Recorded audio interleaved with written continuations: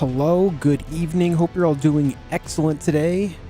Hope you've been well the last few days. Took a few days away from stream. Man, do I have a story for you guys?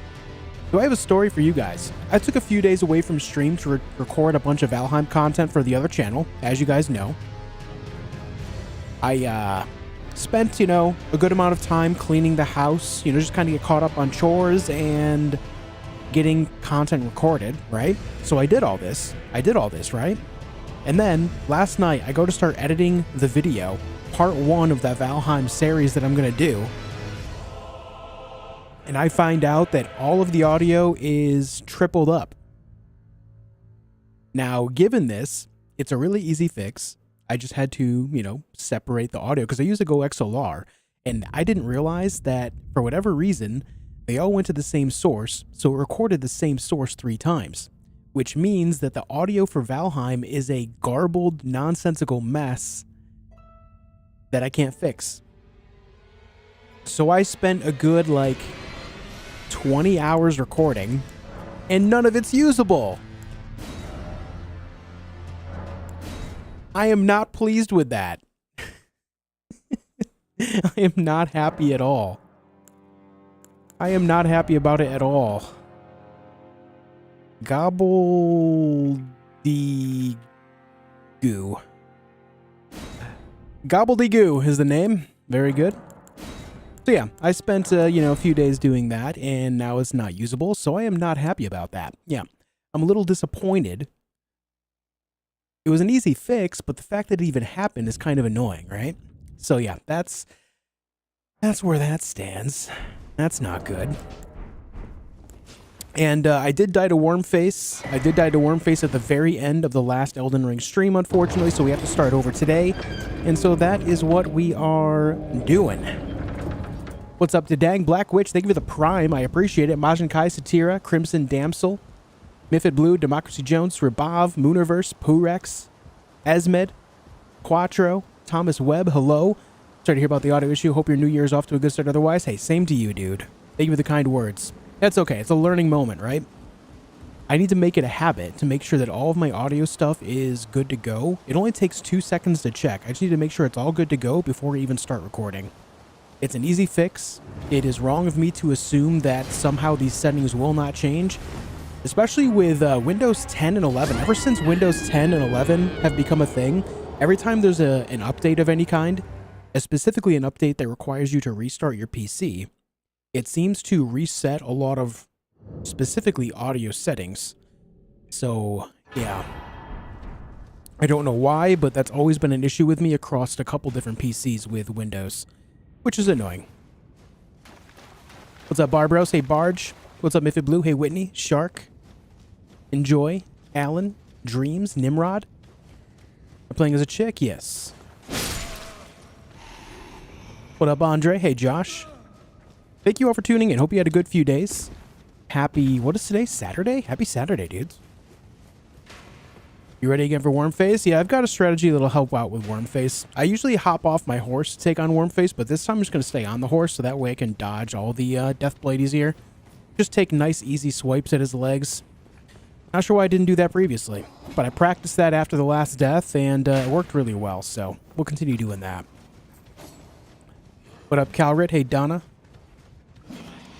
Am I a milk enjoyer? No, I'm not really into dairy. Not a fan. How you doing, Shark? What's up, Mystique? I'm becoming a regular now. It's good to have you here for another one, Damsel.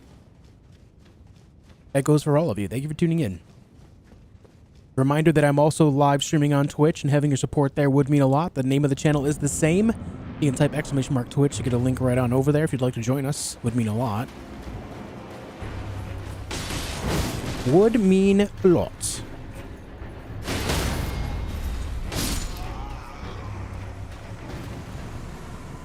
+1 boss on the day. Let's go. What's up, Joshy? Hey, Shark. Who's joining us on Twitch as well. Cerebral Energy. Hello. Iceman, thank you for the 10. I beat Sekiro. Nice, dude. Now please continue. We shall. Good job on beating Sekiro, man. Not an easy task. Did you have Milk Turtle emoticon? That's because of a bit of a meme. That's a bit of a meme. I think that happened specifically when I used to Or when I did live stream Valheim way back when. I say way back when, it happened about a year ago.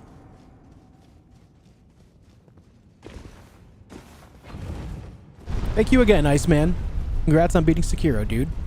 Matt Fenner, thank you for the £5. Wanted to say thanks for all your tips and inspiring me to do 80% Deathless. The other day I got all the way to Fire Giant. Good shit, man. Look at you go. Good stuff, dude. Thanks for the $5. You're only going to get better at the game by doing that type of stuff too, man. That's cool. And believe it or not, this type of stuff will translate to other games too. It will.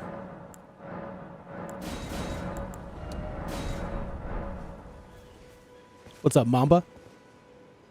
Hey, Calrid, joining us on Twitch as well. Am I lagging? No. No lagging here. Are you lagging?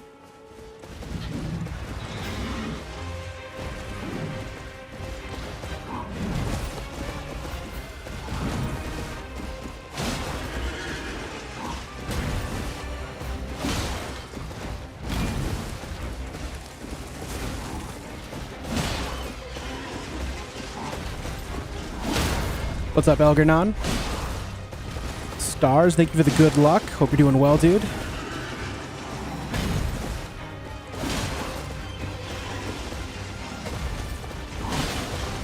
I just got a weird double hit there. I say double hit, I don't mean double the damage, I mean double the stamina usage.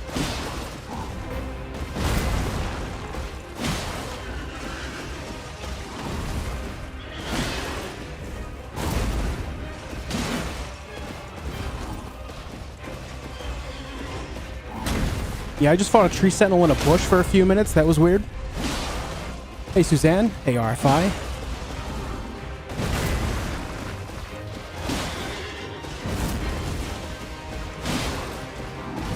Oh. Should have rolled forward. Not sure why I rolled backward. It's fine.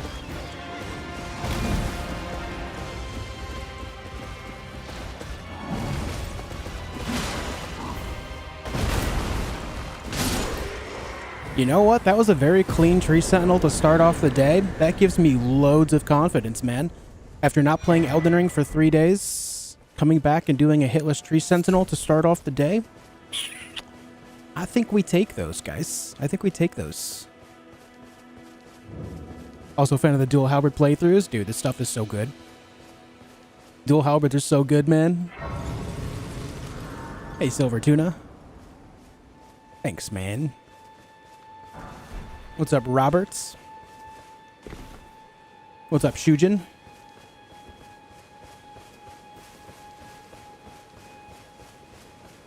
Death Stranding playthrough? No, I'm good. Dude, I think that I find that game to be just not it for me. It's fine if you like it, but Death Stranding, man, I can't. I can't get into it. Using dual halberds in your current playthrough? Very nice. Metal Gear Solid? No. You'll find that I'm really not into Kojima games. I have tried many of them, but I just can't get into them, man.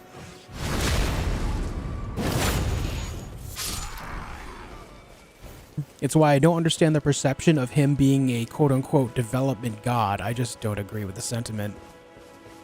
I've never enjoyed anything he's put out. No offense to any enjoyers of his stuff, of course. You like what you like, I like what I like. But yeah, I've never understood the premise. Hey, thanks, Blaine. What's up, Tony? If I upgrade my finger seal, will my blood flame blade be stronger? I don't know if that affects armaments. I don't know if that expects armament spells or not. I honestly have no idea. I can say that I've never worried about it, and I've always done fine. Like, I have 2 Deathless playthroughs with Blood Flame Blade without leveling my my seal at all, and it did really well still throughout the entire game, but I honestly do not know. I don't think so. Have you heard of the finger? Update boss kill? Yeah, you're right. They serve you right. The 2 but you, I can play turning Tree Sentinel and Soldier of God. What's up, Sizzes? Hey, Rombao. So far, so good, man. How are you? Ah, I bequeath What's up, Brandon? you. It will some torrent. Treat him with. Hey, what's up, Richard? Good to have you. I let my hand share them with me. All right, give me 18 strength. Thank you.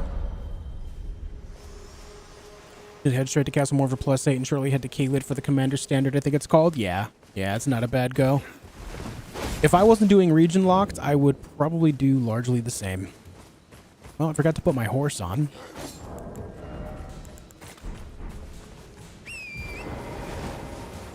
If I, to be honest, if I wasn't doing region locked, I don't know if I would even use halberds. Not to say that I don't enjoy halberds, because I do. But I think if I was not doing region locked, I would just head straight to get, like, I don't know, maybe Death's Poker. Just kill off that death bird. You know, go get the Morning Star, get Sacred Blade on it. Take that over to Caelid, kill that Deathrite bird, get Death's Poker, and then immediately spec into that as much as possible. I think that's the play I would go if I was not doing region locked. Winter, thank you for the gifted membership, dude. I appreciate it. Very kind, man. Thank you.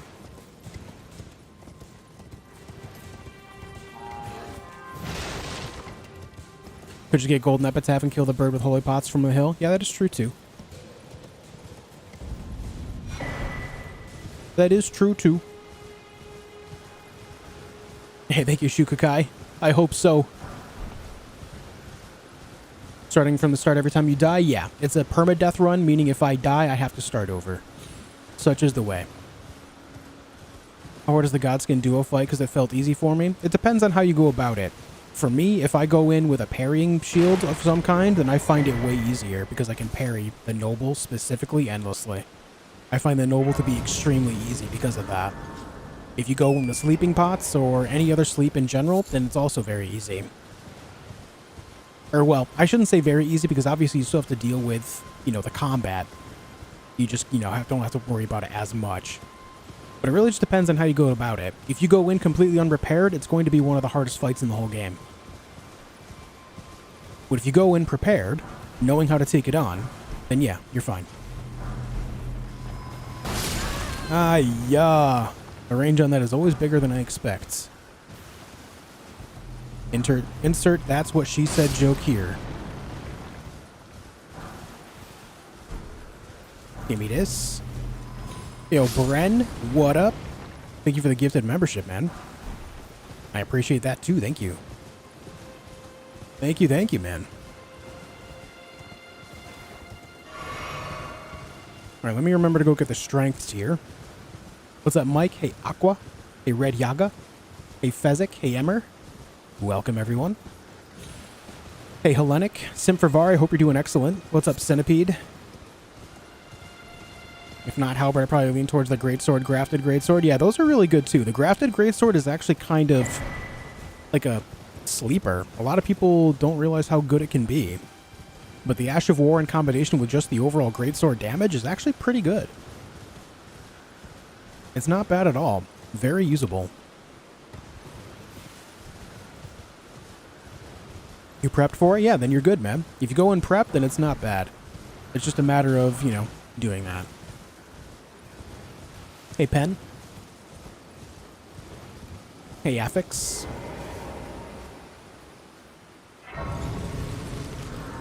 Today I was really looking forward to your stream. Hey, I'm glad you enjoy my streams enough to say that, man.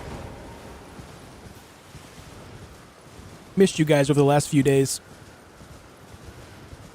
Also, guys, a little bit of a warning. My wife got really sick. I don't know if it's like just a really bad cold or the flu. It's not COVID. She tested negative for COVID, but she, I'm assuming it's the flu. She's been down and out for the last, 3-4 days. She got sick right around the time, or she started feeling sick right around the time of, I started stream a few days ago. She's been sick for about 4 days now. She's on the recovery now. But it all started when specifically Daz started feeling sick the day before, and then she started feeling sick. but me and the others that live here haven't gotten sick yet, so it's only a matter of time, really. So just so you know that there will likely be a time sometime in the next, I don't know, what's the incubation period of the flu? I'm sure it varies depending on the strain, but 10 to 14 days. So I'm assuming sometime in the next, like, sometime in the next 10 or less days to get sick.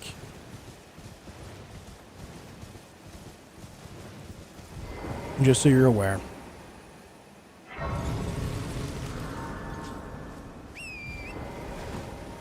Rusted Anchor is amazing. Yeah, it's actually not bad. It is not a bad weapon. Not bad at all. Thanks for the tips for gold free. I nearly kill him and I can get the first parts to be no hit. Nice, homemade. Nice. Good stuff. Wife's an ER doc. It's causing chaos in emergency rooms. No doubt, man. I believe it. I believe it. That stuff was silly. Yeah, I mean, it's going to happen, man. No one's perfect, right? It's just the way it goes sometimes. I will say during that fight as well against Wormface, I was feeling very... It's kind of in my own head about it. I was like, ooh, I feel like this isn't going well. I feel like this is not going well. Then all of a sudden, it just was not going well. I just need to, like, take charge of the situation, you know? Just take charge and deal with it. That's my natural anxiety.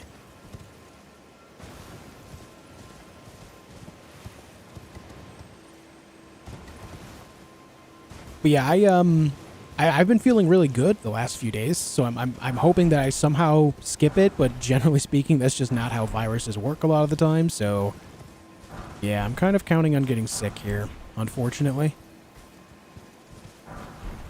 Unfortunately, man. What's up, B-Lair? How you doing, dude? Lost my job of 17 years yesterday. Dude, I'm sorry. Please send a strong positive message. My quality of life is about to change drastically, but I am not dead and can turn it around. Man, I'm sorry. That sucks. That sucks, dude. That's never fun to go through. But I can say that I'm a testament of someone that has lost their job through... I specifically lost my job a few times via layoffs. And I always bounced back stronger and better. So I feel like you're going to be the same, man. I feel like if someone like me can come back stronger and better, you can too. I specifically got laid off of a job that, you know, promised me would never happen. But that was the last time I ever believed that promise, right? That was the last time. But then I ended up getting a much better job just a couple of weeks later. It paid a lot more. The hours were, you know, more suited for me. And it just was all around a much happier person for it. So as much as it sucks in this moment, just try to spin that around and just keep your eyes out for something better, you know? I'm sorry that happened to you, dude. Never fun. Okay, jump, please. My God. My goodness. Thanks for the 10, Beware. I'm sorry, man. I have to ask, just have to ask, what do you do for work? Or, you know, what is your profession? Do you have a profession, or is it just a job that you had for a while? You know what I mean? I'm just curious. Can't beat Commander Nile. I have a video on my channel covering how I fight him. Go check that out. I have a whole bunch of boss guides for Elden Ring on my channel. All for your viewing. Hey, Wirehack. Someone who might be interested in rescuing the great Kenneth. I'll save you!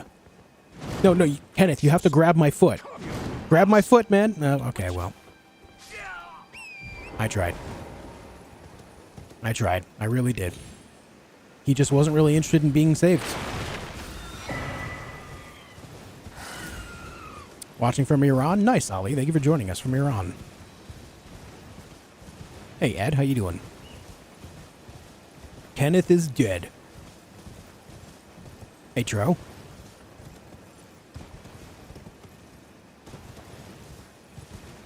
It was a great time with your stream. Hope you and wife will be healthy in the future. Hey, me too. I hope so, too. Thanks for the kind words, man. What's up, Amber?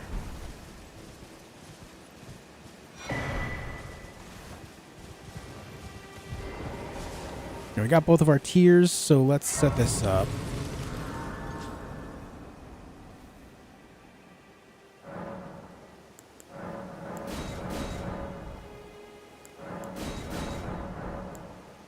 Don't need that. We need physic.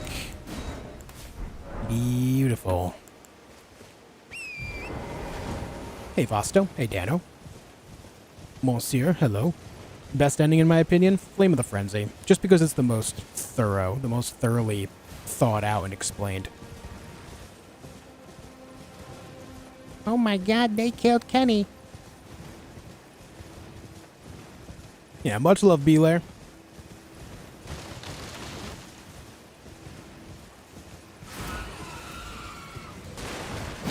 Pardon me, friends. I am on official halberd business.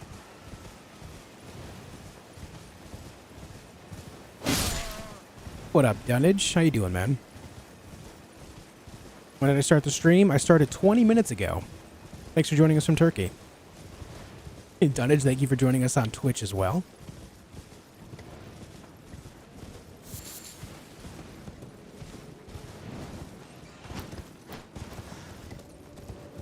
Hey, Aaron. Nice pro bet. Good luck with your shift, dude.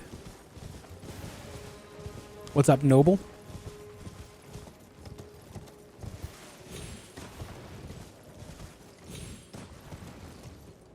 Just gonna grab the foul foots. Need that for later. Go grab the somber over here. And then we ride south. Sushi and Jushi having the best ending to my birthday. Yo, happy birthday, man. Happy birthday, Nimrod.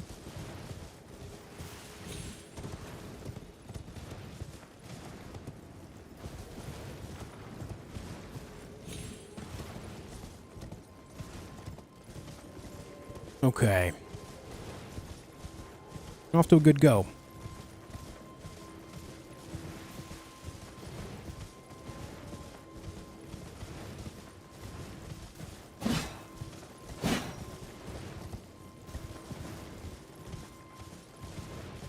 Okay, here we are. Hey, huzzah.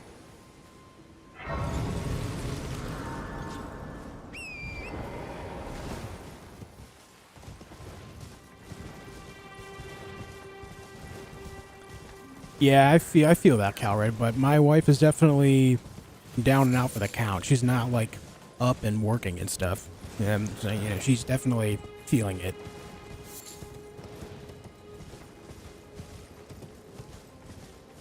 Dead by Gaming, hello. There's a big fort. I can't get there. I've tried everything. What fort where? What fort do you mean?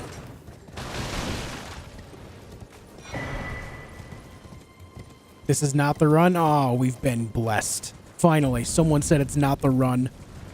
Huh. Blessed.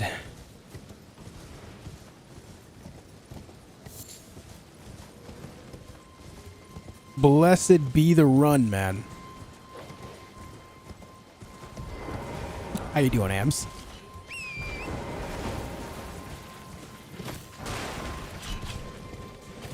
On a birthday today, crazy?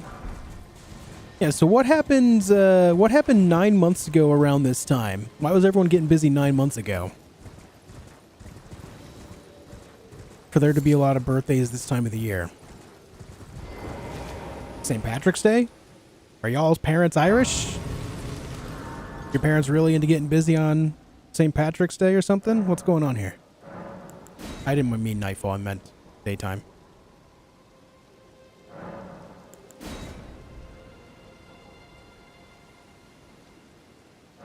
Gen X Monk. Thank you for 10 gifted members, dude.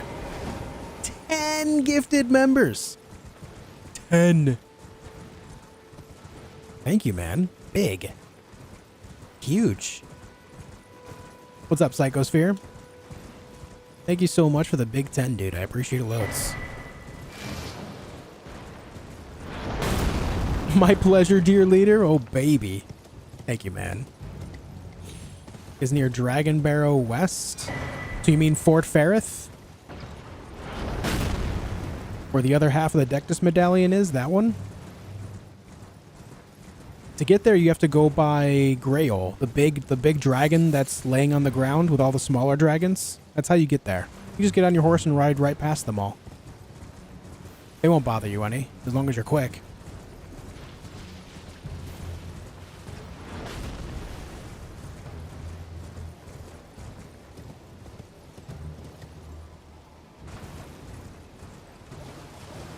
This is not the run. Oh, you already killed that tree? That was my last line of defense, sir. How dare. How about this tree? Nope. You shot right through it. You know, I'm glad I counted on that idea happening.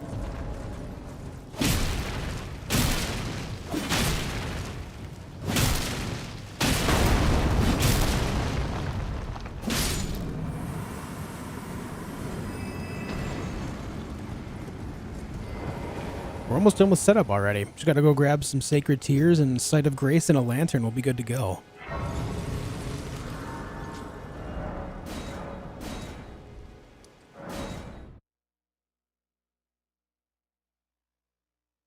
Night Hunter says, there's plenty of people here. Let's get 300 likes by the end of the hour. I will gift some memberships if so. Okay. All right, we're about halfway there. 141 likes and it's 4:25. We have 35 minutes to hit 300. Yo, dudes, if you want some gifted memberships, make sure you hit the like button. Night Hunter Nix is on about that challenge today. Thanks, Night Hunter. It's gamer time, Dean. What up?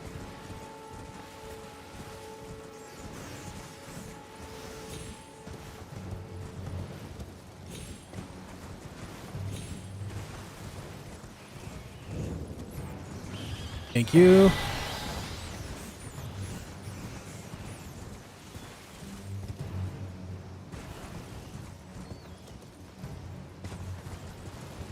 Only 163 bosses to go. Not bad. Getting a run started is probably the most tedious thing. And then obviously doing a lot of, like, all the prep in Liurnia, and then the little bit of prep in Caelid, and then the prep in Altus. But after that, there's not a whole lot of prep in the rest of the game. I would say the total prep time of any one playthrough is probably around like an hour. But obviously the first bit of it here is probably the most tedious because, you know, it could take anywhere from like half an hour to 35 minutes, somewhere in there. It just depends on the routing, if I miss anything, stuff like that. But I've not missed anything yet, so we're good. Once a run gets started, though, it's just boss marathon, and I love that. It's so fun. What's up, Raven? What's up, Big Mike? Double viewing with Twitch and YouTube, enjoying your content? Yo, Big Mike, thank you for doing so, man. That means a lot. Thank you for watching on both sides. What's up, Pipe Dream? Bought Elden Ring on winter sale. Any tips for the game? So far, I have no idea where I'm going. The biggest tip for the game is don't be afraid to get lost. If you have no idea where you're going, that's okay. Eventually, you're going to find it out. And all the while you're finding out, you're going to go out there and discover all sorts of cool things. You're going to find all sorts of bosses, you know, caves to explore, you know, weapons that you'll find in chests and off of different enemies that you defeat, all that type of stuff. Embrace the exploration because this is one of the very few games that get it right. One of the very few games that get exploration right. Just embrace that. Don't look up any locations for things. Just let the game happen naturally, and you're going to be in for one hell of a good ride.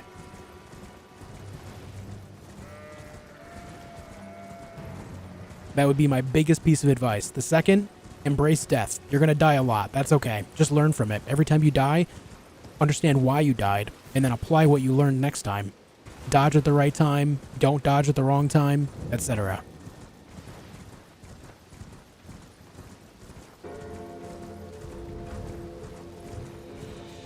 Any good beginner tips for Valheim? Learn to parry. Parrying is much more important in Valheim than a lot of people give it credit for. But luckily, you know, specifically parrying in Valheim, I find to be extremely easy. Out of games that have a parrying mechanic, it's got to be one of the easiest games to do that in. But also, don't get surrounded by enemies. Don't take on more than 2 enemies at a time. If you end up in a situation where 3 enemies can swing at you at once, do not engage. Find a way to separate them in some way. Use trees, logs, rocks on the ground to just run around them. Pull enemies away from one another. Smack them when you can, so on and so forth.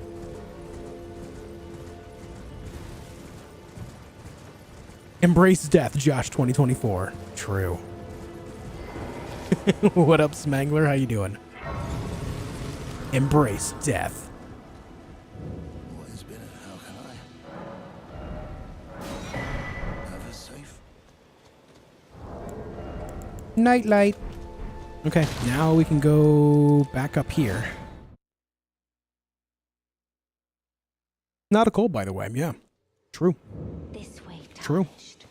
May I have a word? A play and the word. Hey, Tycoon. Thanks for joining us. Thou art call forth. I was entrusted by torrents. Oh yeah, don't get crushed by trees either. When you chop down a tree, they do fall and they will do damage. But also, that's a good thing because when they fall, they can also fall on other trees, which will knock them down, which is glorious.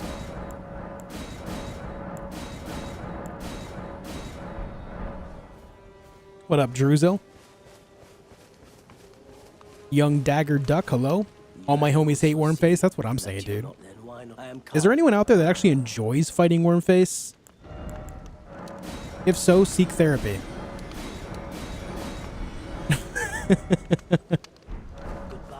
Alright, maybe that's a bit extreme, but, you know. Why? I have to ask, why do you enjoy fighting Wormface?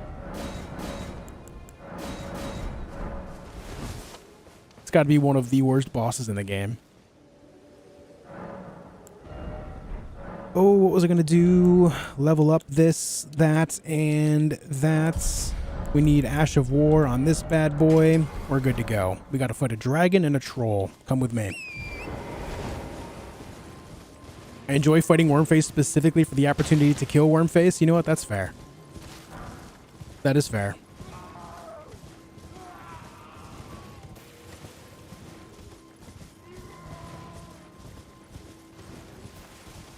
Selling runes more effective than using them. It sells for the same amount as using them gives you. It's just faster to sell them because you don't have to worry about the animation. Favorite weapon in Elden Ring? Godslayer Greatsword. Admittedly not the most effective weapon when it comes to specifically how it applies Black Flame, but I still love it.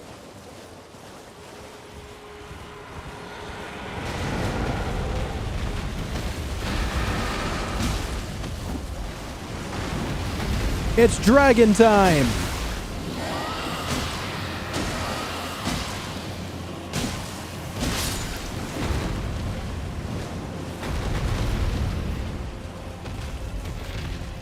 Ah, you bastard. I'm not sure how that's going to do on his poise meter. Might have just refilled it a little bit.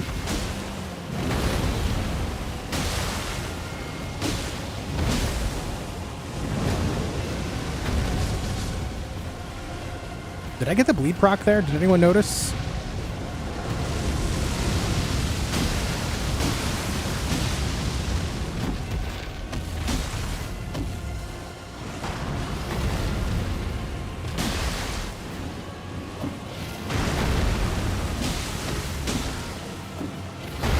Ah, not great. Yeah, I got the bleed. All right, cool. Should be close to a knockdown. There it is.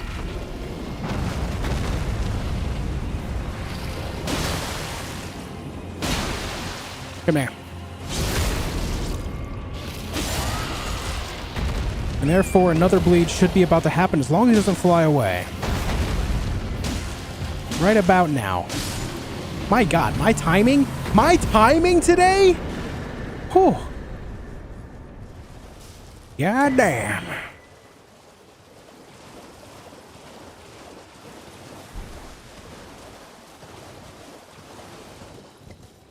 You know you play a game way too much when you're able to understand hidden meters.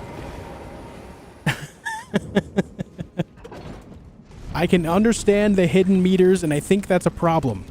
I play this game too much. Hardest boss in your opinion? Black Blade Kindred of Caelid. Yeah. Yeah.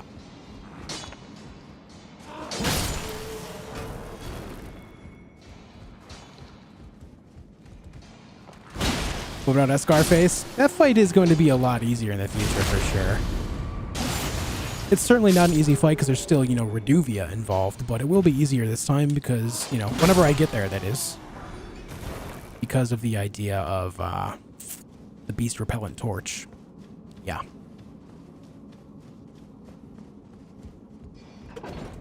Okay, guys, we are 98 likes away from 300. We are up to a challenge today. I almost missed my bus stop there. Night Hunter Nick said if we get 300 in the first hour, we're going to gift some memberships. So if you haven't hit the like button yet, make sure you do. Wake up, quit autopiloting? I am not autopiloting. Good on the call out, but right now, there is no autopilot engaged.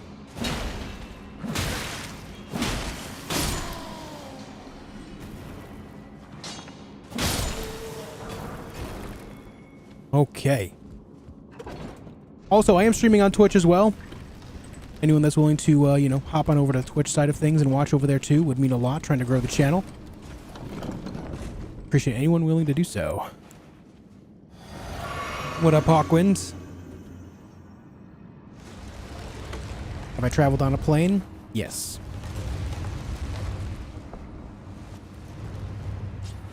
Always run with the same weapons they're recommended for this type of run, or is it my own preference? It's my own preference based on my own routing. I'm the type of guy that likes to create my own ways of playing a game. I don't do what other people would see as best. I do what I think is best for me.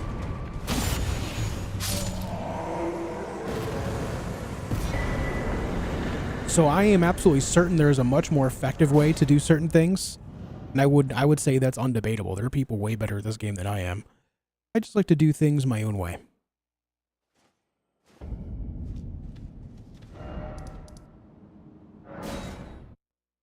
We're going to do autopiloting. We use autopiloting as a term of playing the game but not really paying attention at the same time. It's kind of just going through the motions because I've done it so many times. So it's not autopiloting in the sense of the game playing itself. It's my brain is autopiloting.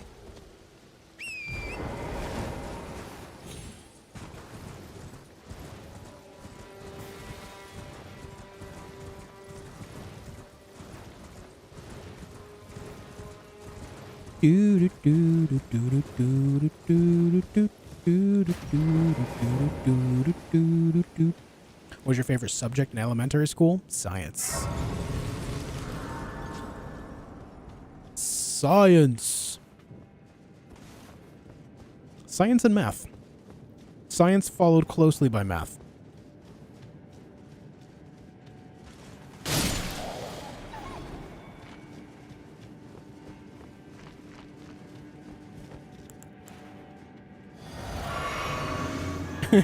Raw science. A grounded reference in the wild.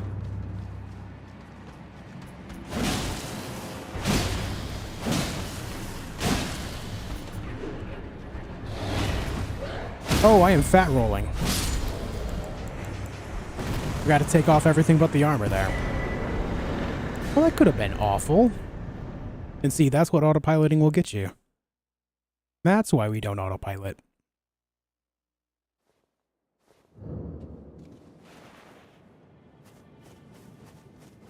What up, Screamer? As opposed to cooked science. You know, funny you mentioned that. There's actually grilled science in Grounded. That is one of the final items you get in the game.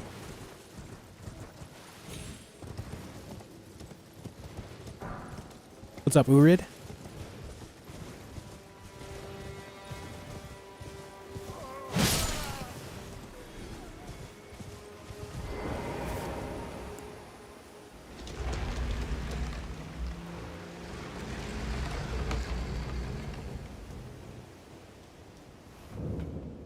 Thanks, Flory Flory.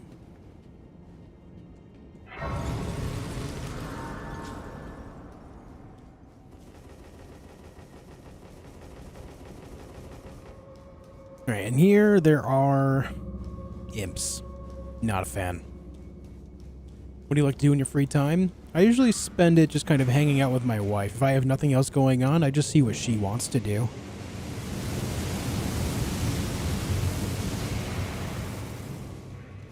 But outside of that, I mean, I do enjoy reading. So if, you know, wife is doing nothing, she doesn't want to really do anything, then, you know, I'll just kind of read something. Read or listen to an audiobook.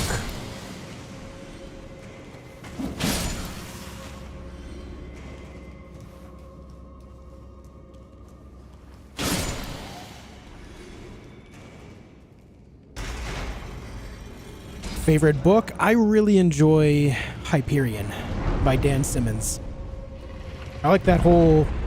I like all 4 books a lot. I think they're great.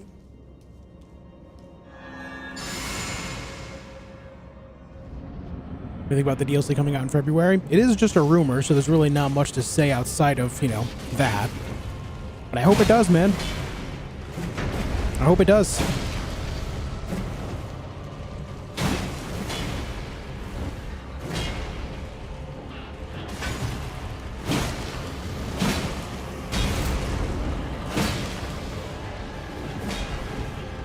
What the?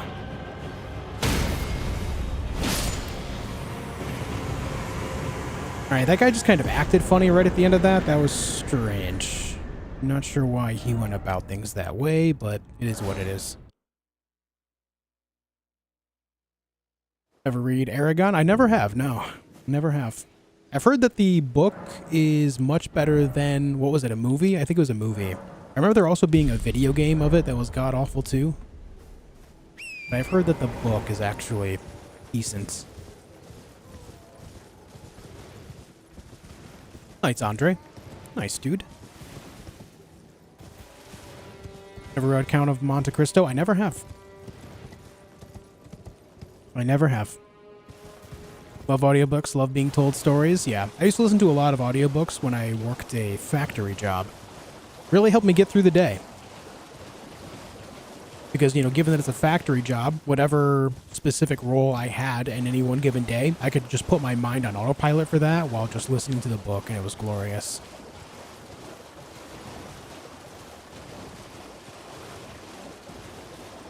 What up, Tom Jackson, love from the UK? Hey, thank you, man. I've not caught your stream for a few weeks, as been away for Christmas with my wife. Nice, hope you enjoyed the holiday season, man. And yeah, the holidays have been good for me too. Yeah, things have been great, dude. Thanks for joining us again. Read Return by Alan Wake? No, and I never planned to. That sounds horrifying. You're very articulate. What do you do for a living? I do this for a living. I'm articulate because I had a major stammer or stutter when I was young. And so in speech therapy, I was taught to really articulate my words. Ow. As it kind of helps me get through a lot of the basic stuttering and stammering. I still have it to this day. It's something that I work with, and sometimes you'll hear me stutter and stammer about. If it isn't Nereus, the bloody finger. But that is how I largely fight it. And Joseph's blood.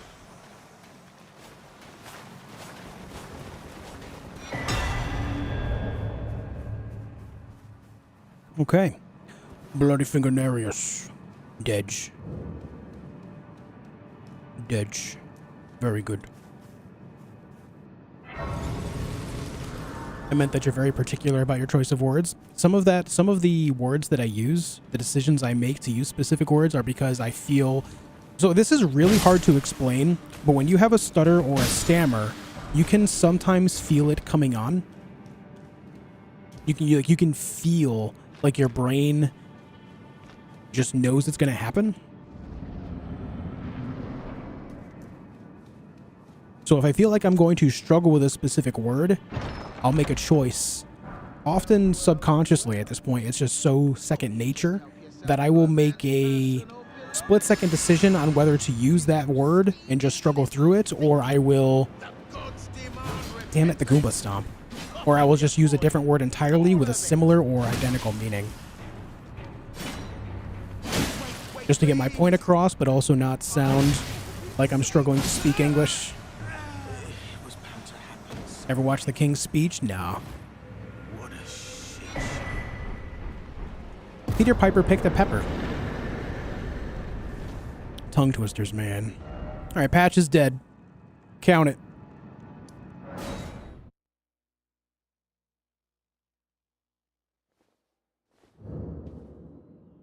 You know, I actually haven't had...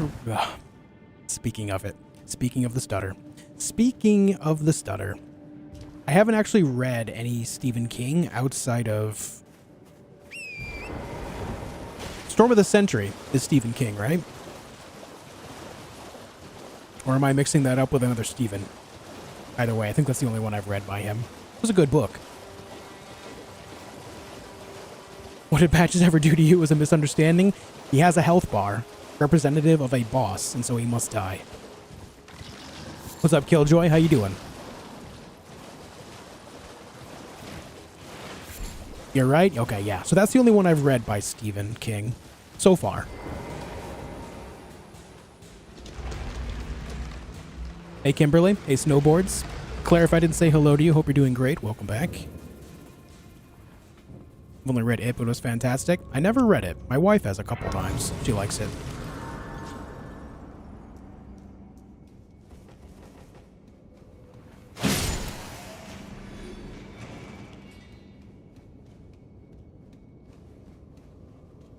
Man's just walking slowly at me.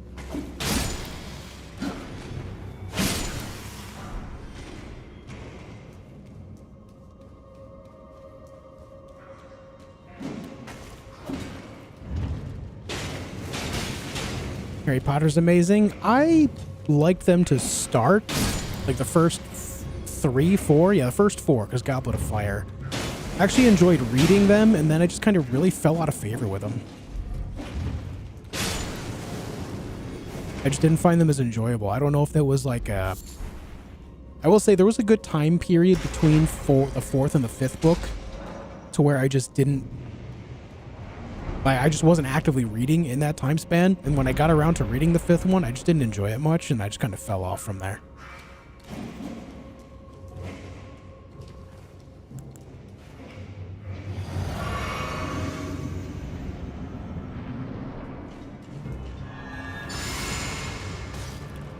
Why is he just standing there?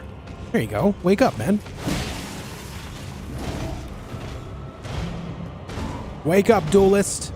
Wake up!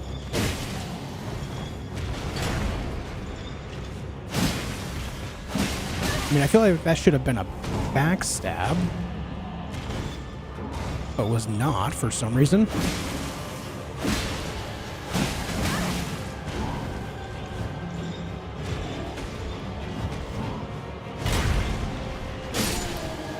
Okay. What's up, Pebbleson? Thanks for joining us. Hey, Asil, thank you for the 110 TRY. I appreciate it. It says you're number 1. Yo, thank you so much. Also, if I mispronounced your name, I'm terribly sorry, but thank you for joining us, and thank you for the big generosity. It means a lot. Thank you very much. Alright, now that we killed that boss, let's go over here. Let me catch up on chats.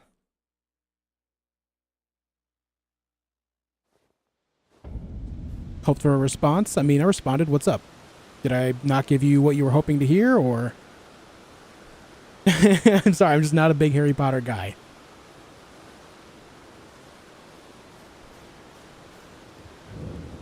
I'm sorry. Let me ask, are you here? Does your despite? That was a rough death. How'd that happen? What kind of attack was that? Yeah, it's just the death blight stuff, man. It's annoying. But it happens. That's the way it is.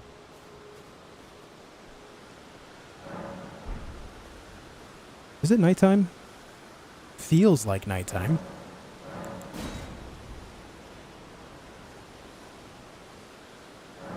Alright guys, here's the deal. We are 41 likes away from 300. Night Hunter said if we hit 300 in the first hour, they're going to give some memberships to the community. So we have 10 minutes left to hit that mark. Can I get some 40 likes on the stream real quick? just 40?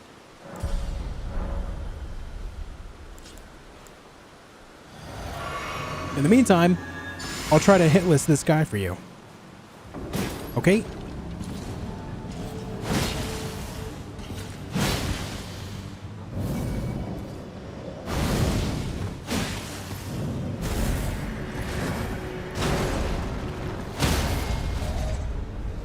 Oh, damn it, I couldn't get the riposte. Sag.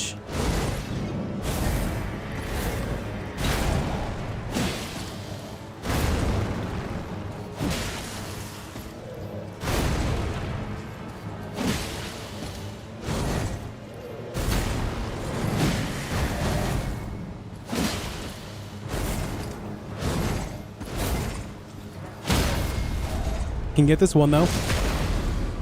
There you go. I will trade you one hitless bell-bearing hunter for 40 likes on the video. Is that fair? Oh, you guys already did it. Okay, so yeah, fair trade. Fair trade. Let's go, dude. Thank you guys for 300 likes.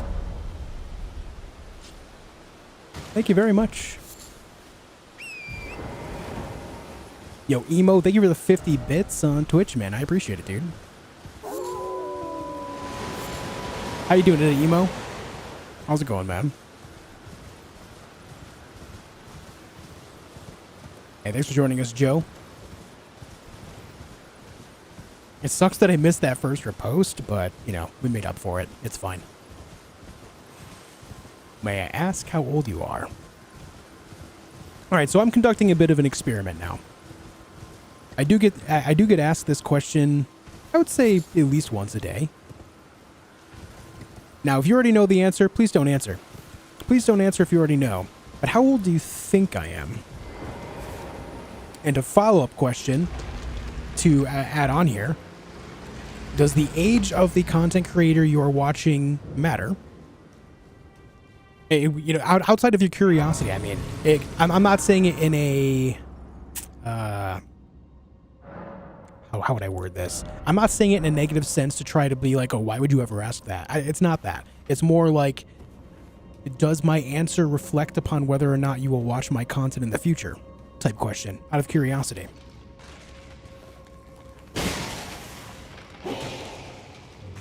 Night Hunter, thank you for the 10 gifted members. Thank you for the 10 gifted members. I appreciate it, dude. Thank you. Thank you very much. It does not, and I would guess around 30. Not far off. I am 36. I'm 111. He gifted the ring to Frodo and retired to Rivendell. Yeah, if only. Now, the reason I asked this is because it's just a curiosity point for myself as well.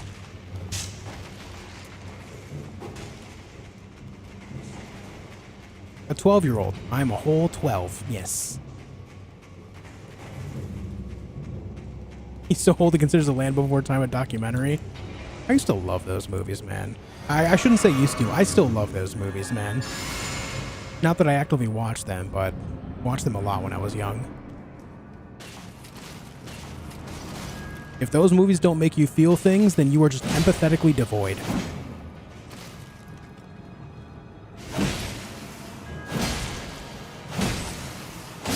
Okay, just stand there and take it, I guess. Cool.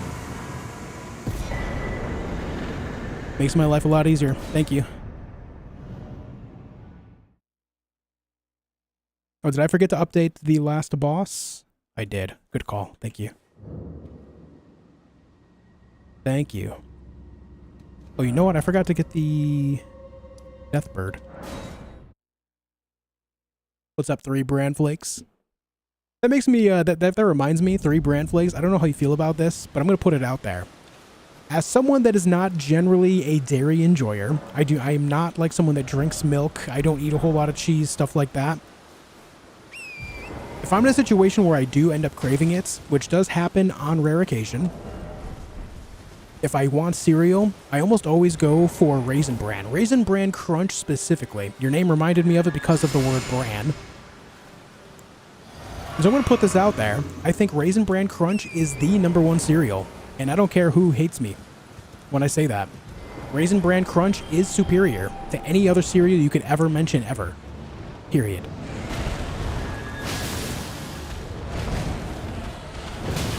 Ow.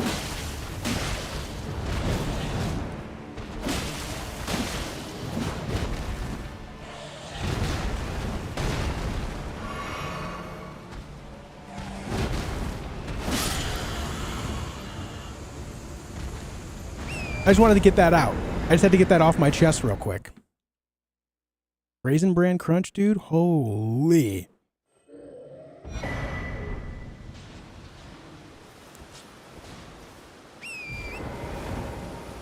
Two scoops, motherfucker. 2 whole scoops? 2?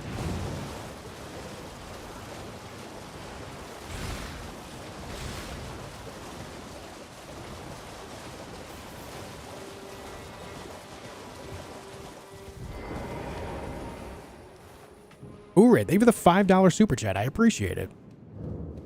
Thank you very much. Is that a lemon with hard eyes? It is. That is a lemon with hard eyes. Thank you for the $5, Urid. I appreciate it loads. Raisin Bran slaps and people who don't like raisins are weird. Best take. Based take. True.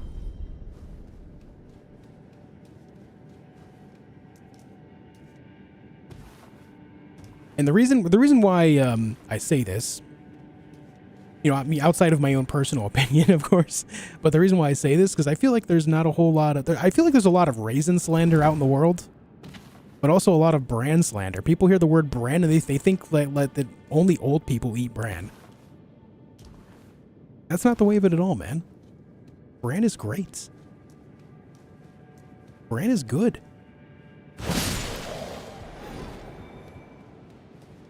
Try it sometime, man. Raisin Bran Crunch, you might be surprised. Ah, a little early on that.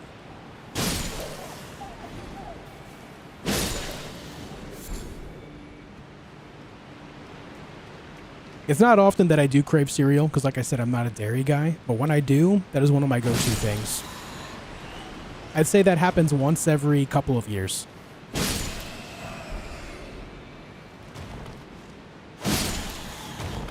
Keeps you regular. Yeah, I mean, you should definitely have fiber in your diet.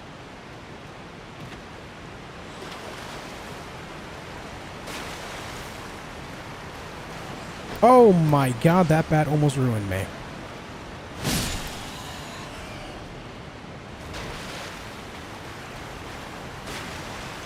Sheesh. I'm adding this to my cart right now. This is so messed up. Get influenced, dude.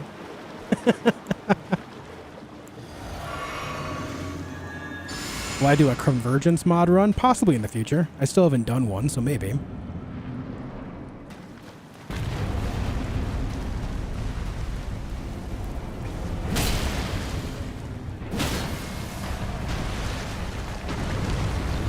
So you broke the wall? You broke the wall, bud?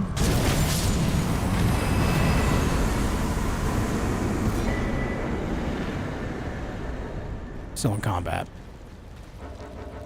I hate that. What's up, Clyde? I will see raisins in hell. Oh. Well, that's a very strong way to say it.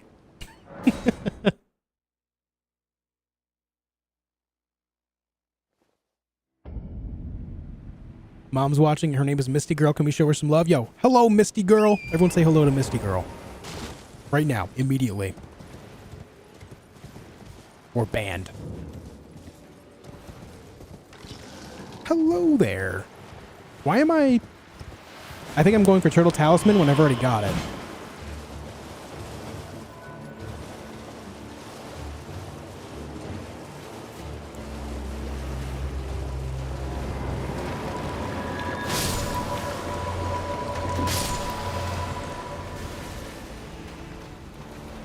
Just gonna take out the boys here.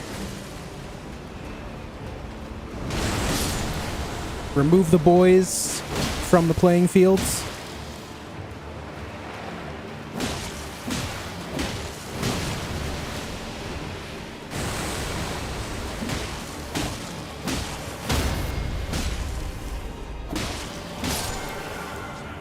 There we go. That would be the Tibia Mariner taken care of. Let's go get the first half of the deck dish, shall we? What's up, Reza? It's been a few days? Yeah, I took 3 days away.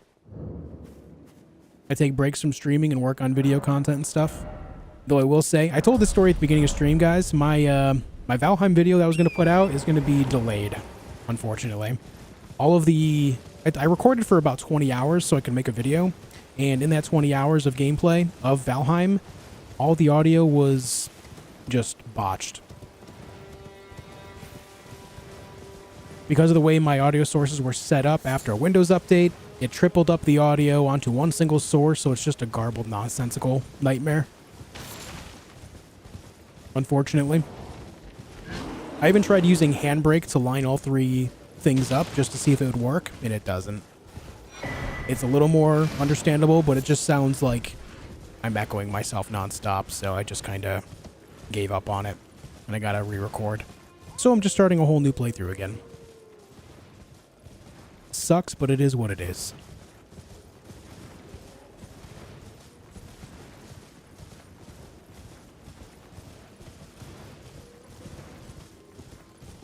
Have you ever played Tibia? Many, many thousands of hours of it, yes. I played it mostly when I was in high school and just after high school, though. So I played mostly between the years... Okay, how do I say this? Tibia released what, 99, 98? I started playing Tibia when I was in middle school, which was 2001. And I played it a lot back then, but I played it most when I was in high school and just after high school. So between the years of like 2004 to 2008 are where I spent a shitload of hours playing the game. But I did start playing in 2001.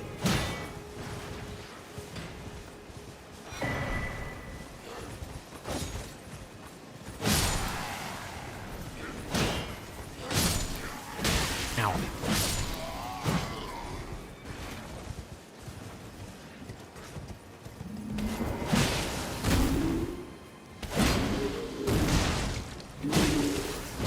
Ouch. Give me your pumpkin helmet, Sag. What's up, Ali?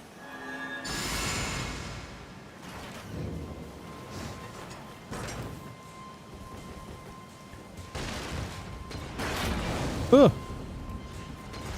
I have not, Whitney, no.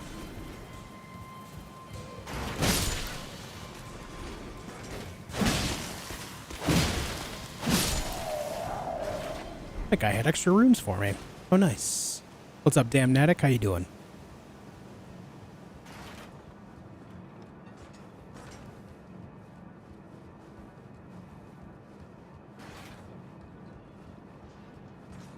We're going to see your last death. Exclamation mark last death. We'll give you a clip of it.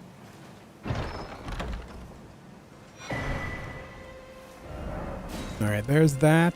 Let's go right here. And while I'm sitting at this site of grace, I'm going to go pee. We played Candy Crush. Not a single moment, no.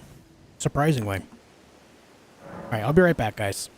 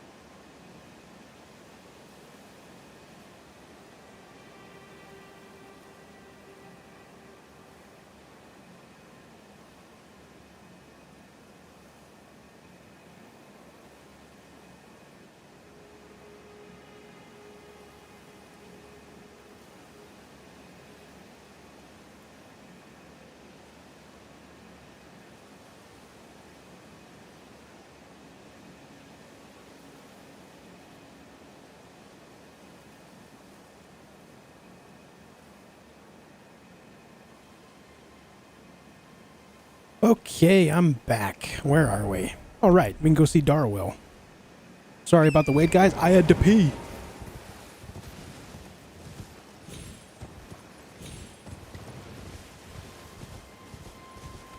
Wojtek, yeah, I played a lot of RuneScape. I played a boatload of Guild Wars, Star Wars Galaxies.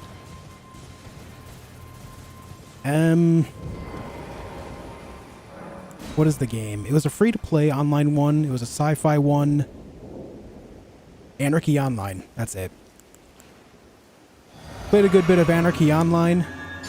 EverQuest 1 and 2.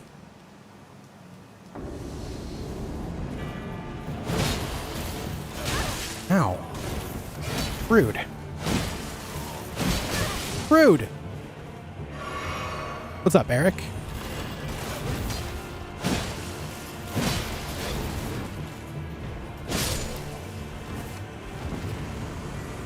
Will I stream tomorrow? Yes. Yes, I will.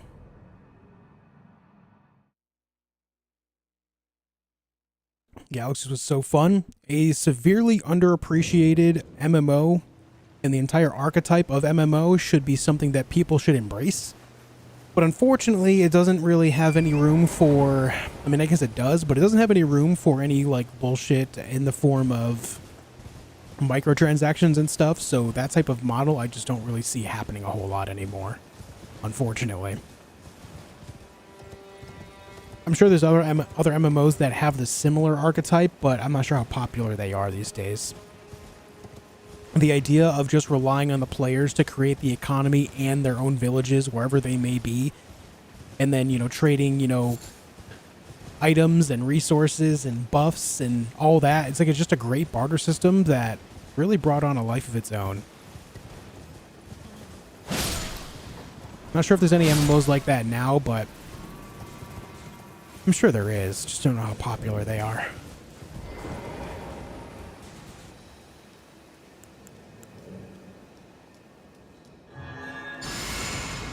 Illusion, hello?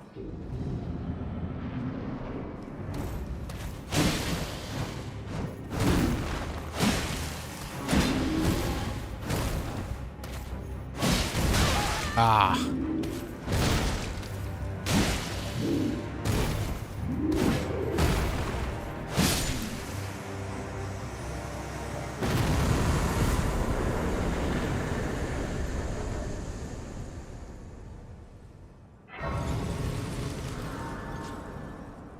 Warm faces are cursed? Yeah. Very cursed. Hey guys, do me a favor. I am streaming on Twitch as well. Trying to, you know, grow the Twitch side of things as well. Anyone that's willing to watch on that side as well would be big helping me out. I have a big goal of trying to get partnered on Twitch. With your support, we can make it happen.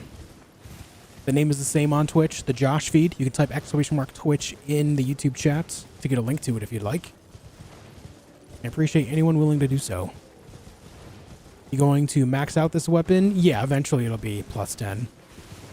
But I am region locked, so it's not like I'll be rushing the idea down. It will be plus 10 eventually, though. Oh, I did play a little bit of ESO. I did play a little bit of it. I played it when it still had the veteran rank system, and that's something that severely turned me off about the game. Then it was just a couple of months later where they scrapped it and went with a different system in general. But I never did return. I can say that I did enjoy my time with it, though. I did.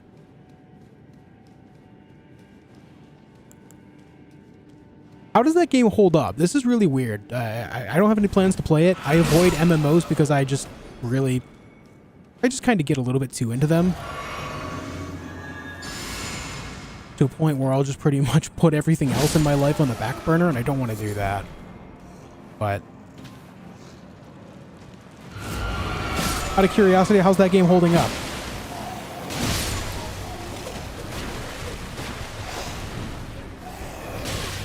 Damn it.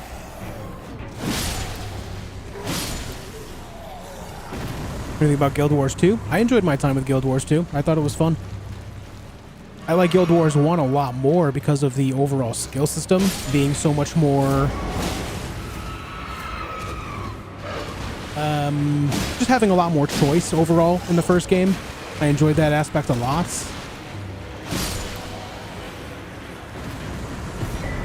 But it's not like I dislike to. I enjoyed my time with it. Will I fight Blythe? No.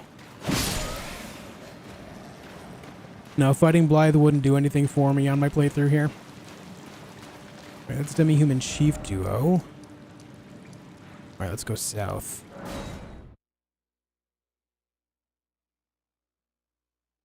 Twitch is too much of a boob fest to my taste nowadays. Well, I mean, if you feel that way, that's fine, but that is not what happens on my channel. So, I mean, if you just stay on my channel, that's cool. What's up, cleanup?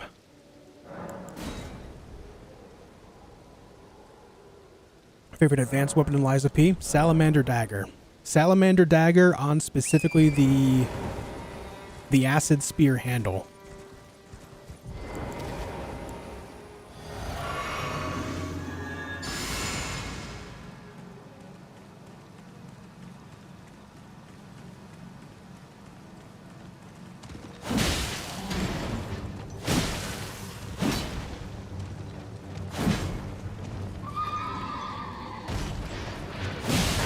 I hate that that hits me when I'm not even...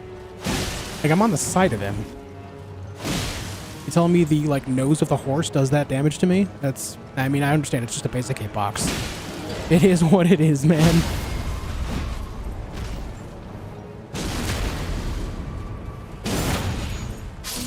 Who's my favorite boss? Moog. Moog, specifically when he goes into phase 2, is just such a badass moment. What's up, Corin?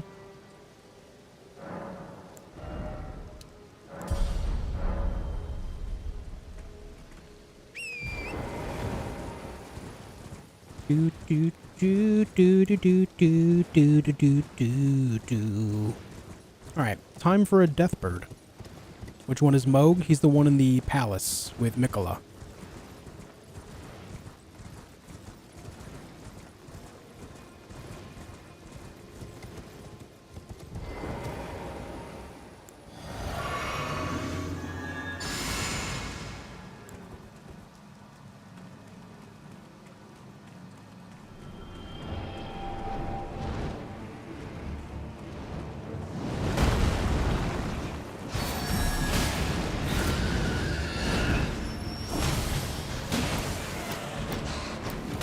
Oh.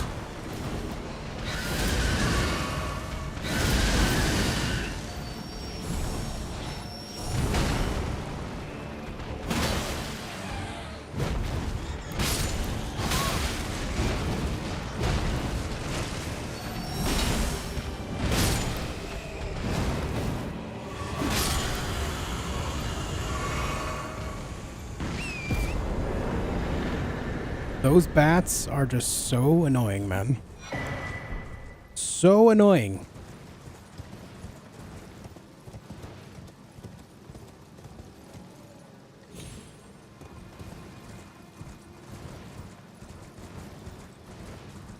Don't you do the dungeon in the start area with the poison on the floor? Does it count in Limgrave? It does, but I do that a little bit later, as that is the single highest scaling dungeon in all of Limgrave, so I just kind of wait.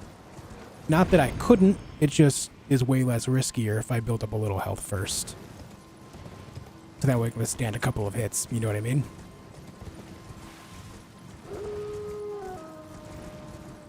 Why did Moog kidnap Mikola? Because he wants to use Mikola and his powers to advance himself under a new dynasty.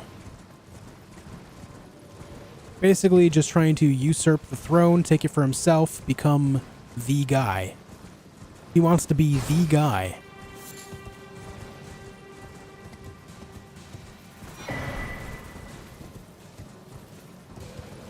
Hey, Verdicts, how you doing? Couldn't get into that game, wanted to like it. Are you speaking about Lies of P?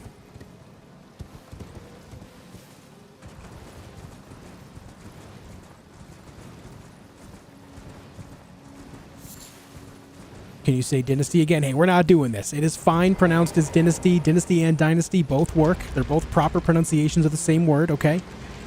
All right, we're not doing this again.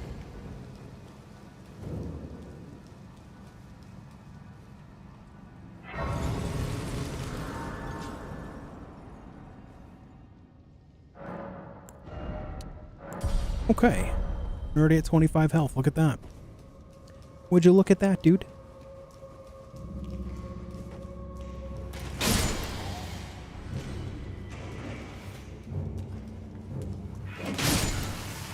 There we go.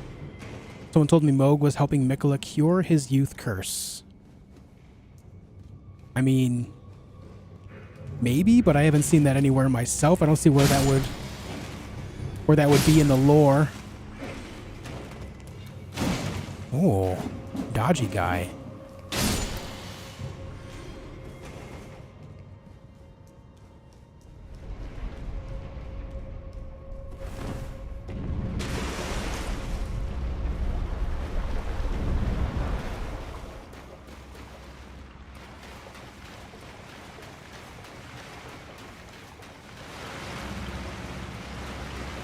If Tywin pronounces it that way, then it's fine by me.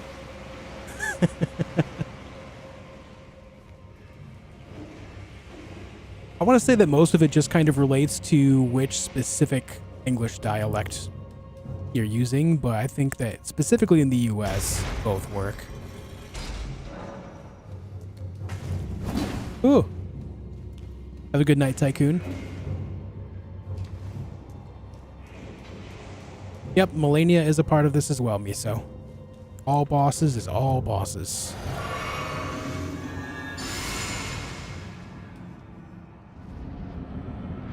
British English, the correct English? Hey, I don't want to hear it. French was the dominant language on that island for a long time before English came about, okay? Let's not do that.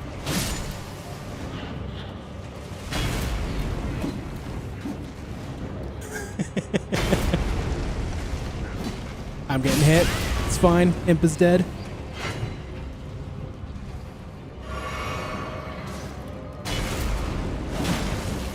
What build am I running? It's going to be strength-based dual halberds. Ow.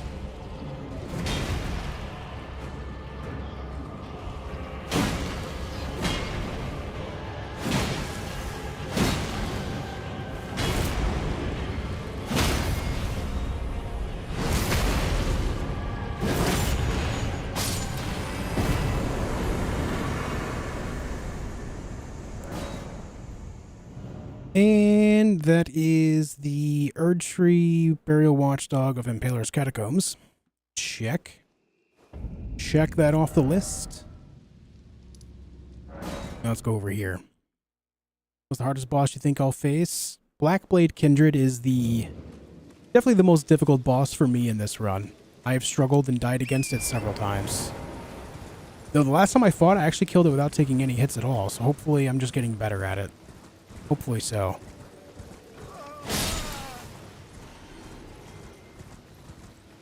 Hey, Becky.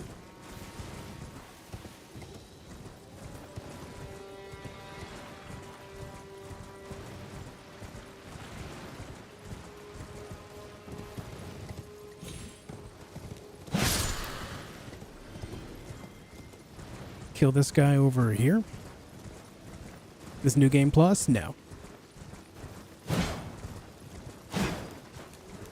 You gotta hit the target, man. There you go.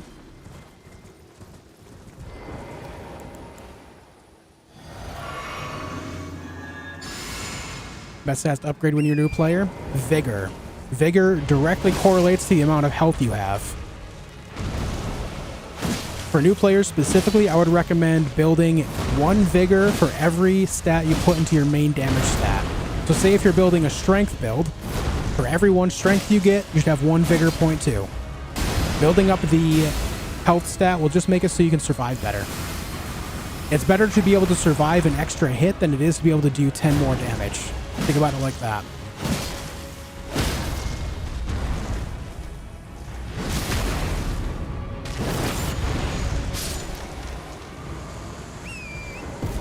From USA? Yeah. I grew up in New York. How you doing, Milk? That would be the Erdtree Avatar. Now it's time for Cemetery Shade.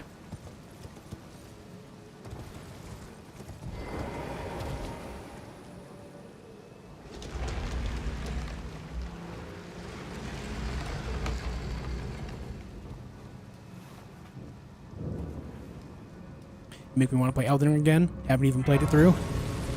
It's never a bad time, man. Revenge on Wormface? I hope so. Yeah, we're zooming through them. We're zooming through the bosses right now, Gray. Feels good. I'll be farming runes. I don't do any rune farming now. When you kill all the bosses, you get more than enough rune farming. The only thing that will be quote-unquote free as far as runes go will be Grail, but Grail is a bit of a gimmick boss, so it is on my checklist, so it must go. Outside of that, no. No farming.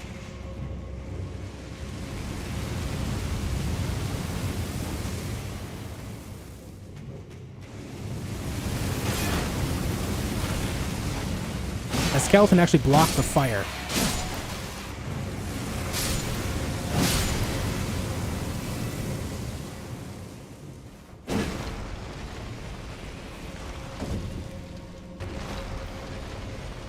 You speedrun the game too? Nah. I'm fairly new to challenge running. I've only been doing Deathless stuff for about a month and a half. It's the first time I've ever done it. I have 2 completed runs, any percent, and All Remembrances, and I've been working on all bosses for like 5 weeks now.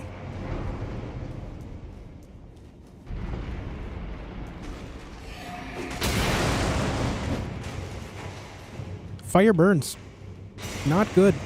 Ever done a level 1 run? No. I've never really been interested in doing a level 1 run, to be honest. You get invaded, does that person now count as a boss? No. Invasions, NPCs. Invasions or NPCs that like are similar to invasions are not bosses.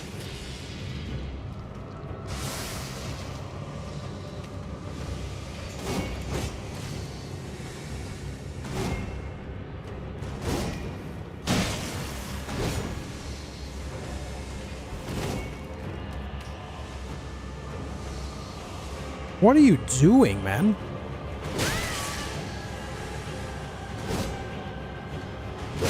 Oh, you little bitch.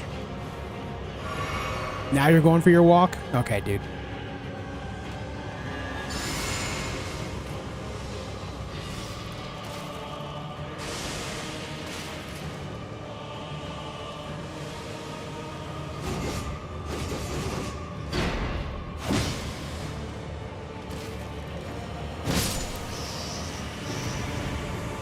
That man was just not giving me the windows of opportunity at all.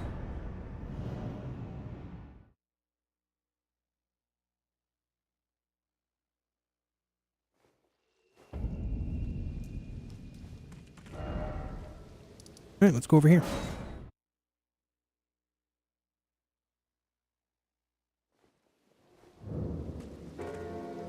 How much do I need for a level up? All right, we're close. I'm going to see if I can get a good script on this fight. I wish there was a more consistent way to do it, but basically at the very beginning, there's 1 of 3 moves that this guy will pull off. So I guess I get like a 33% chance that he'll do the right one. And then on top of that, there's another 1 of like 5 moves that he'll do after the first move. And if it's the instant burst one, then it just kind of ruins the whole idea. So let's see how this goes.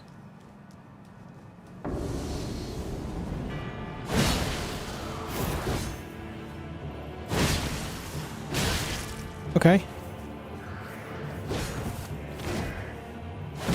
Oh, it worked.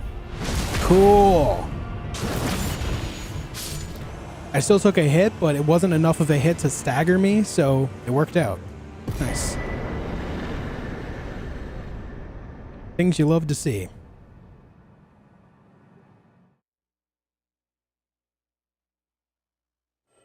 Gonna tell me when Radon dies, what area opens and why I have to go there? Yeah, Omar, that means that you can go underground. Right here is Fort Height. Just to the west of Fort Height right here is where the ground opens up and you can go in there. That area is how you advance specific side quests, like Ronnie's side quest, if you would like to.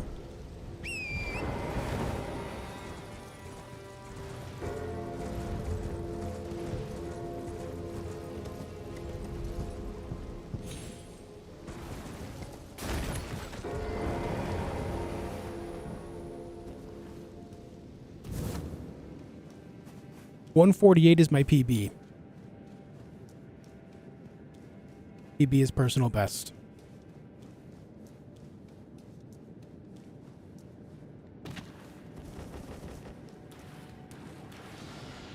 It's not most part of the game. You don't have to do it now. It's not mandatory, but I would recommend going down there because there are some really cool things down there you can find. Some powerful gear, cool bosses that you don't see anywhere else. Stuff like that. Would definitely recommend giving it a go. It's fun down there.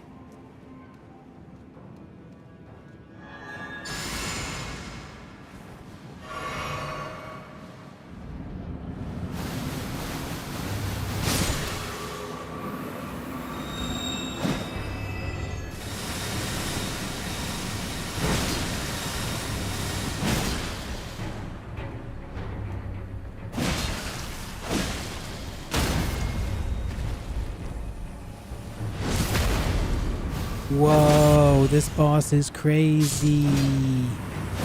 Whoa. A Miranda flower as a boss? Whoa. Alright, time for Rune Bear. You guys ready?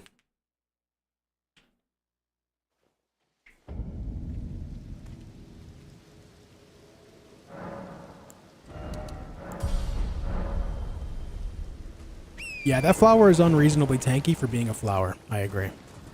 Unreasonably tanky.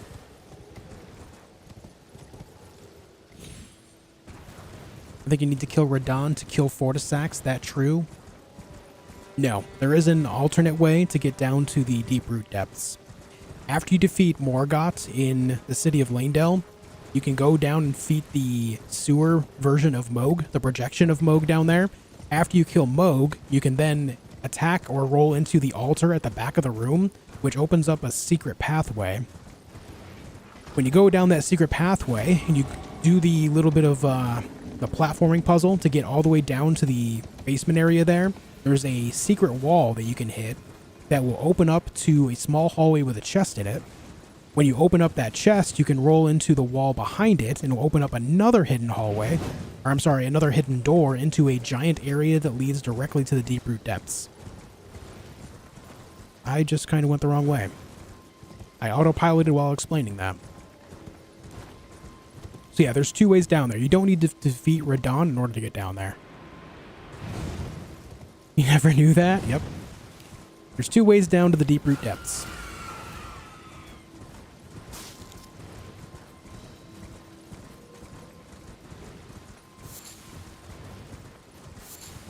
You can go through Twin Gargs or Moog. You have to defeat Morgott before Moog, though, because if you don't, then there will be a golden seal there. So you have to kill Morgott in order to do that. Once Morgott dies, that golden seal goes away. Also, down that direction is also where you find the three fingers.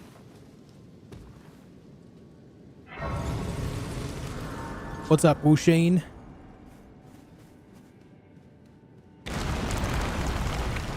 How many times I've beaten the game? A lot. The exact number at this point, I couldn't tell you, but a lot.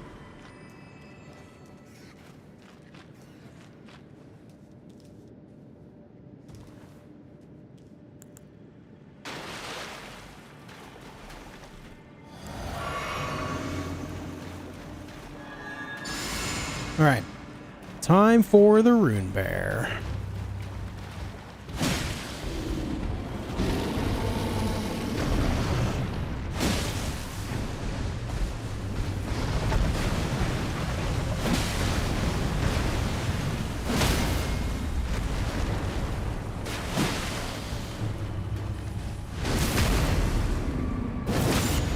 clean.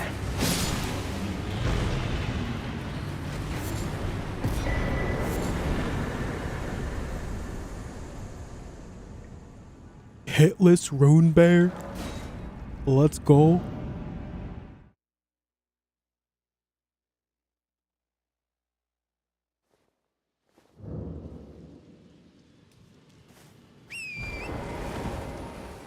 Nice little bop on the noggin to finish him off. Yeah. A little bit of a boop. All right.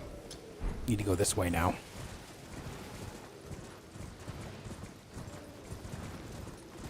Dominica, if you're able to translate what you're saying into English so I can read what you're saying, that would be excellent. Unfortunately, English is the only language that I understand because I didn't pay attention in school when I was learning French. But even so, that wouldn't help us here, but yeah, a little bit of a communication barrier there. EKLD sometime back's a big advancement. Yeah, definitely gotten better at fighting rune bears. What up, the real one? Got YouTube streaming on my Apple TV, got Twitch going on my iPhone. Cheers. Yeah, Wuxing, that means a lot. Thank you for watching on both Twitch and YouTube. Thank you to anyone that's watching on both sides. It means a lot. Looking lazy at school? Yeah, I was more interested in playing video games and hockey.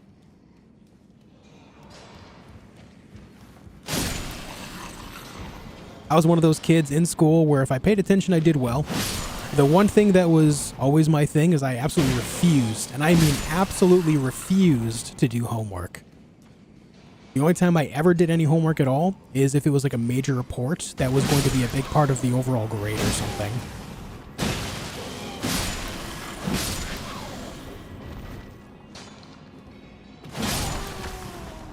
And if I were younger and I were to go back and go through school all again, I would do the same exact thing again.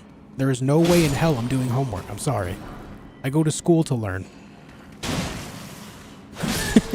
That might be a twisted perspective, but yeah, the whole idea of going to school is to learn at school. When I go home, that's my time. You're not infringing on my time. Education is stressful enough.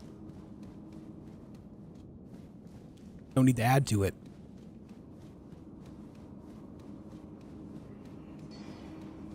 Screw that. But again, you know, if you don't do words. You really shouldn't take my perspective on this as your own personal perspective, so don't do that. Like, if you're in school, do the right thing, do your homework. Disclaimer here, that was just my perspective.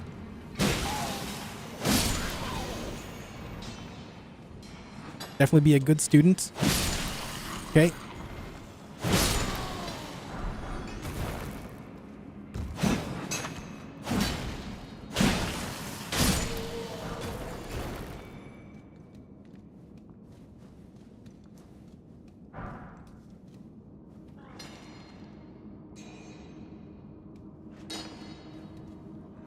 Sorry guys, I was talking to wife.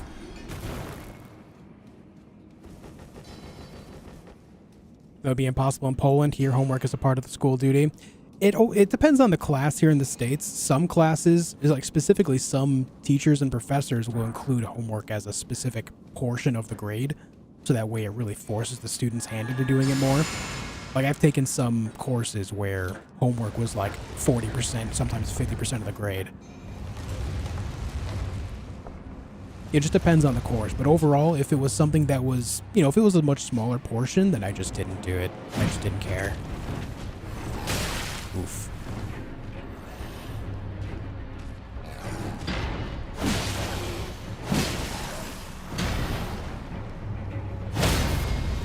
Knocked him down. He's cute. In a very unrealistic way, I guess. I don't know.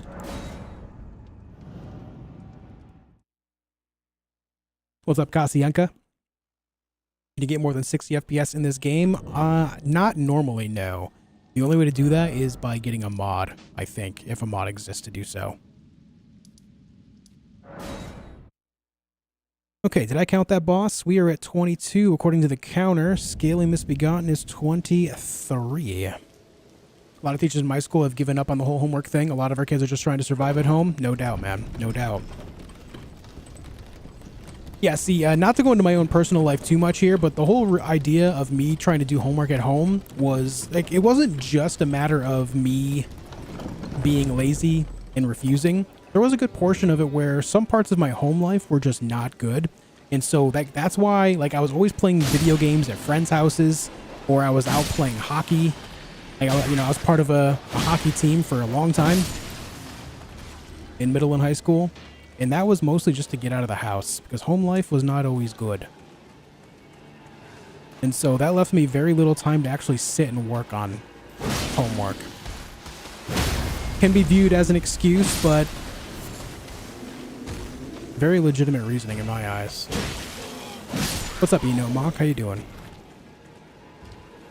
Hefna, good to see you. Hello.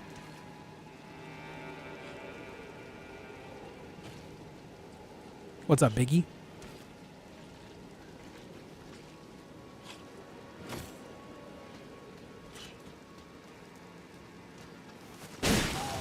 Oh, didn't realize I was gonna go flying there.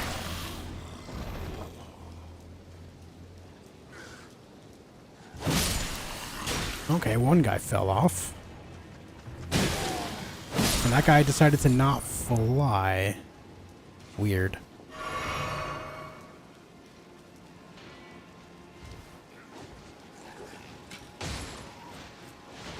That guy's got arrows in his helmets.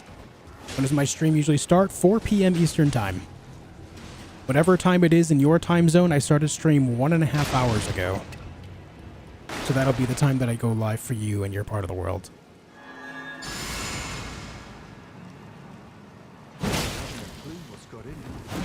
But as Lord of this castle, I will stand for it no longer. Lord Godric.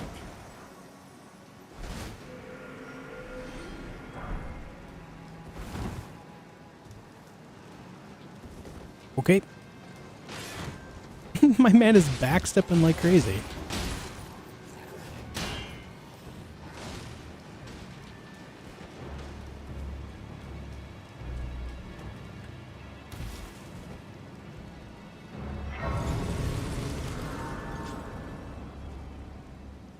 You were in my school, you would wash the classroom after hours if you didn't do homework or get suspended for not following school rules. Yeah, that'll teach him. Make me clean. Make me clean after refusing to do work at home. That'll teach me.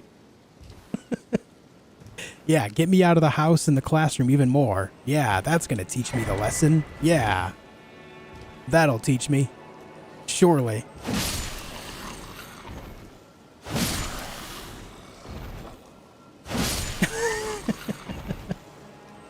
That's the solution here. You're supposed to deliver him a helmet, not a halberd between the eyes? Oh, right. My mistake. My bad. Honestly, dude, innocent mistake. Okay? Innocent mistake.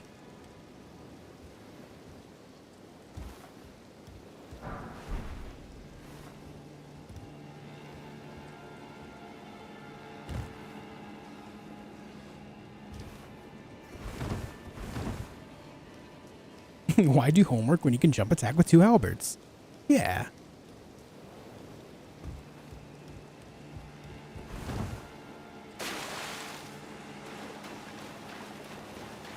They both start with an H. Innocent mistake. Happens to the best of us, man.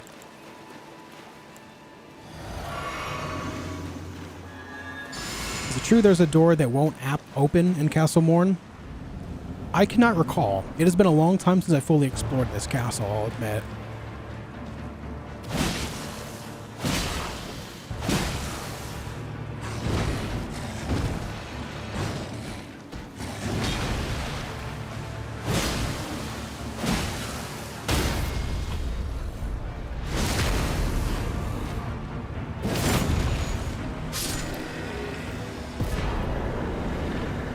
You know, I kind of wish that since we get the Grafted Blade Greatsword from this guy, he would actually wield it. I can only imagine that they intended to, but they just didn't actually put it in his hands for whatever reason.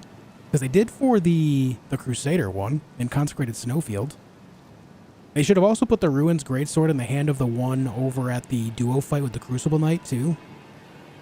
If you're going to have them drop these rare swords, they really should be wielding them. They really should. Anyway, that's done down there. What's left? We have Crucible Knights. We have... Oh, I forgot to count the Grave Warden Duelist from earlier. Let me count that. We have Crucible Knights. We have to get the... Oh, I forgot to count the Knights Cav too. Let's go get the Knights Cav right here as well. My bad, I forgot to count those. Deathless, real one. Deathless playthrough. How did you get so many live subs on YouTube? Most people get more on Twitch, but you manage the YouTube game wonderfully. Honestly, I don't know. I used to stream only on Twitch, and then I decided one day to move to YouTube because my channel was doing better overall because I was doing a little streaming on the side on YouTube.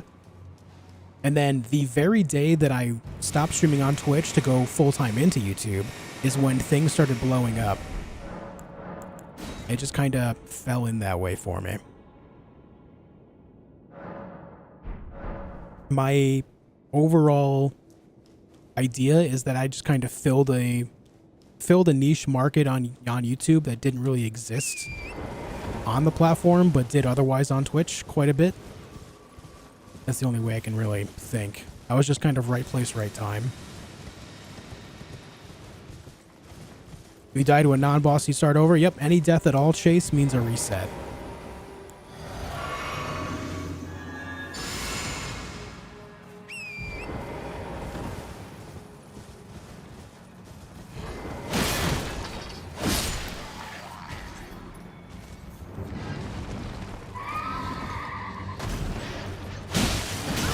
I disagree. I don't think I was hit by that at all. I disagree, bud.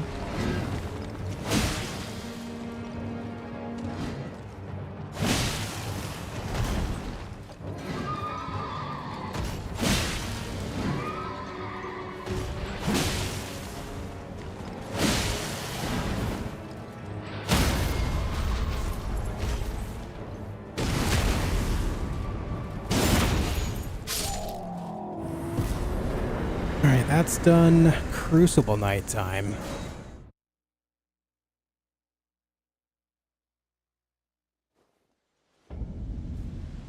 Struggling a while with double gargoyle fight. Any tips?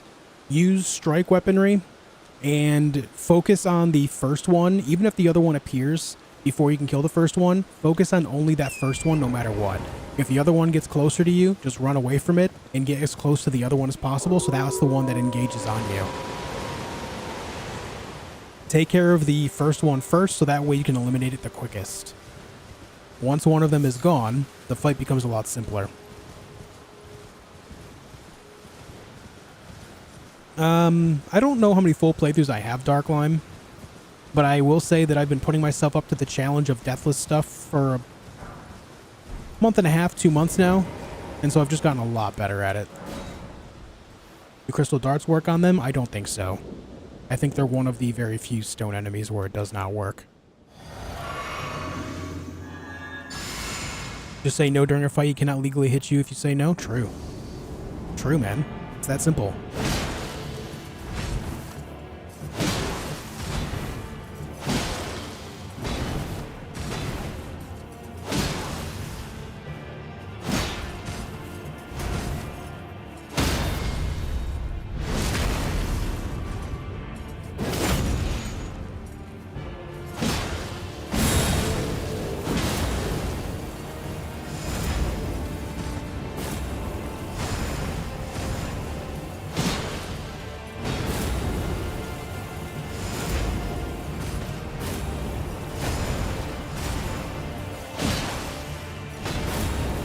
My God, he's really into flying today, isn't he?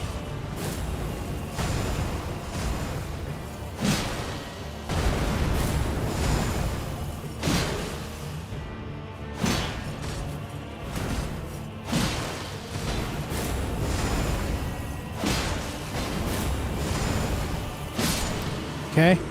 GG.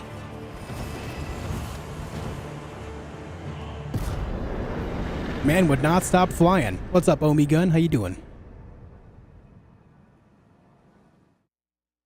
Which one was first? Bridge to the Spirits, the Eternal Cylinder, or was it Echo Generation?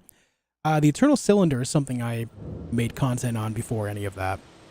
It was actually kind of a weirdly fun game. A very weirdly fun game.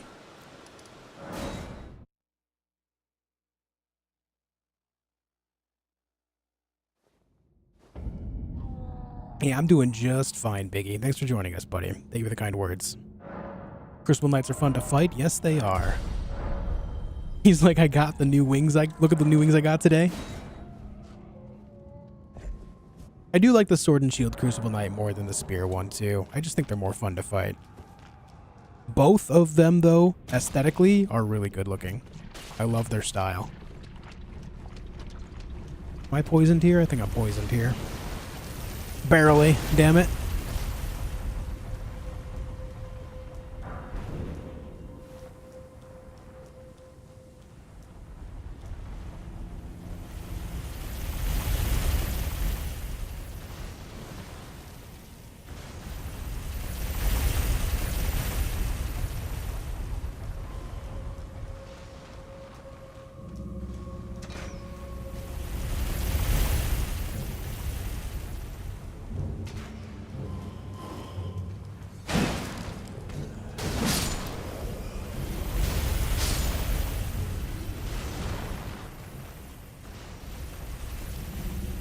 All right.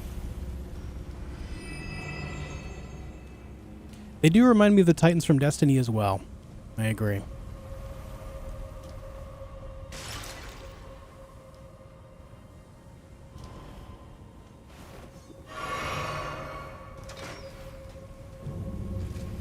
All right, please don't follow up on me here.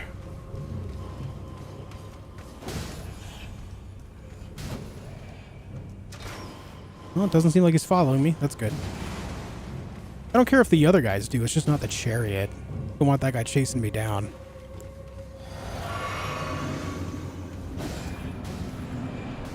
Ah. Oh, he just hit them guys through the wall. That was great. Good job, dude.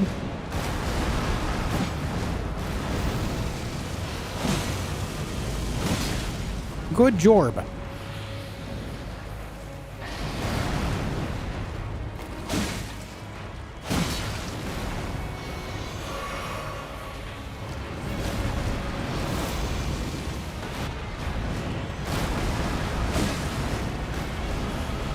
Oh, that was weird. Okay. Okay, wasn't expecting a knockdown there. I'll take it, though.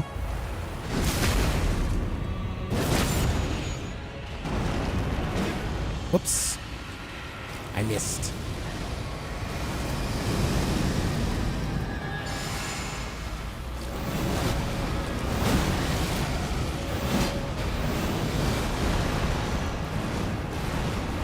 Oh my god, that tail keeps pushing me out of the way. I hate it.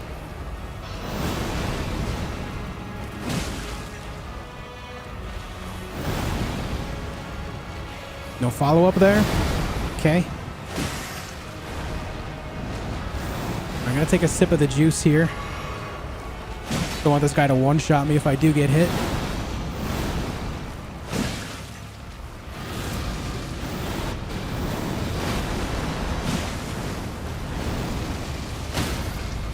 Nice.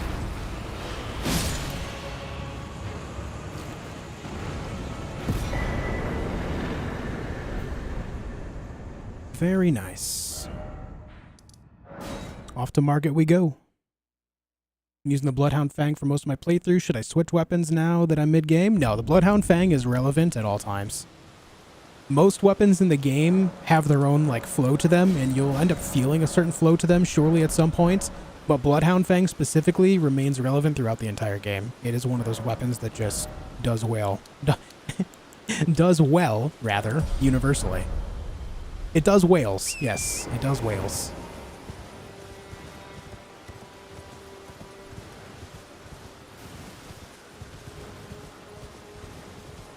I would say even for the weapons that you find early that don't scale as well as others, it doesn't make them necessarily irrelevant either. Sure, you might be able to do more damage with something else, but if you don't want to invest in anything else, you don't really have to.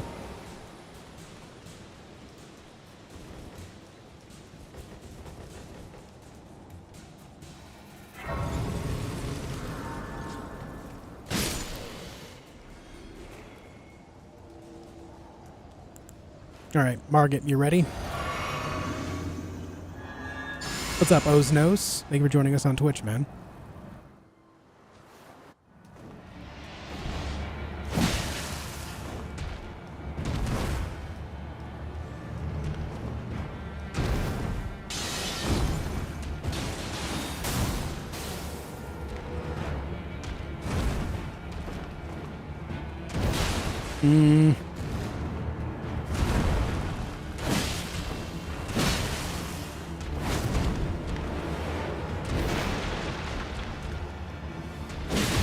Yeah, that was dumb.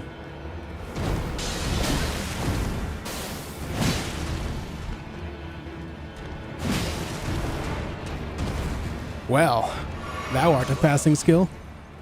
Thou art of passing skill. Warrior blood must truly run in thy veins. Tarnished. Beautiful.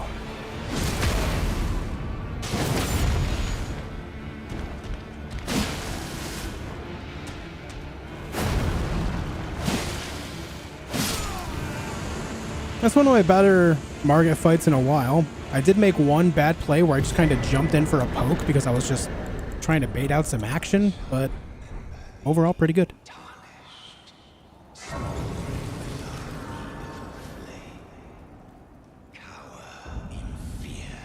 Of the night. The hands of the fell omen shall brook thee no quarter. I don't want a quarter, man. I don't want your money. Why does he speak all this nonsense? Like, I'm not... I don't know, man. Just go away. I don't want your quarters. Whether you are fit, it seems torrent, whereas I may. There is, but I can take gathering place. Yeah, this challenge, like Algernon said, has been done by others, but not yet myself.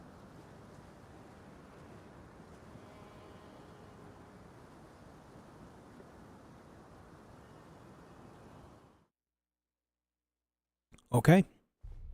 Almost done with Limgrave, guys. Almost.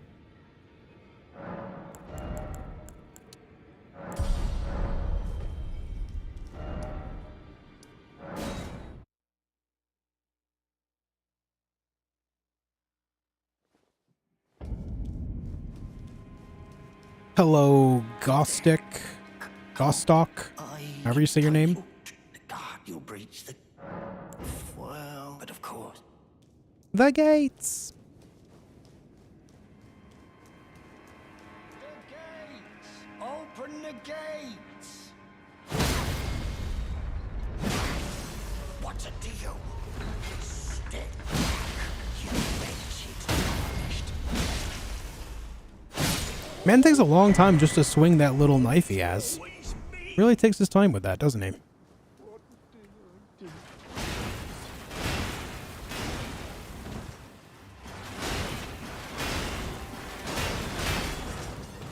And we're in. Nice. Where do I go after I beat Renala? You can either go north to Altus Plateau, or you can make your way back down to Limgrave and then go east over to Caelid. It's up to you. I would recommend going Altus Plateau, which means you have to find both halves of the Dectus Medallion or go up to that area via Magmaworm Makar's area. The choice is yours. Gostic deserves it every single time, so glad to see him die. Same here, Emil. I share that same sentiment. All my homies hate Gostok. Quarter for the mechanical horse ride outside the castle entrance? Yeah, right.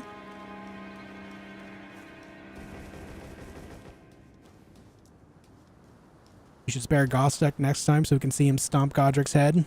Nah. I don't want to take the risk with the Banished tonight. Not that Banished Knights, specifically the Sword and Shield ones, are particularly difficult. It's just a needless risk. It's easier to kill Gothic and then get the drop on the Banished Knight here. Maybe in a future casual playthrough. But on a Deathless run, no. Mitigate all risks possible.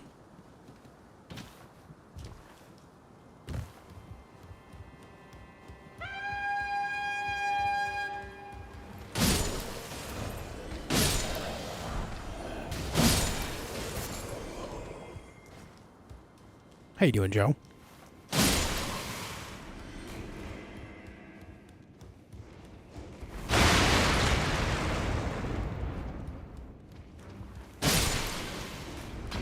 Ah! You bastard. It's not often that he throws a second one, but whenever he does, it gets me every time.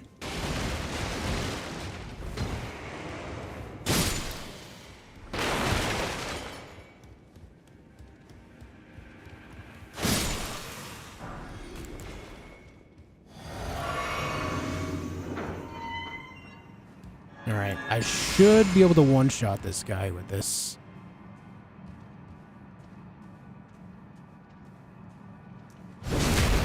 Beautiful. Sure can. Can do. This the Vagabond class? Yeah. Hey, Blitz. Already know what build you're planning to do? Strength build with dual halberds.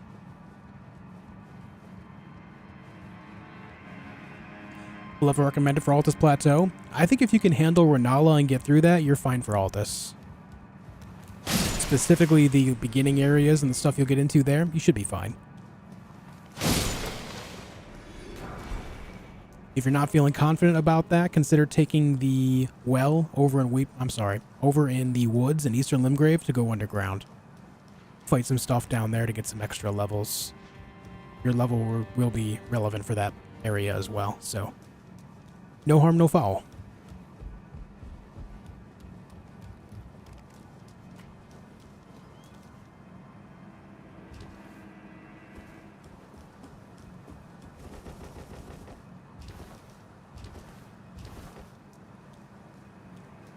It's bonking time.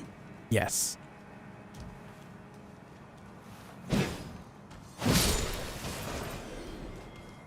Missed my lunge there.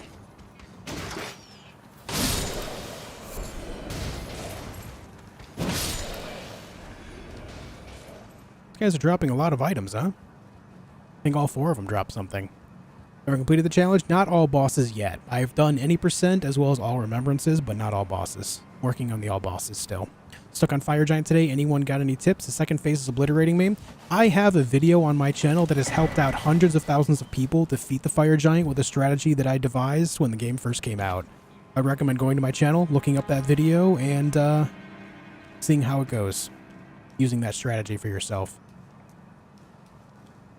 I have a ton of boss guides on my channel in general. The Fire Giant has been the one that helps out the most people.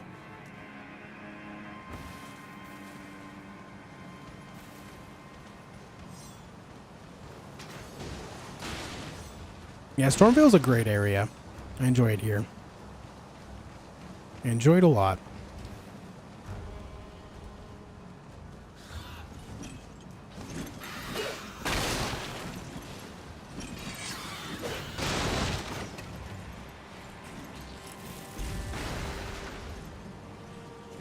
Gimme them toes. Yeah, a lot of you guys already know. Gimme them toes. What's the fashion goal for this run? I don't really know.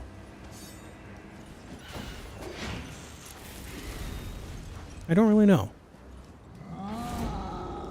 I would love to get a pumpkin head. That would be nice. Ooh, the giant's actually chasing me this time.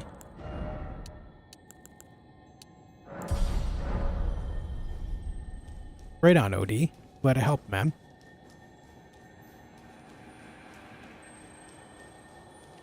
Love to see it.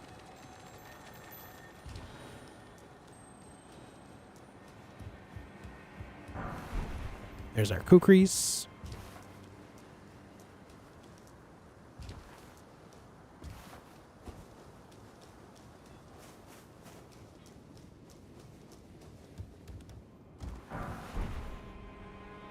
I mean, I'm not trying to be dismissive and just say, hey, go watch a video. It's more watching the video so you can visualize to see how I do it, so that way you can do it the same way.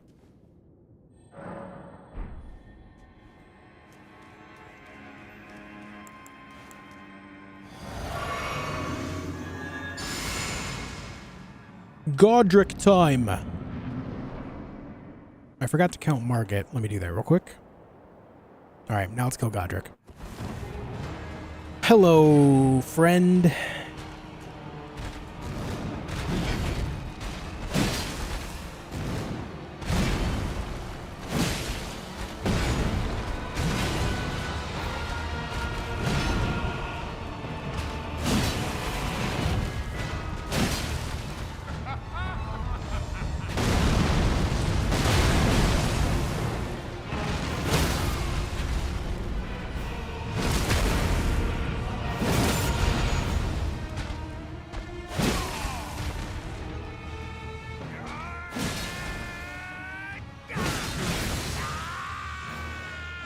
Ah, he said, ever so eloquently.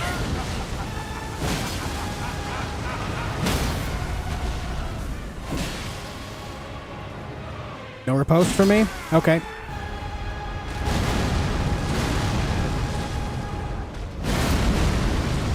I am the Lord of all that is golden, and one day we'll return together.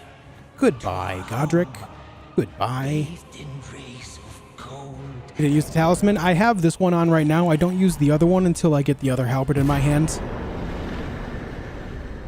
Hey, guitar player, thank you for the $1 super chat. I appreciate it, dude. Thank you for the kindness, man.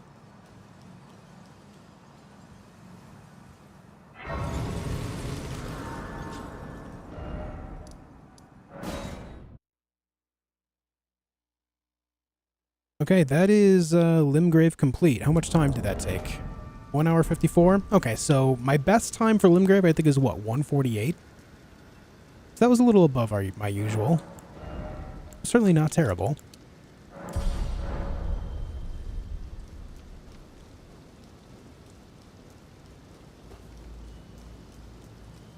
Now he's the lord of all that is bronze.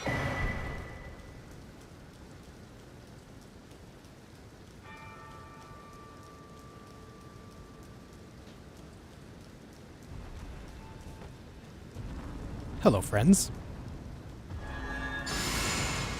Wakey, wakey.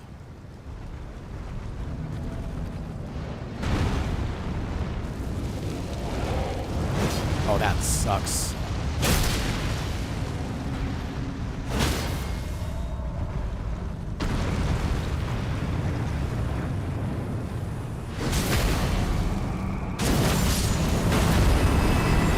Okay, that miss didn't actually cost me anything. I'll take that as a W. This next arrow is probably going to hit me. Never mind, I dodged it. Hog.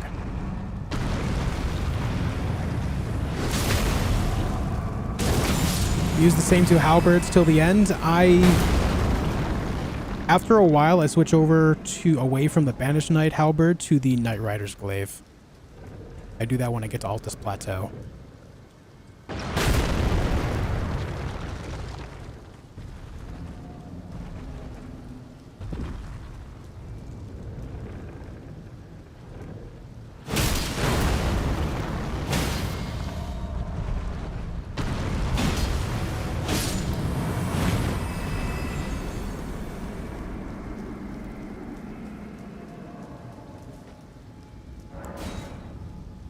All right.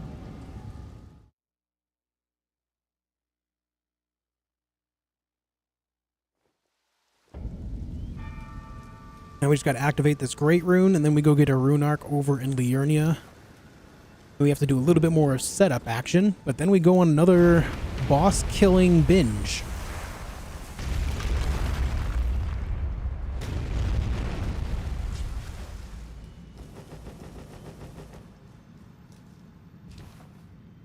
Press the button, thank you. Thank you. Yo, dudes, listen. I am streaming on Twitch as well. Trying to grow the Twitch channel, grow the Twitch side of things. You know, words. The name of the channel is the same, theJOSHfeed, as it is here on YouTube. Anyone that's willing to watch on both sides would definitely be helping me out, and I appreciate that big support. Thank you very much for doing so. Just trying to, you know, grow the amount of eyeballs that are on my content on more platforms, so I appreciate anyone willing to do that for me. Nox Bash, thank you for the Prime, dude. I appreciate it. Very nice. Thank you.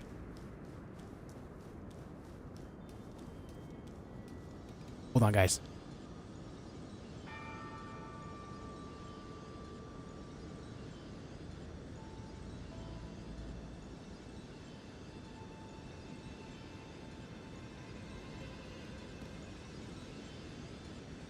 Yeah, no problem, man. Alright, guys, I was talking to Daz real quick. Talking to Daz. Alright. Let's go over to Liurnia. Wololo stream, hello. What is Twitch? What is Twitch? Hey, Walkatoo. Twitch is a website in which people live stream all sorts of content, a variety of content, with my content specifically being around video games. Twitch is a website that was bought out by Amazon, I want to say in 2016 for around $1 billion. I think it was just shy of $1 billion. I can't recall though. And before it became Twitch, it was known as Justin.tv, which features much of the same content back then. I would say it was a lot edgier back then though, just based on the idea that there was no rules. But that is what Twitch is.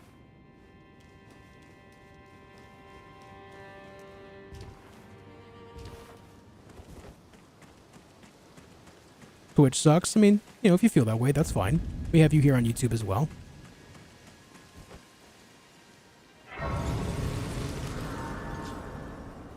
Hey, nice day, and that's sick, man. I think there are still secrets in this game people haven't found yet? No. With the multiple millions of people that have played through the game in its entirety, with a lot of them doing it more than once, and then people like myself, and even more so than myself, that have played through the game for thousands and thousands of hours, even, you know, beyond what I've ever done. There's people that have like 5,000 plus hours in this game, so I would say with all the exploration and all the things they've experimented with and all the things that have been done, no. There is nothing in this game left for anyone to discover. That is until DLC comes out anyway. Plus, yeah, data miners exist too. Data miners always kind of sap that fun right out of it. Randomly caught your channel. Nice, Greek God. Thanks for joining us, man. I watch your videos before sleeping. Me from India. Yo, that's awesome, man. Thank you for joining us. Well, let me equip this Great Rune.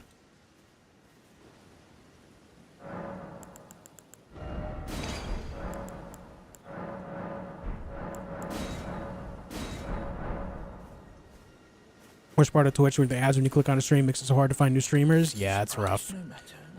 Trust me when I say I'm not a fan of it either, but, you know, I don't get to make any of the decisions on it, unfortunately.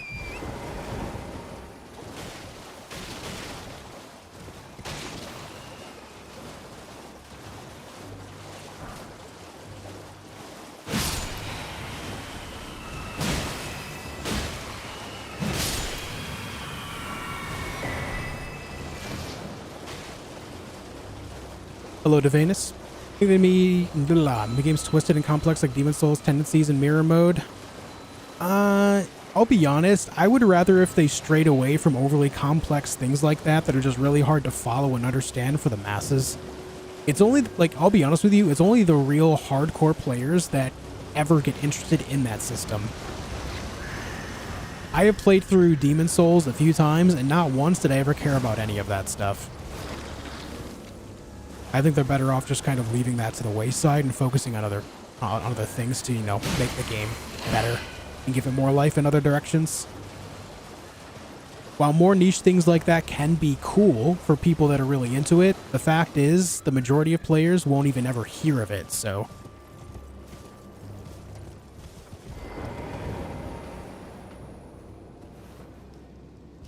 If you click on it, Richard, it'll show you different options of things you can do with them.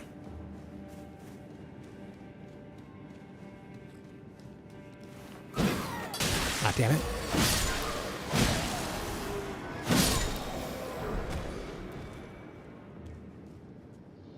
But generally, no, nothing big. What's up, Doug? Do do do do do do do do do do do do do do do do do.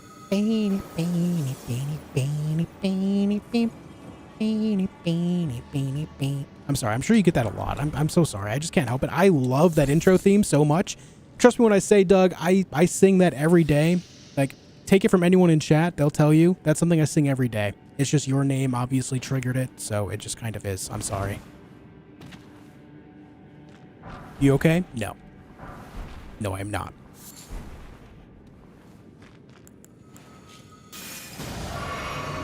No, I am not.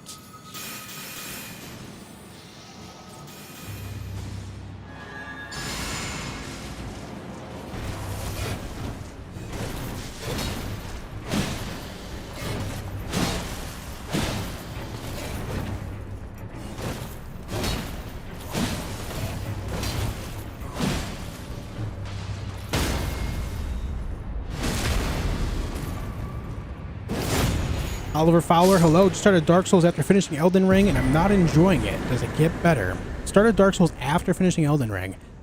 So here's the thing about Dark Souls. Obviously, the games are a little bit older, right?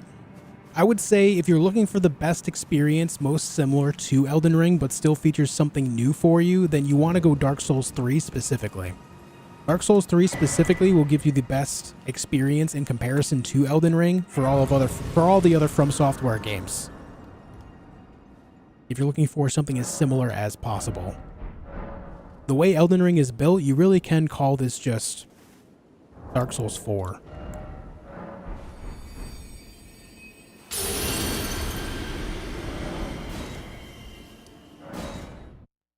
But I will say that, you know, as a big fan of Dark Souls, I think it's a great game, but I would recommend, like, if you're not enjoying it, then, you know, don't stick with it. Don't make yourself miserable for the sake of playing a game just because people think that you should. You know what I mean?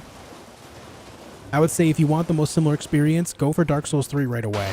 And if you're worried about story and stuff, I mean, let's be honest, the story in From Software's games isn't the most intuitive thing. So you're really not missing out on a whole lot by just kind of moving on past that and enjoying the experience of the gameplay, to be quite honest.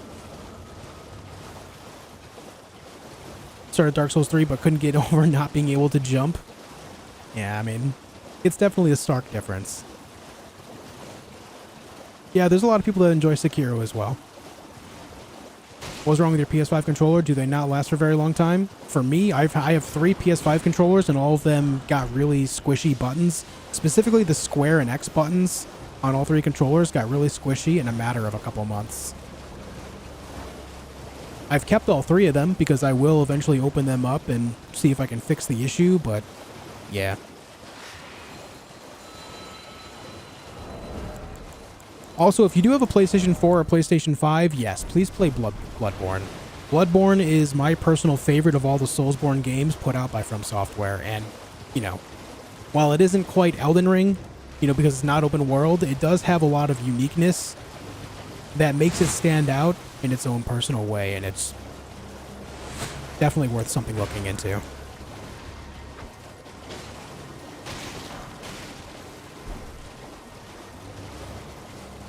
What's up, Mike? Thoughts on Demon Souls? Finished Elden Ring and looking for my next fix. So Demon Souls has this thing where, okay, let me preface this with saying I think Demon Souls is a great game, but I'm going to tell you one of its largest faults right away. The bosses in the game, most of the bosses in the game, are not actually tough. You're going to struggle more with actually getting to bosses than fighting the bosses themselves.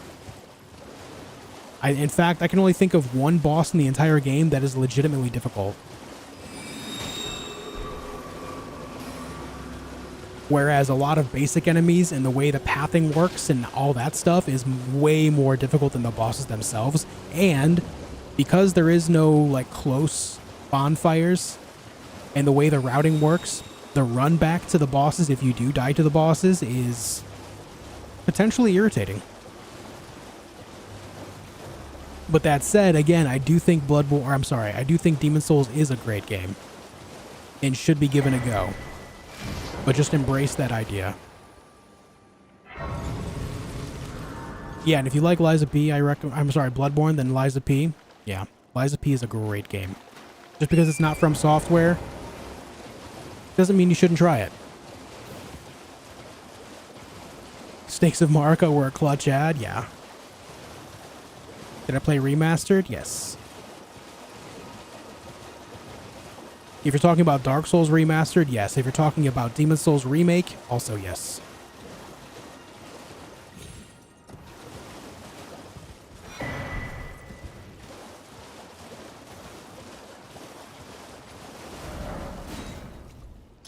Alright, I just want to talk to him.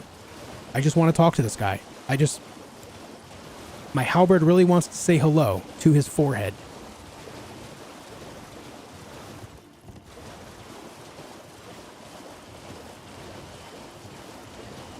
Easy to farm on Demon Souls as well? It is, yeah. Yeah. Once you get to the area with the Reapers, man, crazy farming.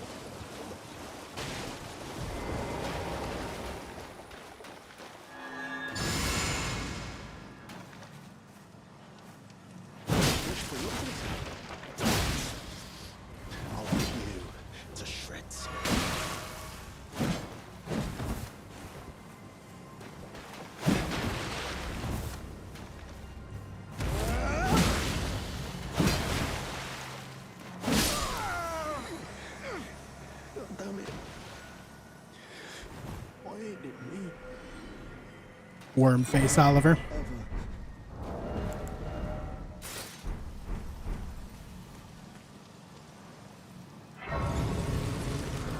Did I like Neo? I didn't play the first one, but I've only played an hour of the second one, and I can say that I did enjoy that hour. I just haven't gotten around to playing more of it.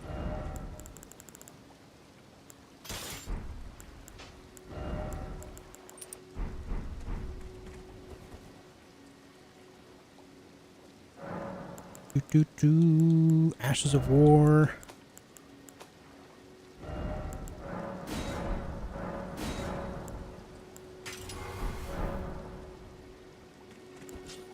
Okay. Our build is ready. What about Liza P? Did you play that game? Yes, and I loved it. Played it twice. And will likely play more in the future at some time. Excellent game.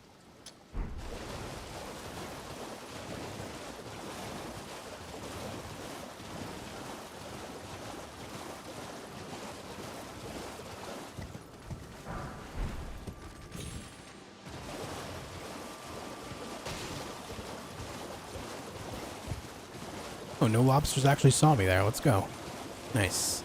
The mad clown skin awaits. Yeah, that was one of the hardest fights in the whole game for me.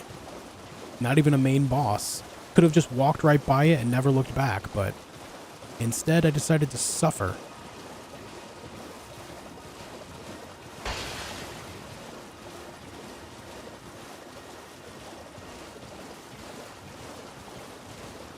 Sure about your controllers? Are you pressing hard? No. Remember vid out tomorrow? I'm not sure. I don't know if I'm still going to be doing them. I gotta put some thought into it. I don't know, man. I do a lot of work with a lot of content in different directions with my, with my streams and then my video content on my other channels, so I don't know if I'm going to continue doing those.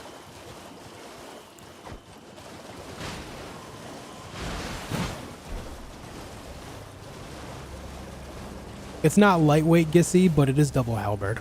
I usually medium roll. What up, Gara? How you doing, man? Indeed, day and time for people to ask why I'm naked. I'm curious to see how long it takes. I'm curious. Now that I mentioned, I'm sure someone would be like, hey, streamer, why are you naked? Did I prefer Lies of P to Lords of the Fallen? Yes.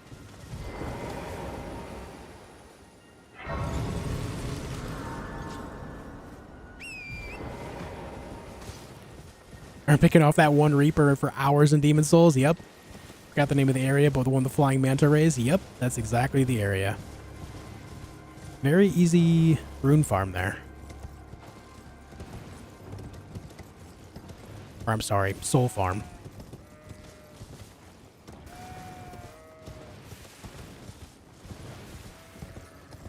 Josh plays naked as well. Yep. Sure do.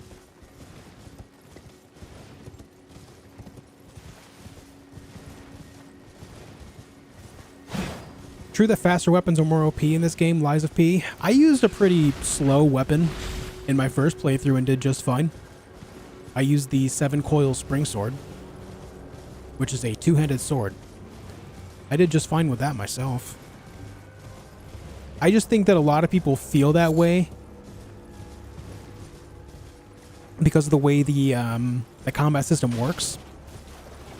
A lot of people think that using a fast weapon to get 4 hits in between enemy combos is better than getting 2 hits for a heavier weapon. A lot of people feel that way. And, if it's something that works better for you, then sure. That, that is your way of playing the game. But you can absolutely use heavier weapons in that game and be highly successful. I also think that a lot of people use faster weapons in games with parrying systems like that because it just feels more flashy. It just, it has a certain appeal to them because of the flash to it. They're very much so like Sekiro, where you have that katana and you deflect with it and then you get in some really quick counterattacks. You know what I mean? It just has that certain flash to it that people enjoy. There's nothing wrong with that. I just think the way the combat system works really supports that entire idea more. It doesn't mean that slower weapons in the game are irrelevant by any means. They're still very powerful, can hit very hard and do great things. In fact, the 7-coil spring sword also has one of those cool parry special attacks that's built into the weapon itself.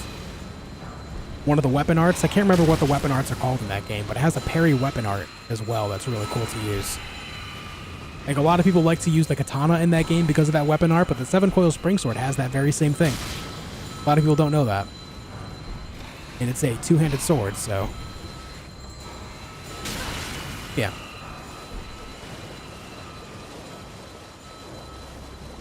Top 3 games of 2023. Baldur's Gate 3, Armored Core 6, Lies of P. Or, I'm sorry. I forgot that Alan Wake exists. Baldur's Gate 3, Armored Core 6, Alan Wake 2, and then Lies of P.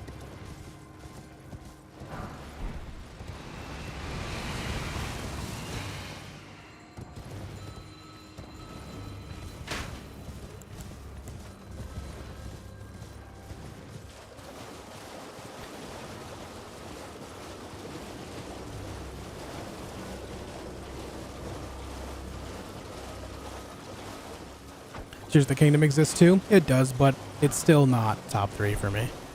It's a great game. I enjoyed my time with it. And maybe I'm being a little bit too strict on this, but I'll say that if it were 60 FPS or above, I probably would have made top 3 for me.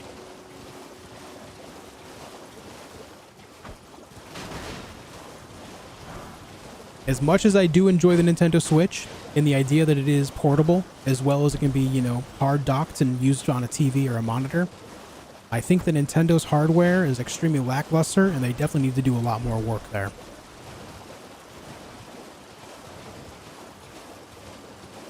I understand that frame rate does not matter to some people, sure, but it does to me, and so that's just my thoughts. What's up, Dream?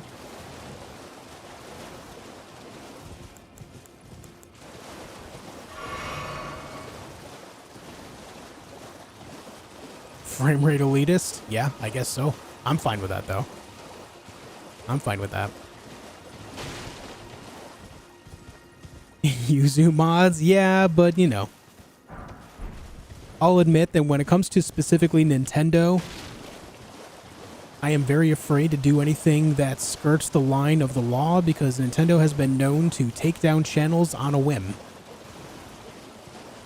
And that I would rather, even if I can prove legally that I did nothing wrong, because I could say that I just emulated my own stuff, fine. and they legally couldn't really do anything, it doesn't mean that they can't just take down your channel temporarily until they resolve it in court. And when it comes to someone that, you know, does this for a living, do I really want to roll that risk? No. No, I do not.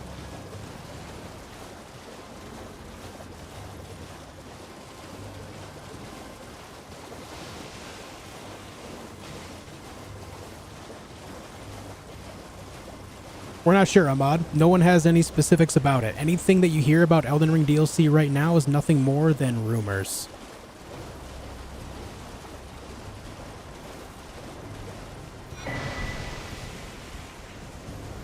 Nice underpants in your character. Just be mindful where you hang that nightlight. Yeah, right? Right, Gara?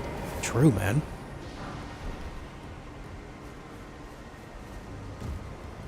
You ever collect anything like vinyl or something? I used to collect Armored Core models until where I lived flooded in 2011. The second flood in 5 years where I lived. And I had to sell them to make ends meet to, you know, get through the hard times. So unfortunately, I no longer have them. Except for the one that I got from the Armored Core 6 pre-order thing. Their special edition. That was cool to get. But outside of that, no, I don't collect anything. You'll no matter lay out your own. It was a horrible flood? Yes, it was. Very not fun time.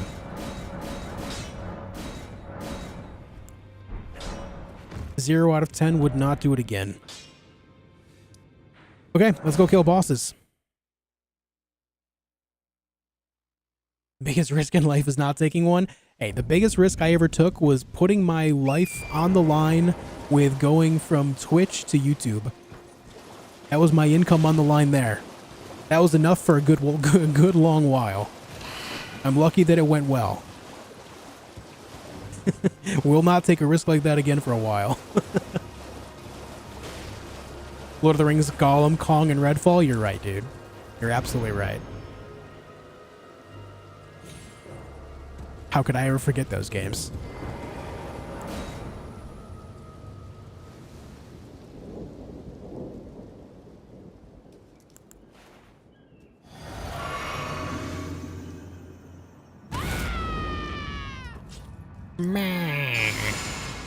Come here, Adon. Come here. You must go.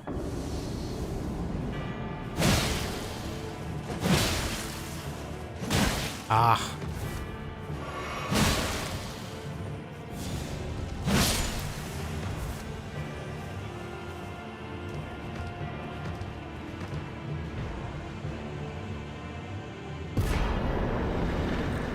The Thief of Fire. You know what? I never counted the... What's it called? Bloodhound Knight. Let's count that too. There we go. Next up is this guy. It's Deathrite Bird. Or, I'm sorry, Deathbird, not Deathrite. Yo, Anthony, leave the 5 bones, dude. The $5. We all glad you did? I am too, man. I am too. Thanks for the 5, man.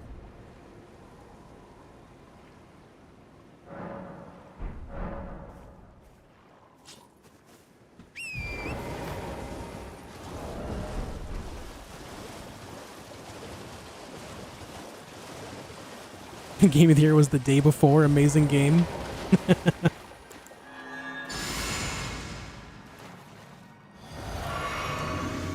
The premise of that game was great, but then just how they strung everyone along and then launched the game and state that it was with all the...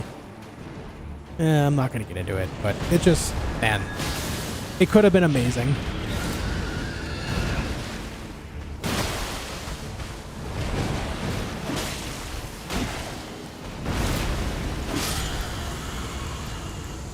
But I guess the same can be said about many games that went the same way. I feel like it could be a pretty universal sentiment, in fact.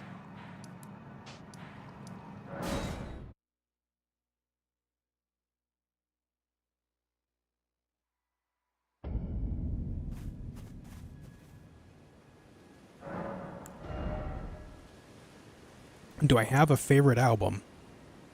do. Hold on.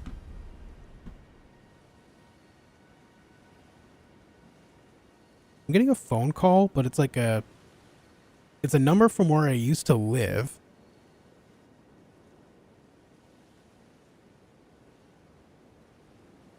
Whatever. If it's important, they'll go to voicemail. Where was I? How can I do the exclamation mark? How many things can the exclamation mark do in chats? I don't know. I don't know how many commands there are. It just depends on the bot, really. But my favorite album is Shogun by Trivium. Sorry, I got sidetracked by a random phone call. It's Radon. It's me. Answer it. Oh, right. TSM is calling. Oh, nice, dude. Hello, TSM. Yo, Big Mike, the DBA, thank you for the Prime, dude. The Twitch Prime. Thank you very much. I appreciate it.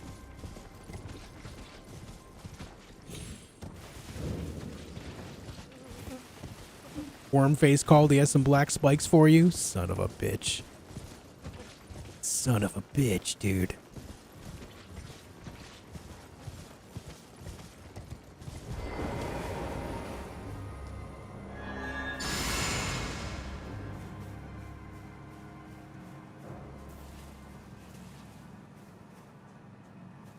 I also have a big soft spot for Hybrid Theory by Linkin Park.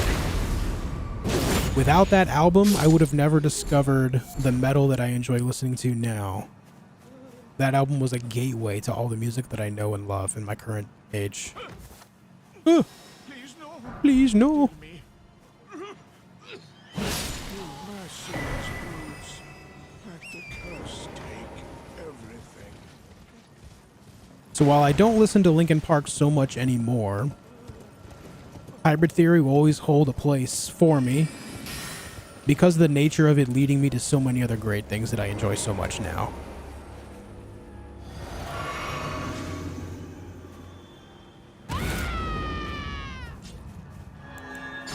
Murderer! I know. I know. I feel bad, but it's just, I don't want to listen to him talk. Okay? I don't. I just want to get the medallion and move on. And he dies either way, so I don't really feel so bad. Is that messed up? Am I okay? Am I evil? Am I evil?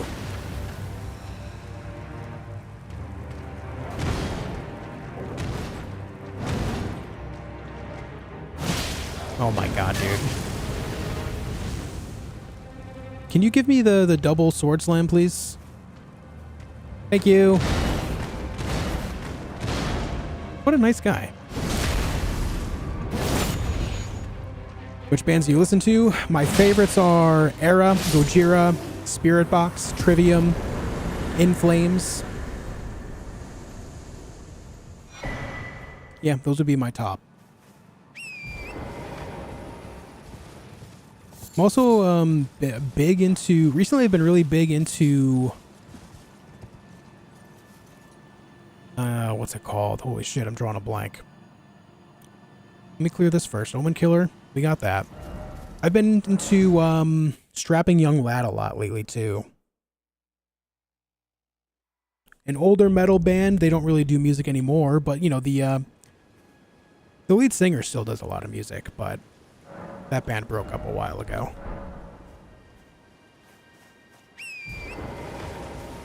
I still haven't listened to the new In Flames album. I gotta do that.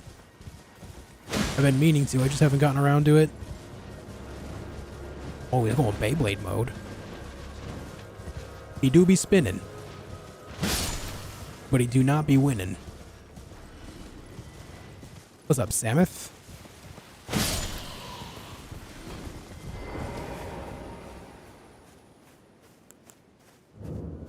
The Angel of Mercy.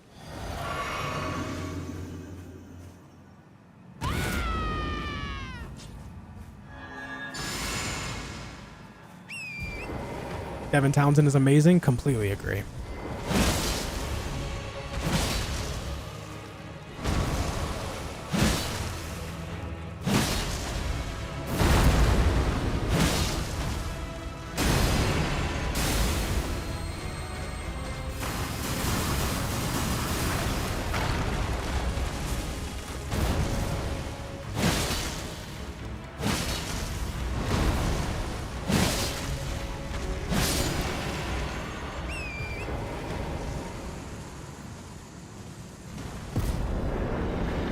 Alright, time to go get the snail. Are you with me? Meshuggah, I'm not so big on them, but that not so much that I dislike what they put out. It's that I've not spent a whole lot of time listening to them yet. Which is weird because I know they're one of the larger metal bands that a lot of people do enjoy. I just haven't spent a whole lot of time listening to their stuff. I've heard a couple songs and I've enjoyed what I've heard, but I can't say that I'm like a big fan as of yet. You know what I mean? What I need to do is actually put down I need to make like a playlist of all the bands that I've yet to really listen to. Because there's a lot of music out there, man. It's crazy. There's more metal bands alone than I'll ever have time to listen to in my entire life. Which is nuts. I'm new here, obviously. Have you ever thought to do a Wing of Astal playthrough? I've used it very lightly in the past, but not enough to say that I like did anything good with it. I should do that again sometime. Maybe on my next casual playthrough I'll do that. Just really spike up my int on it, you know? Exclamation mark mic, Emmer. We'll give you a link to the mic I use.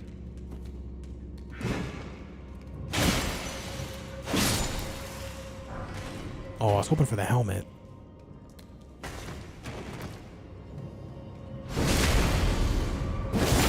Punk Metal Tau. Good to see you, dude. If a short psychiatrist became a rapper, would their stage name be Lil Shrink Rap? I hope so. I'm a big fan of if you have a situation going on with yourself, just embrace that, dude. Just embrace it. Listen, I could be one of the greatest dwarf cosplayers to ever exist, okay? I stand at a very small 5 foot 3 inches. I am bald. I have a receding hairline, but I have a big ass beard. All I have to do is get wife to braid up my mustache and beard a little bit, put on some bulky clothing and armor, and boom, instant dwarf. And I'm not afraid to admit that I would make a great dwarf cosplayer, okay? I'm not afraid to admit it. I embrace it.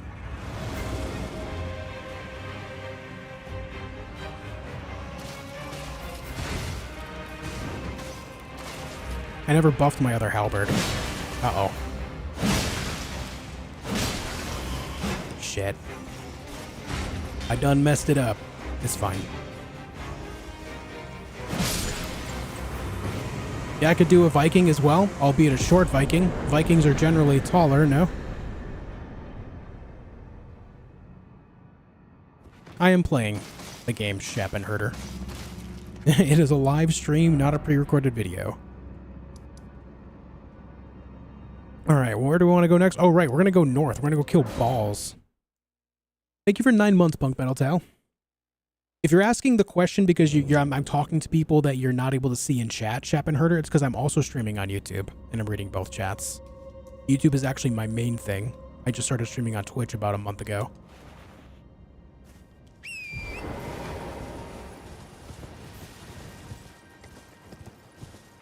Bald gang? Hell yeah. You're 7'9"? Shit, man. Nice, dude. How'd you do that? How'd you do that? Exactly, stars, yeah. Oh, okay. That scared me. You know what's crazy is I've done that fall many times and I know it's safe, but I just kind of like panicked for no reason. Chevelle? We used to listen to a lot of Chevelle.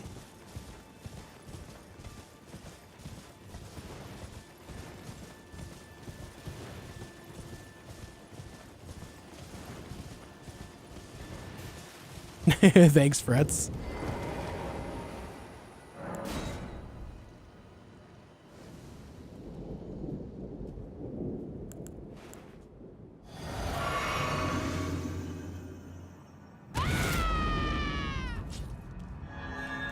Thanks for 500 likes on the video, nerds. I appreciate it.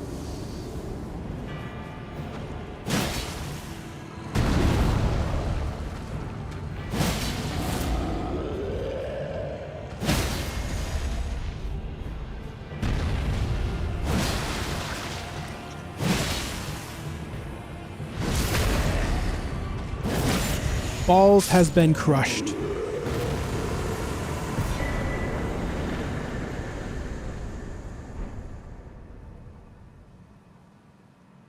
Nice.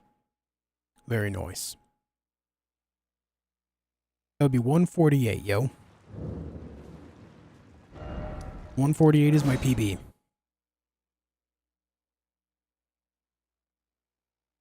Are you not using any armor? Because if I wear any armor right now, I'll be overweight. I'll be heavy rolling. I do not enjoy heavy rolling. It is not a good time.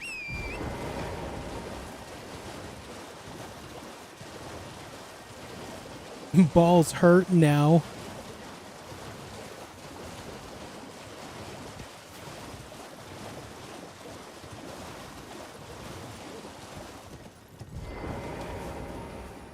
The best katana combo endgame? Probably Rivers of Blood combined with Dragon Scale Blade. Because the idea of Bleed and Frost together is always the strongest combo.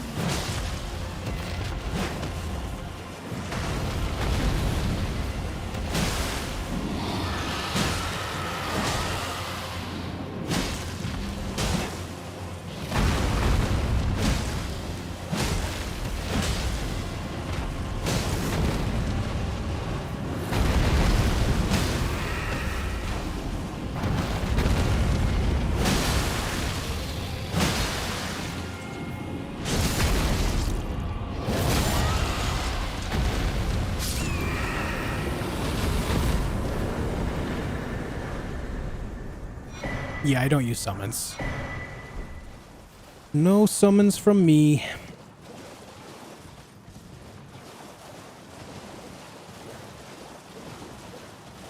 Hey, thanks, Milk.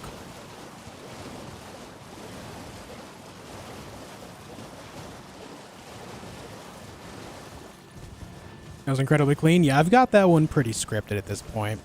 As long as it doesn't jump up and do the longer fire breath attack, I can always get the stagger at the same exact time, and then I get 2 jump attacks, and then a stab in the eye for the riposte, and then it's just dead. Got that pretty down pat.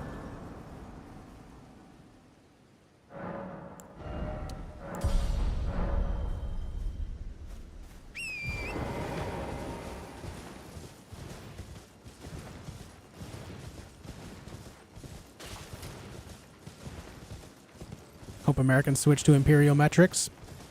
So generally the public uses, you know, the US system, whatever it's called. I'm drawing a blank on that word right now. But when it comes to a lot of, if not all, scientific studies and everything, they use the metric system and then translate it to the other system later for public consumption if they need to. Or they just, you know, take both measurements simultaneously. The metric is generally the go-to there for the important stuff. Imperial, that's the word. It's weird that it's called Imperial because, you know, when you use it in the US and it's called Imperial System, it's like... It just seems weird to me. Like they're trying to say, oh, this is the better system. Like, I don't know, man. It's weird to me. It seems kind of elitist. May as well call it the elitist system.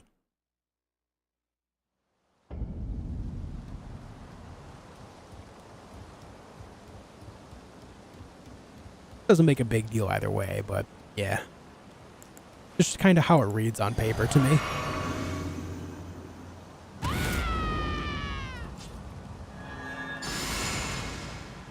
Imperial because of British Empire, I think. Is that where it originated? Maybe so, if that's the way of it. I don't know. Still seems and feels weird to me. You do be screaming.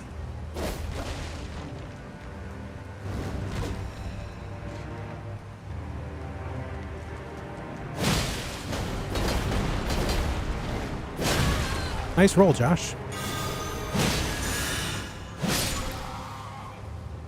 Nice roll, dummy.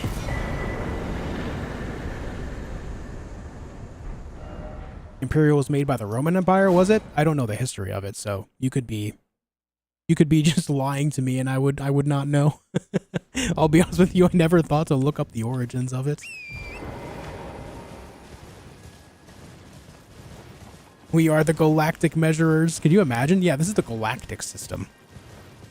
Yeah. This is the universal system. Yeah. Kind of a big deal. What's up, James? Welcome back, Blitz. Have you ever used ornamental straight sword you just got? I never have, no. Well, I should say I've used it, but not in a way where I actually leveled it up and specialized in using them. I did use them just to see what the moveset was like and everything, which is pretty cool. I actually think they're nice, but I've never used them in a playthrough. Please give positive Kermit soundbite. Give me something to say. Someone give me something good to say in Kermit voice. Are there mimics in Elden Ring? Yes. Anything that drops a larval tier is a mimic. Like the mimic tier, for example. Also, those balls that roll around are mimics. There's a specific lobster that is a mimic. When you kill the lobster, it becomes a grafted scion. There's a noble that becomes a rune bear, as well as something else that becomes a lion. Those are all mimics. Mimics, a lot of people are fooled by Dark Souls and a lot of D&D stuff, thinking that mimics only exist in the form of chests, and that simply isn't it. That's just the most common thing because it's the most deceptive. The idea of loot, and then you get eaten by a mimic, you know what I mean?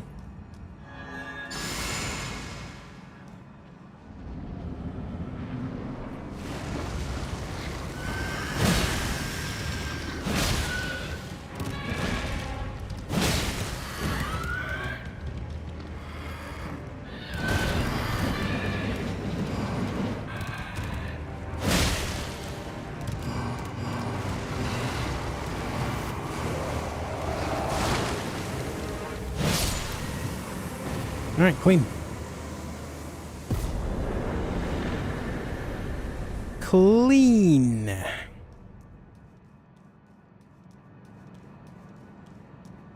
Sir Gideon off near the all-knowing. Sir Gideon off near the all-knowing.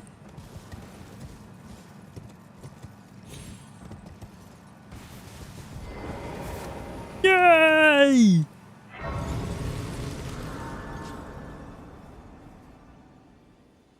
Can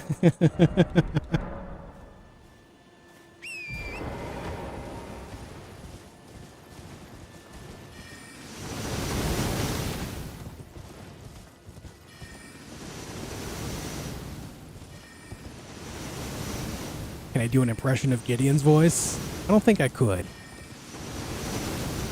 I'm overall not that great with impressions, except for specifically Kermit the Frog, and I have no reason as to why. It's just... it just is.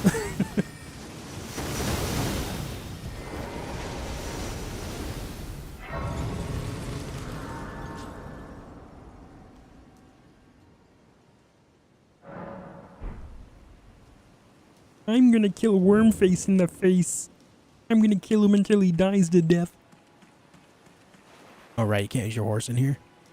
I knew you'd come to stand before the Elden Ring. To become Elden Lord. A man cannot kill a god. Not even you.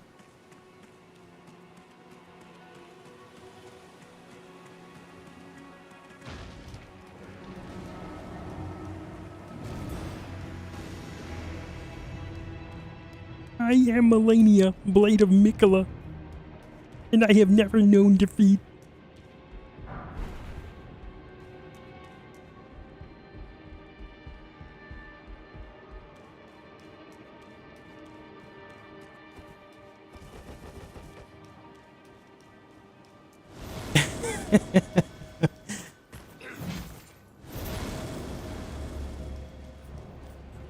Hey, take it easy, Ron Bow. Thanks for joining us today, man.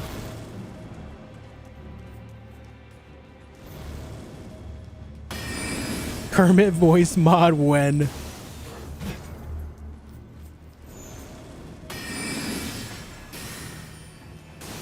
Oh. Nice. What up, Roku? That is one hell of a hell of a sentence. Imagine the hand action you can get in Karia Manor. What the? You follow any of the Souls community streamers? Yeah, I follow a lot. I don't get a whole lot of time to watch though, I'll be honest.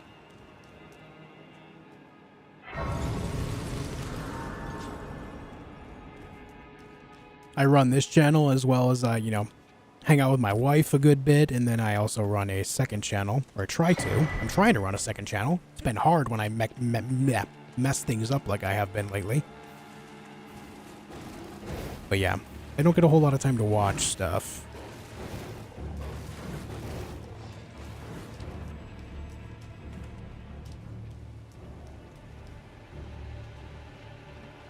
Hey, what's up, Ann? How you doing?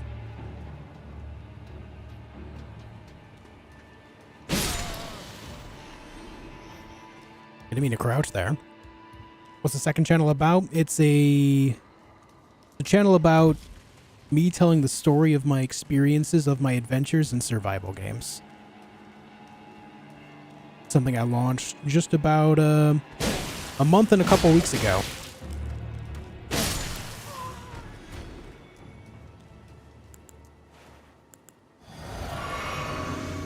Take it easy, Blitz.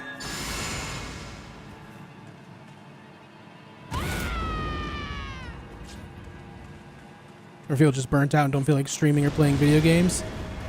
I have felt that way before, yeah.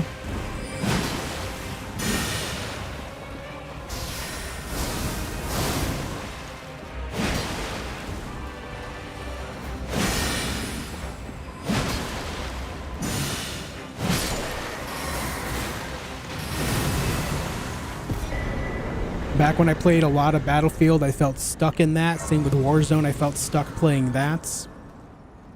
But then I broke all that mold when I moved to YouTube.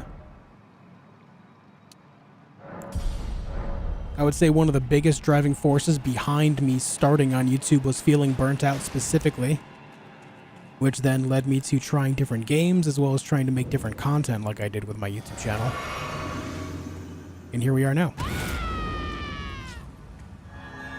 Please link the channel to Skeleton to be easier to find. Can one of the mods put an actual link in the chat for me instead of the command? Just give a straight up link to it. Put it in chat a few times. I would appreciate it loads. Warzone Omega, I know, right?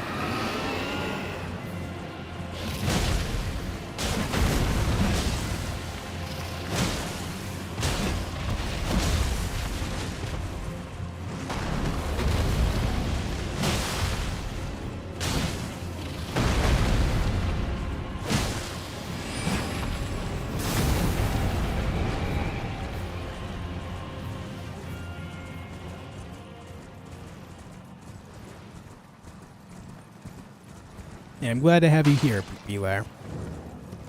Thank you, Algernon. Thank you, Screamer. That's the link right there. Algernon and Screamer got you with the links. Appreciate it, dudes. Did you say you're gonna have a new schedule for streaming? I was thinking about it, but I don't know when I'm gonna activate that. If/when. I don't know yet, man. Hey, wait, which? I thought about going on a schedule, but now it's like, I don't know if I want that.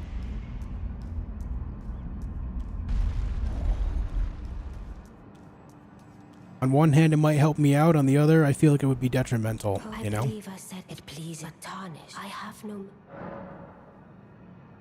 intrigue. Feel burnt out. I never feel like playing games anymore. I don't do anything other than sit around doing nothing. I need to get out of this slump.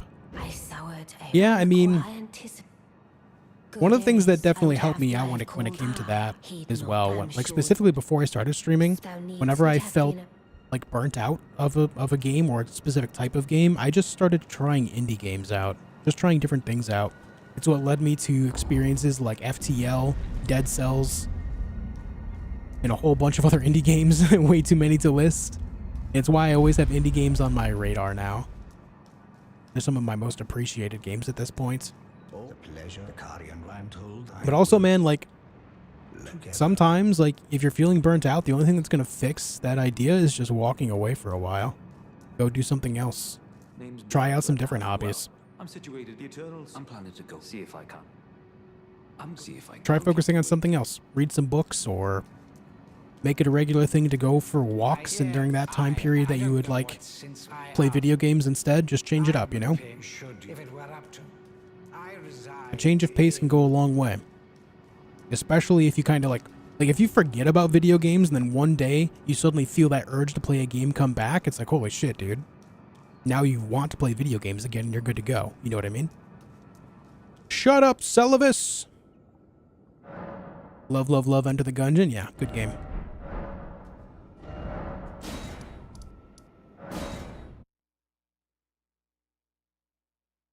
Why are you doing Ronnie Quest? Because there are some bosses related to it. Specifically, Aldula and Electo. The only way to get up there is by doing a quest. You can get to Estelle, but if you don't do Ronnie's quest, it stops there, so you can't get on top of the plateau to get the other two.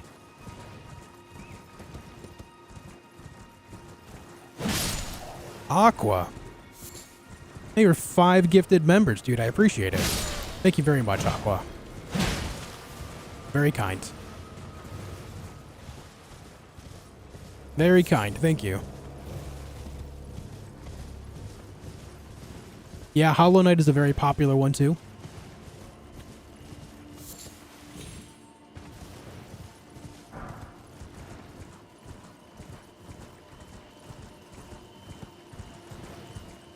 Don't forget Baleful Shadow. That's not a boss, though. That's just an invasion.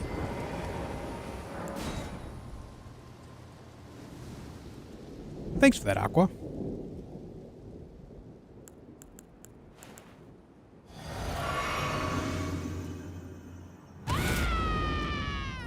I just realized we have over 100 viewers on Twitch, guys. Thank you for tuning in on Twitch as well. It means a lot. The way things are going, getting partnered on Twitch is actually something that is realistically possible. Incredible. Oh, that's bad.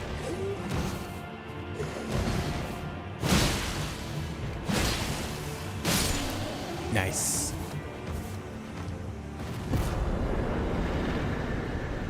That is the Onyx Lord.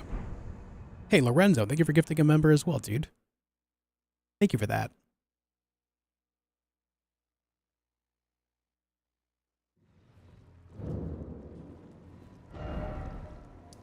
Alright, that's all done. Let's go right here next. There's a dungeon right here, but first I gotta go grab a couple stone sword keys. But yes, the biggest answer to feeling burnt out about anything, Roku, or anyone else that's feeling that way, the best way to break it is to stop doing the thing that you're feeling burnt out about. You can either change what you do about it, like specifically if it's a specific game or a genre of game, you can try different games. Right? Try just different genre of games overall. I just leveled up like an idiot. But I would say even better yet, if you're still feeling that way after doing that, is to just find something else to do, at least for a while.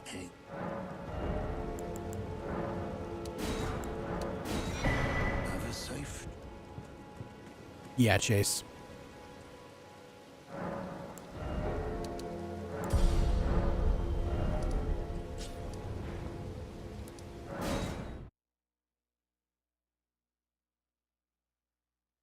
Yeah, definitely Black Blade Kindred being the tough one there for me.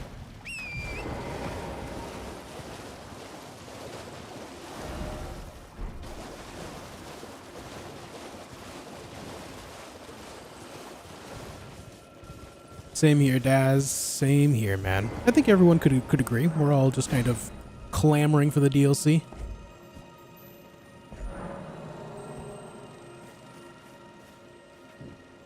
Reverse, there was guns in this game? No. No, that would break the entire functionality of the combat in this game. If you want to play something Souls-like that features guns, then definitely go try out Remnants.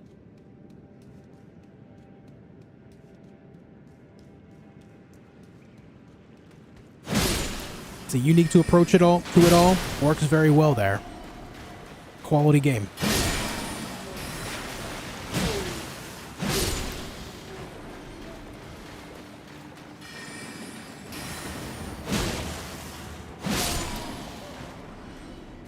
Remnant was pretty fun. It was. I enjoyed it a lot.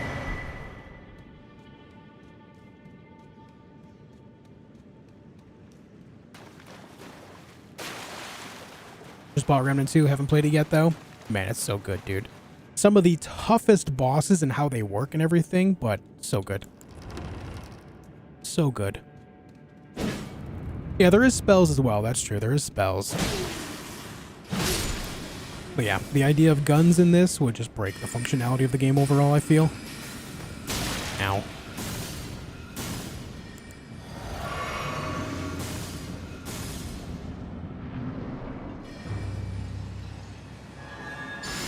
How long do you think the DLC will be? Like in hours? You know, I have to imagine that it's got to be their biggest expansion yet. I wouldn't doubt if it's something that is upwards of like 20, 30 hours of content. I'm expecting, and maybe I'm being a little unrealistic with my expectations here, but I'm very much so expecting this expansion to be something along the lines of Dragon Age Awakening or Blood and Wine. Something along those ideas.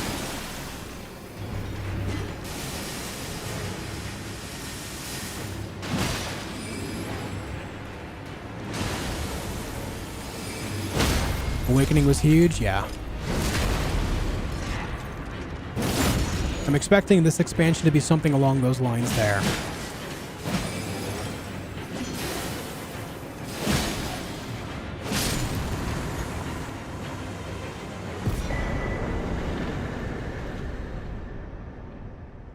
Crystallian Duo. And maybe I'm being unrealistic with my expectation there, but that's just kind of the idea that I get when it comes to this being their biggest game yet, so I think they want it to be their biggest expansion yet, too. I feel like From Software has gone from the idea of making these very curated linear experiences to trying to create grand worlds. Which, they ended up creating grand worlds through their linear experiences, so I think they're just kind of embracing that idea and just really expanding their approach overall.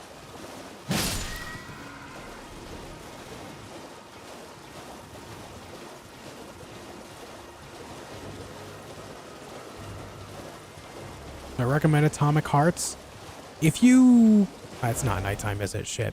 I would recommend Atomic Heart if you're just really itching for something that is similar to BioShock. But just keep in mind that the overall story of Atomic Heart is kind of meh. The gameplay ain't bad, though.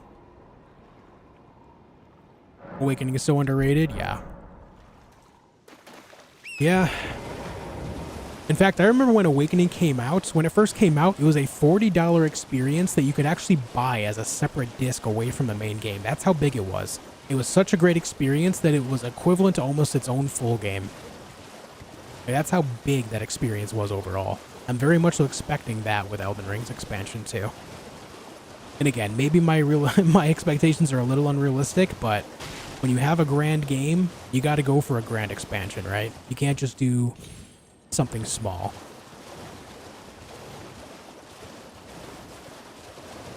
Like, I love From Software's expansions for their other games, but if they were to release something of similar size for Elden Ring, I think it would end up disappointing a lot of people.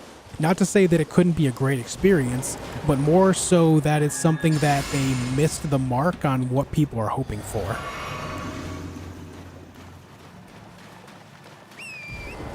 Yeah, Bloodborne's DLC was epic, I agree.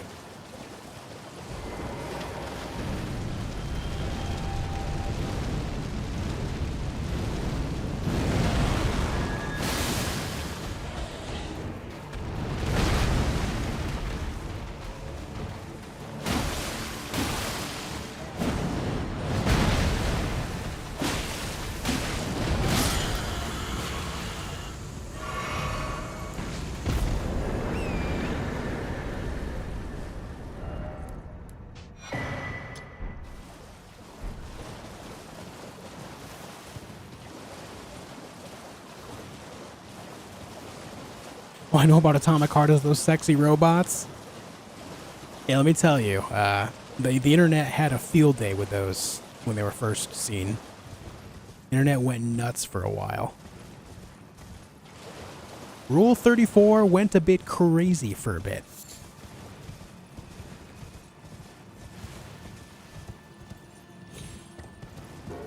Not that I would know. I'm just saying, like, you would go on, like, social media and see people sharing it. That's how large it was.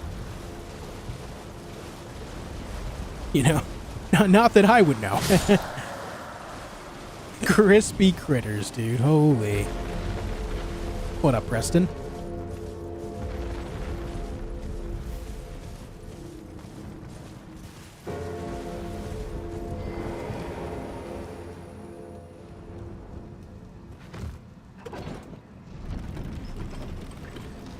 Rule 34, it is the 34th rule of the internet, where if it exists, there's porn of it.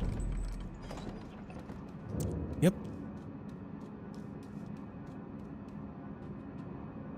What's up, Len?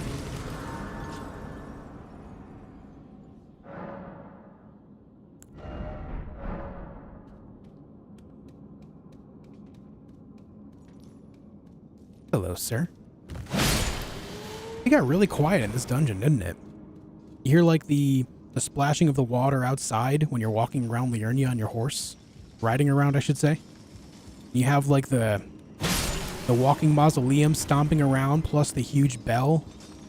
And then you get inside this dungeon, and it's just quiet.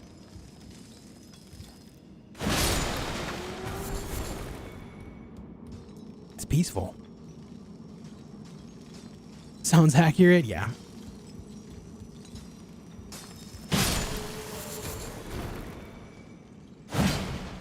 Dung Eater Rule 34? Oof. Oof, bud.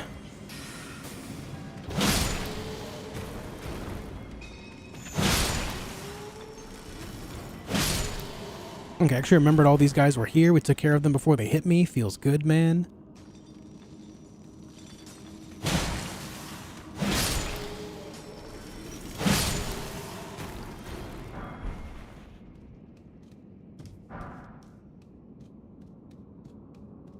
Peaceful whilst things are being slaughtered.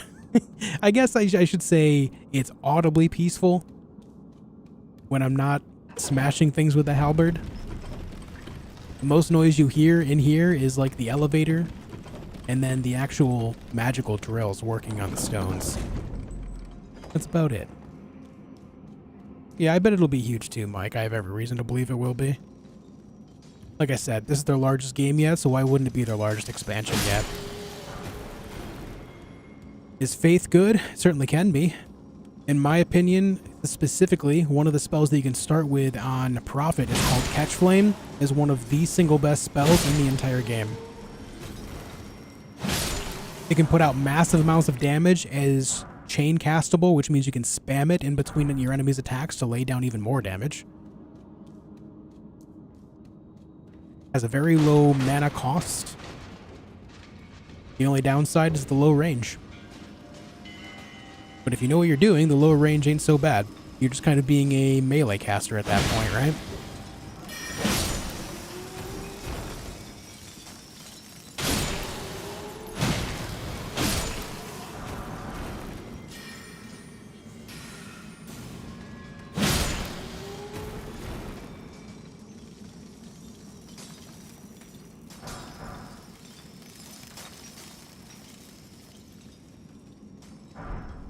Hope you don't kill Elden Beast in 2 hits. We've been waiting for a long time. I don't think I'll have those strength to be able to do that, but we should be able to kill it relatively quickly all the same.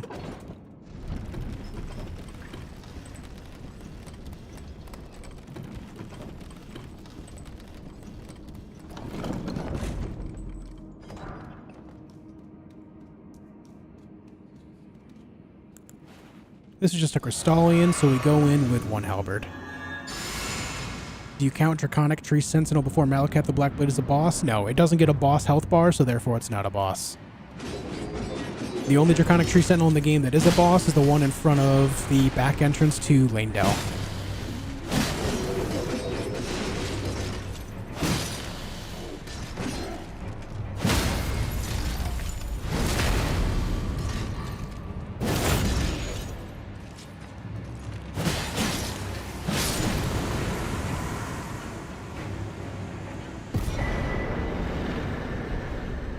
What's going to be the hardest boss, you guess? For me, Blackblade Kindreds are really tough. That's my default answer every time now because I just struggle with those bosses so much.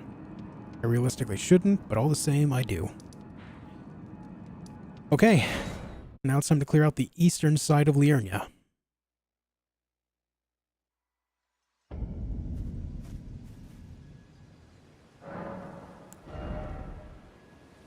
I guess we'll just build up our health to 45. May as well get that started.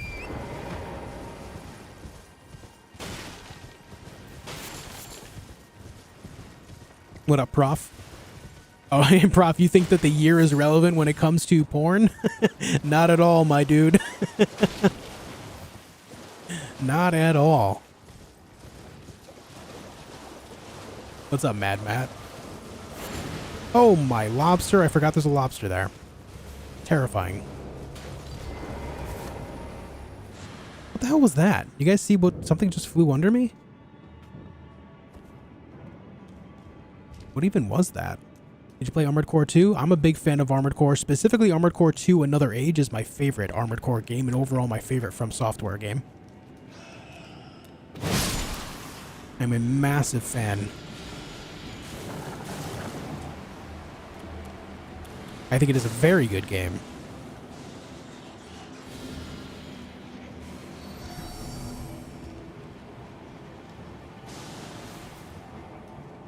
Very good game from a bygone age in which people will no longer play that type of game. At least not most people anymore.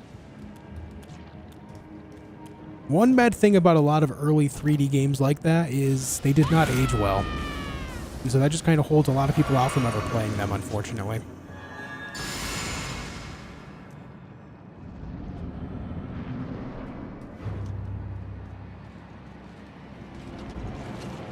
Nope, not falling for it that time.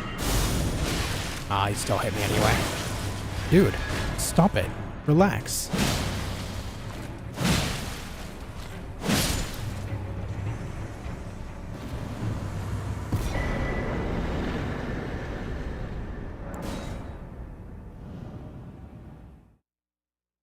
Okay. Any problem with Twitch? Lag or frame skip? No.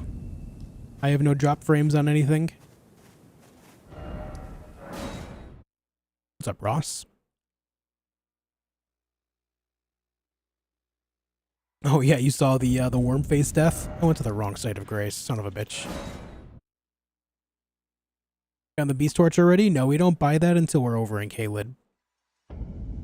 We buy it from the merchant that also is the same spawn location of the strongest bell-bearing hunter in the entire game.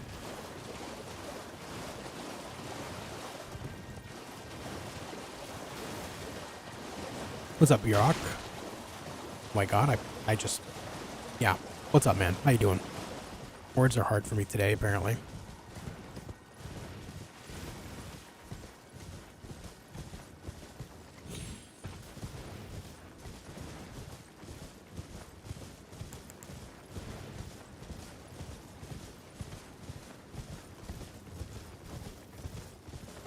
Alright. Gonna grab this Site of Grace. It is nighttime, yeah? Yeah, so we can fight a boss down here. What's up, whoa? Whoa! Whoa! What up, Trimmer? Can I ask what a bell bearing is? Cali High Life, bell bearing hunters are specifically bosses that hunt down... Their lore is that they go around killing merchants. Like, that's their entire goal. Hence bell bearings, because bell bearings are things that the merchants drop that you can turn into certain NPCs in the game to gain access to that shop specifically.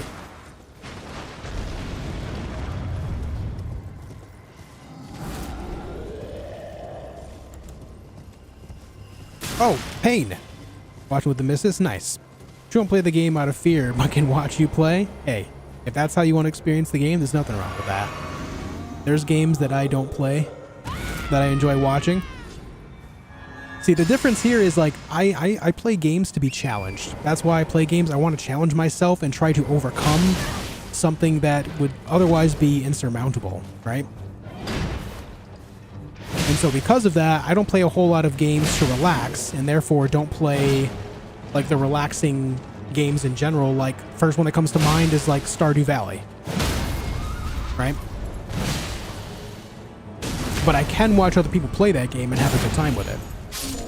Like when my wife is playing Stardew, I'll just kind of chill on the couch or the bed and just watch her play it because, you know, she's really into it. She plays it well. It's kind of a fun watch. Nice little relaxed vibe session. But not a game I would ever go out of my way to play. You know what I mean? Or at least at this point in my life. So everyone, I assume because I have that going on for myself, a lot of other people have their own approach to things as well. Like they won't, like a lot of people won't play Dark Souls, Elden Ring, Sekiro, Escape from Tarkov, Rust. A lot of games like that, or even a lot of horror games, like, you know, Outlast, Alien Isolation, stuff like that, because they're scared of it in some way. And so they would rather watch other people go through the experience and being able to, you know, digest it in their own free time.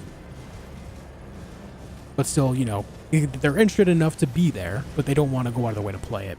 Not to overanalyze the situation, but I have that same idea going on, just the opposite side of the spectrum, I guess. Not to get all long-winded about it, but yeah.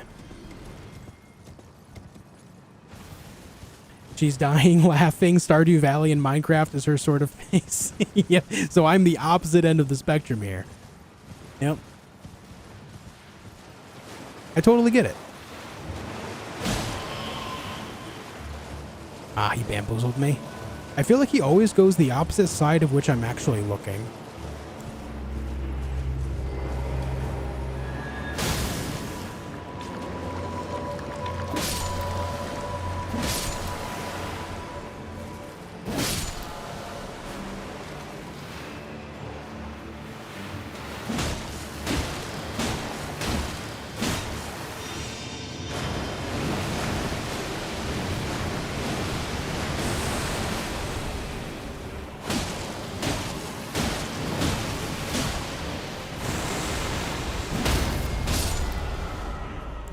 Beautiful.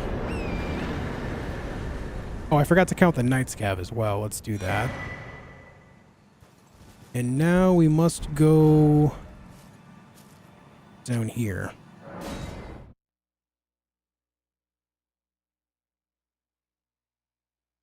If bell-bearing hunters spawn where vendors are, does that mean one of them is after Turtle Pope? Yes. Yes, it does. And that is why I defend him every single time. No one touches Turtle Pope and gets away with it. No one.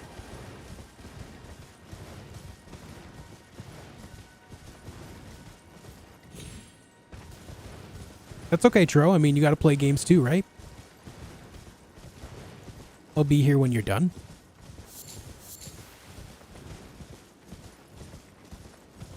This dude teleports and I end up doing the John Travolta gift meme looking for him. I have not seen that movie in so long. I think I need to take some time to watch it sometime soon. I swear I haven't watched it in like a decade.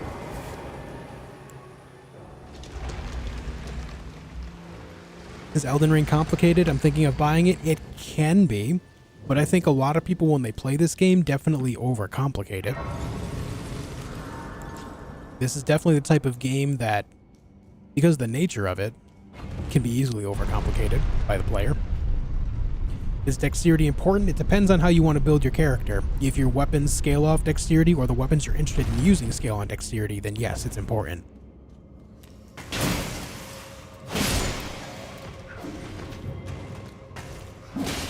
Dexterity is also important for spellcasting because good dexterity will reduce the amount of time spent casting.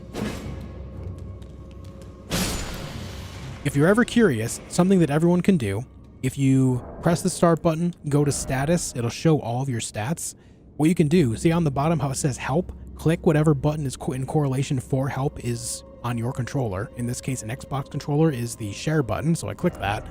I click on explanation, and then when you go around, it explains every single stat to you.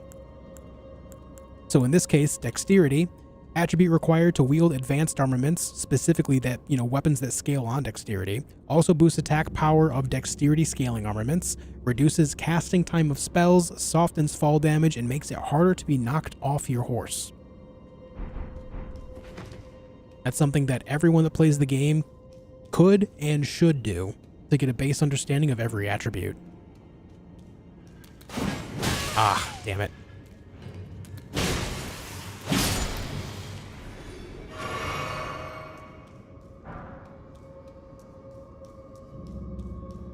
This is why a lot of people don't realize this as well, but if you look at strength specifically, and why a lot of people feel like strength is quote-unquote stronger, is because strength actually does something that a lot of people don't realize. If you read it here, it says, also boosts attack power, strength, scaling armaments, and affects your physical defense. Meaning the higher your strength, the more physical damage negation you're getting, which is a massive, massive boost in becoming tanky for free. Even if you're not wearing armor, you become stronger like you are wearing armor.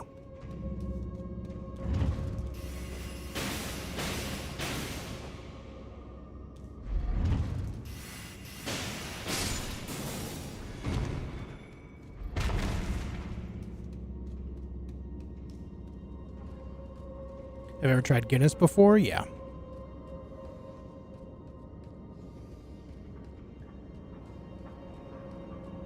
How'd you get that tooltip?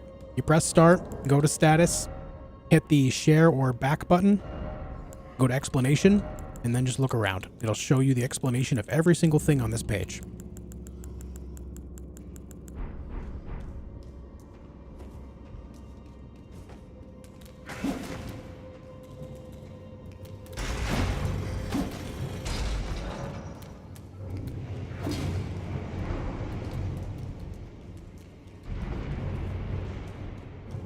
Guinness is good. I'm not a big fan, but I'm also just not a big fan of drinking alcohol stuff in general. Once in a great while I will. I'm the type of guy that, you know, if I'm in the mood to drink, I'll just kind of drink whatever. I don't go out of my way for any one specific thing.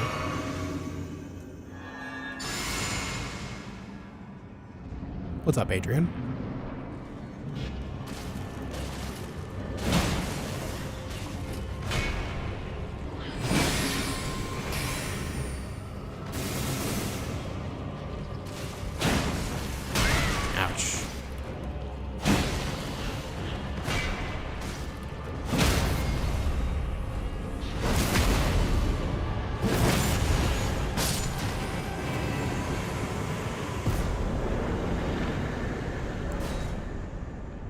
GG. Hey, Degree, what's up, man? The complexity of Elden Ring is not knowing where to go. Yes, very much so, Beeler, I agree. It does not hold your hand at all, and depending on where you go, you may miss important side quests, yes. But at the same time, don't feel pressured by that idea. Just embrace it and go around exploring. There's nothing wrong with that at all. Just embrace it, go explore, figure things out, and after you do a full playthrough, then maybe follow a walkthrough or something. If you want to really, like, 100% the game or something like that. This game shines its absolute brightest if you just kind of let the natural way of things go. You just kind of play the game, experience it as you experience it. I know there's a big idea that a lot of people want to defeat every boss, they want to discover every item, so on and so forth, and I don't blame you for that feeling. I enjoy the completionist side of things as well, but this game is one of those games where you should just let your mind wander. Just go where the game takes you. And then later, go for all the achievements and trophies. Or, you know, 100% the game for your own reasons, whatever it may be.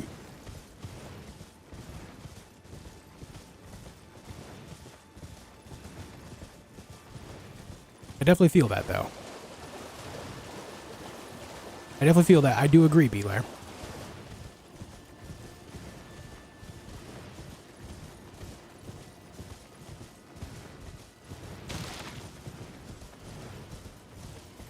Getting lost can definitely be overwhelming and complicates things because you feel like you're going the wrong direction. And if you're not, if you feel you're not going the right way, then you don't know if you're actually ever going to complete the game. But even though it's open world and it is a large open world, ultimately there is a finite number of areas you can go. So if you're not able to find progress in the way you're going, you find, like, you know, you end up on the shore of the ocean, or you get to the end of a dungeon and it's just a solid wall, and you just got to choose a different path. That's all there is to it, man.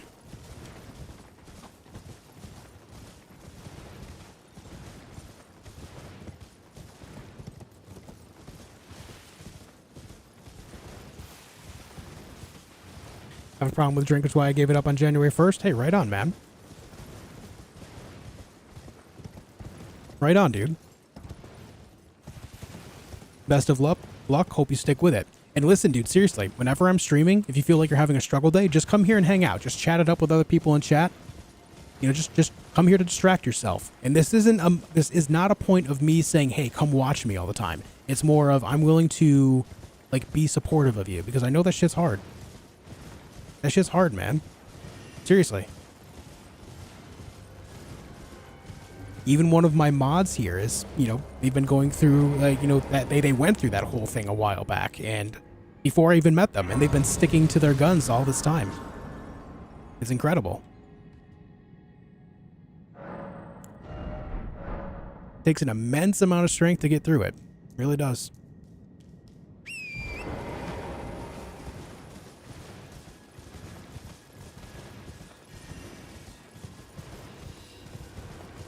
Made me start yet another Elden Ring playthrough. You're welcome. You're welcome.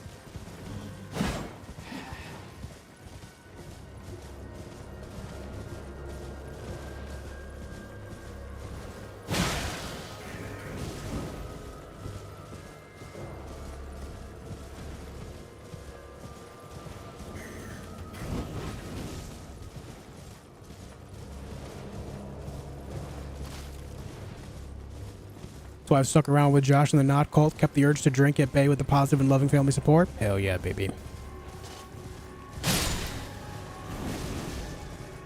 Hell yeah.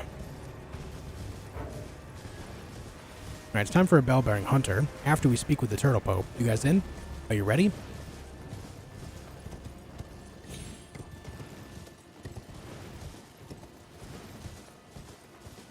Hey, love that, Camille. Love that for you, dude.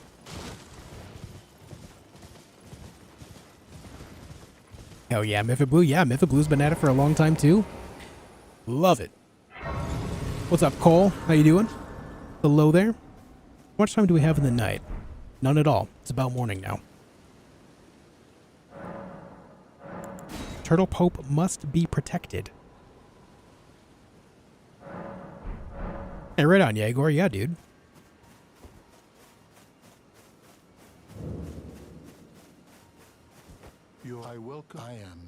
It's 2:29 a.m. for you, Adrian. 7:29 p.m. here. Where are you located, Adrian, if you don't mind me asking, if it's 2:30 a.m.? If I can take a wild guess, Turkey? That could be completely incorrect, though. Just guessing. Romania, gotcha. That's cool, man. You wish to know she is the great, sadly, and then. What's up, Hannah? How's it going? And as such, why do I like driving a lot more in Cyberpunk than GTA? Because the Cyberpunk vibes, driving around the city and then the countryside, there's nothing like it, man. I have Cyberpunk installed on my PC literally just to drive around and look at it as well. I don't really play the game outside of just driving. Or even just walking around downtown of the city. It's just a vibe all itself, man. Turn the graphics all the way up and just go around. Nothing like it.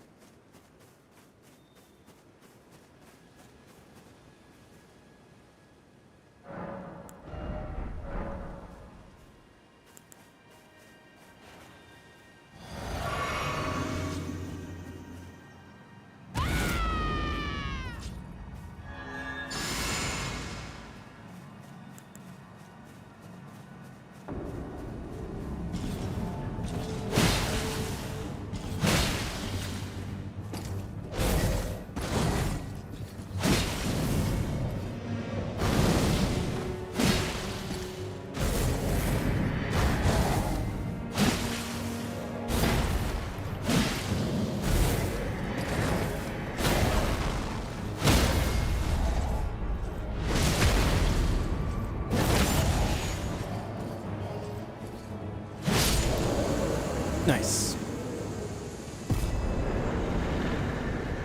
Very nice.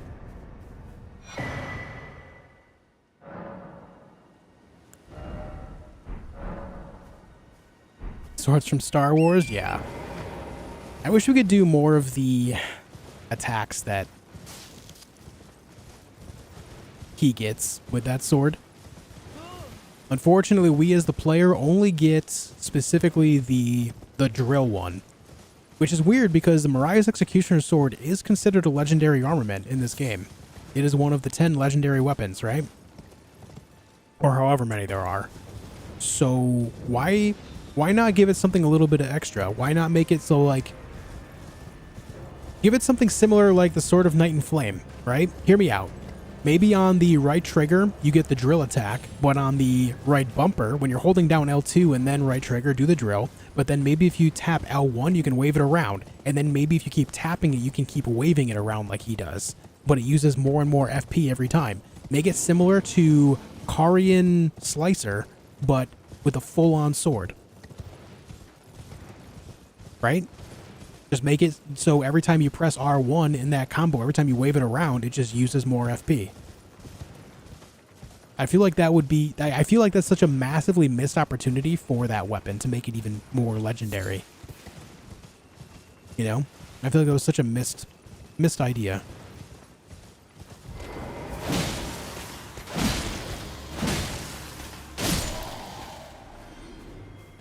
Yeah, and using more FP is fair? Yeah, yeah. It's not... don't want to give it all the upside. It definitely has to cost something. Make it use more FP and obviously stamina for swinging the weapon too, but... just feel like that's something they could have done there to make it more interesting. Because you don't see that weapon used a whole lot otherwise. I think if that were a possibility, people would be a lot more into it.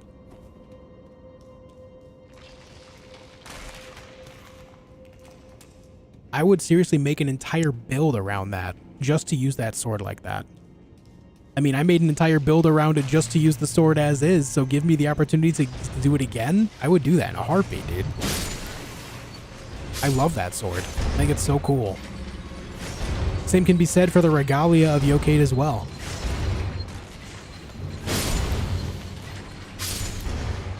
It's that same arcane ability, just on a smaller sword.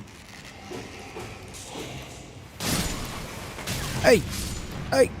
Get out of here. Hey, Paul, thank you for the 10 pounds, dude. Love your streams and your chat is one of the best on YouTube. So supportive. Chat, you rock. Hey, I love that. I love that. Thank you for the kind words, man. And thank you for the 10. Thank you very much.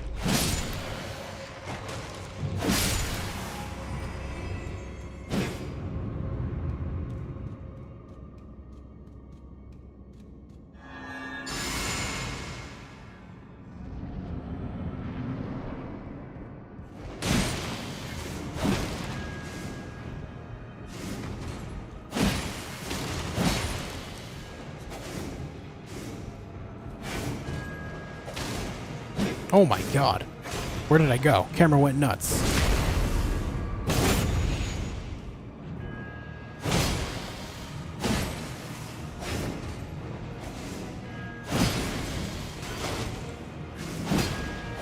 Ow.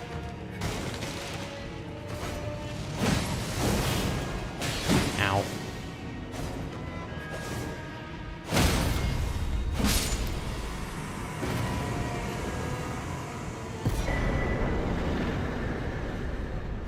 Thanks for the 10, Paul. Thank you for the 10.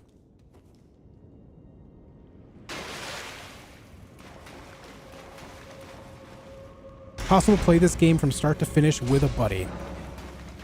You can, but unfortunately the way the co-op is built, it'll make it so they'll have to constantly reconnect. Every time you defeat a boss or something, it just kind of kicks them out, resets the world. However, if you are playing on PC, you can get a mod that makes it so that that doesn't happen, and they'll stay connected in perpetuity until they manually disconnect or drop their connection or something. But unfortunately, that's only a thing on PC that you can do. If you're on console, unfortunately, you cannot do that.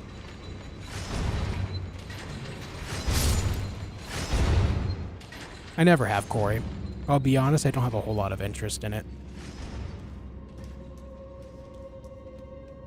Yeah, the mod is cool. The seamless co-op mod, if you play on PC, I would recommend that. Otherwise, it's just meh.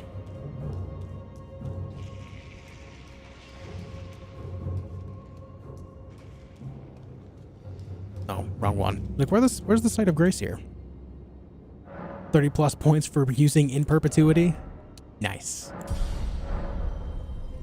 Nice. Alright, so this next fight is kind of scary. I've actually died here before. It is the cemetery shade with the 3 skeletons. I've got a strategy for this. I just got to make sure they don't trap me. I died here because they trapped me.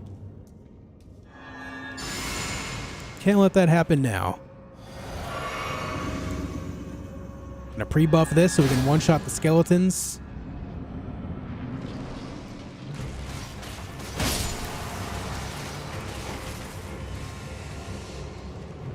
You gonna do your attack or no?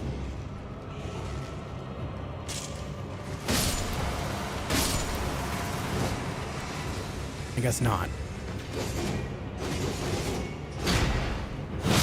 Beautiful. I was waiting for it to do the stun attack, but it never did.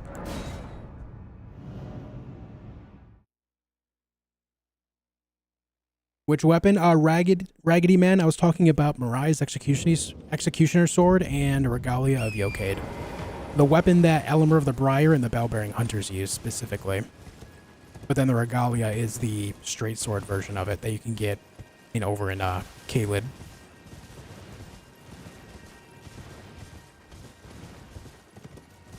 Stay away from the chest. Ever beaten Tetris while never leaving the toilet? No, I have not. I cannot say that I have.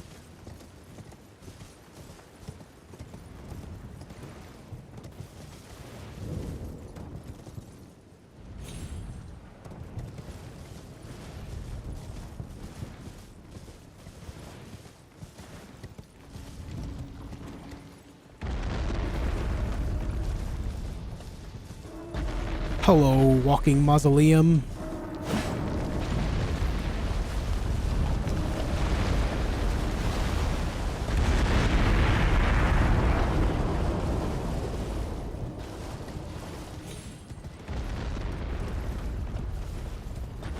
Thought Tetris was infinite. It is not. Eventually, the score maxes out. I think the what was that? A 13-year-old that just did it recently. First person in recorded history that's done it. Like, it may not be the first person to have ever done it, but first person that has recorded it or streamed it doing it. So I don't, I'm not trying to take away his thunder or anything. That is an impressive feat, but eventually the numbers max out at 9 across the board and the game just kind of stops. The game at that point, the software just kind of breaks, and so that is the end of the game.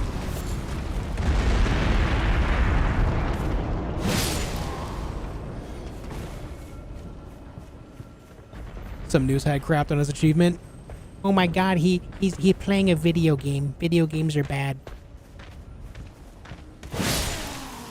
Video games are bad, okay?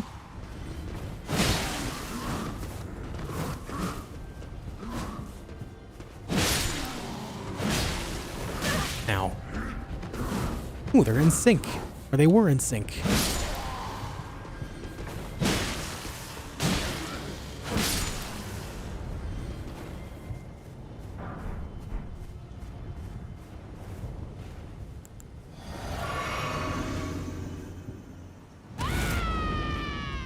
Think DLC come out sometime this year or next year? It'll come out this year.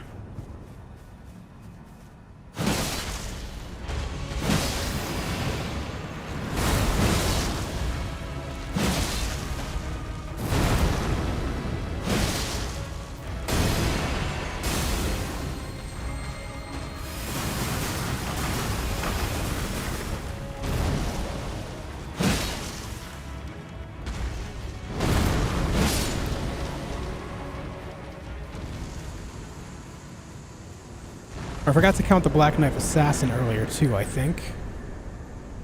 Let's see. Erdtree Avatar. Oh, no, I counted it. We're good. We're good. Let me... I killed Loretta without counting it too. My bad. Alright, now we gotta go get the magma worm and the other Knight's Cav to the north.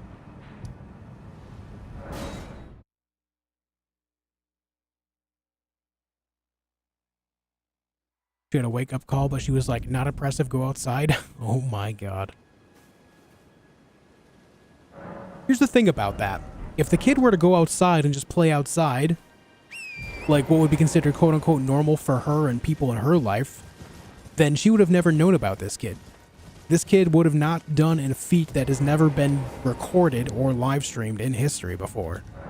And so therefore, it's something that still would not have happened.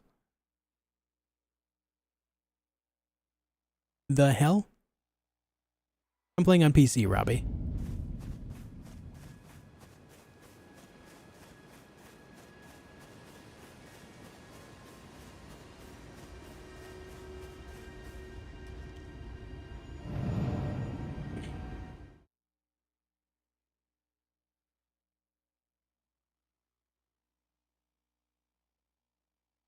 What games are everyone hyped for this year?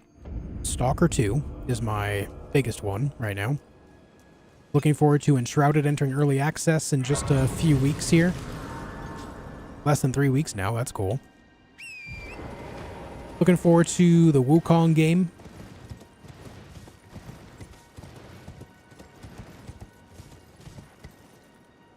Something else too that I'm drawing a blank on right now.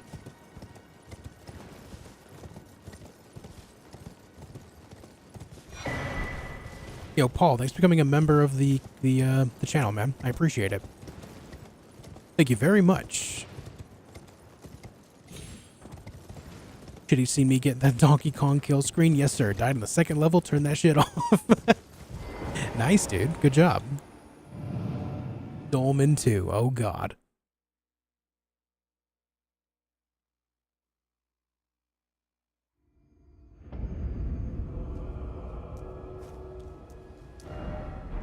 I should have enough time to kill this boss, too. Favorite Elden Ring weapon? Godslayer Greatsword.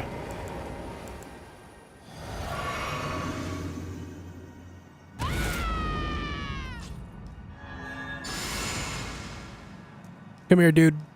I got some sharp, pointy sticks for you.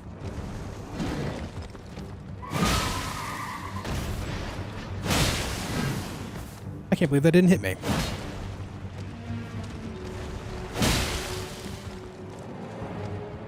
Oh, this guy's just leaving, I guess. All right.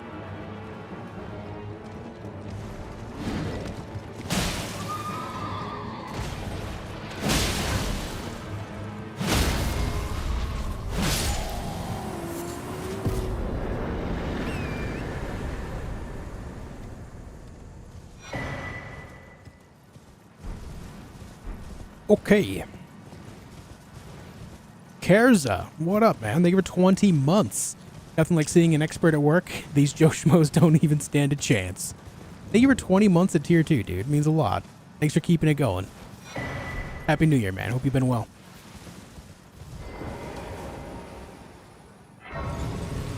Thank you very much. Am I gonna play Skull and Bones? Nah. Not very interested in that one.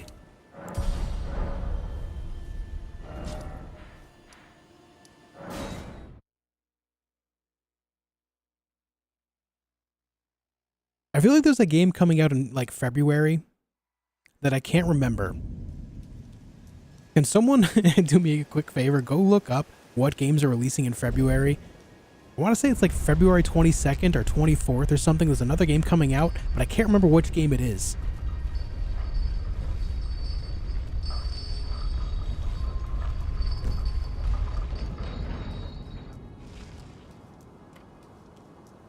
Nightingale. That's it. Nightingale. That's. No, not FF7. I have no interest in that. Not that one. I have it, Dustin, but I've not yet played it. What's that game? It is a survival game of sorts.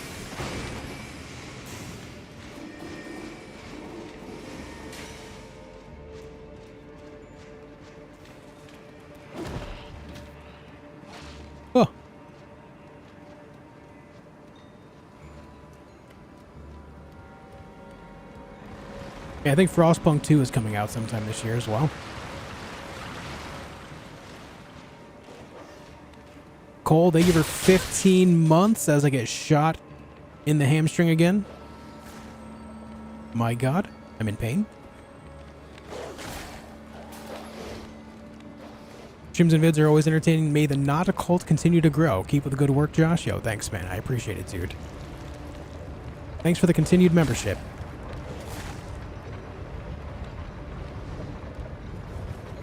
Gonna play GTA 6 when it comes out next year? yeah, it's just, you know, a long way away. We're going for Red Wolf of Radagon, Robbie. And then Renala afterward.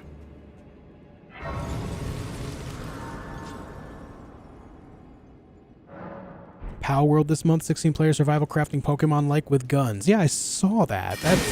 That entire concept is wild to me. Curious to see how that goes.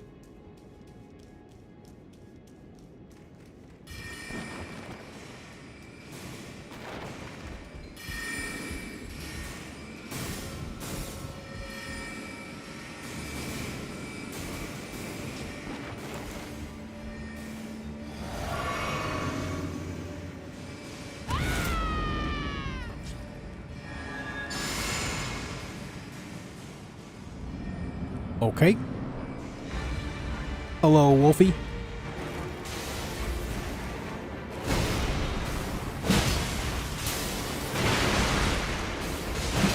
I missed. Ooh. Where'd the game stutter there? Ah, shit.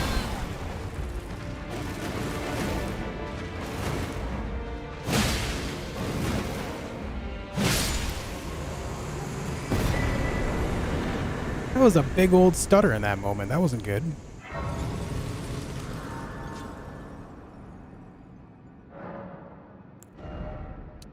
Okay, before I tackle Renala, guys, I'm gonna go pee real quick. I have to pee. I'll be right back. Don't go anywhere.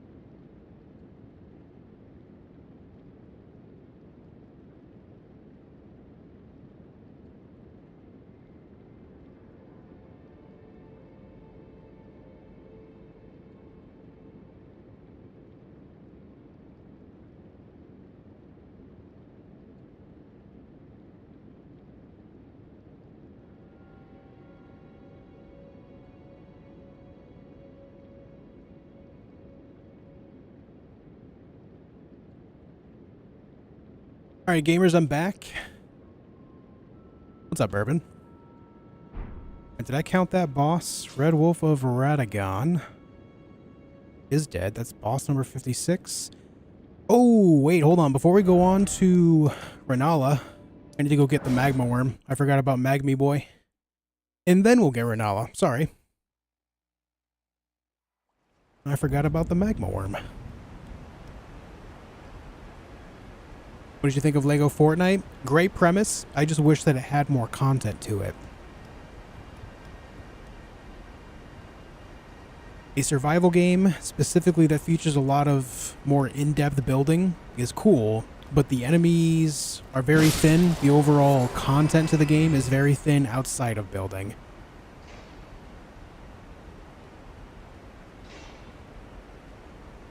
When it comes to a survival game, you expect to put a lot more time into it. I put like, 15, 16 hours into it and seen everything there was to see.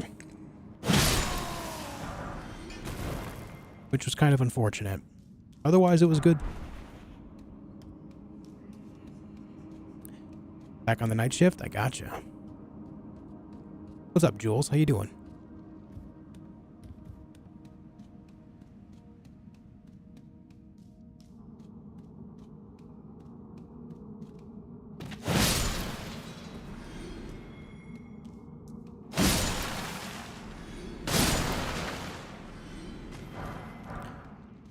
Any tips to beat Godskin Duo? If you're really struggling with it, use sleep. They're very, very weak to sleep.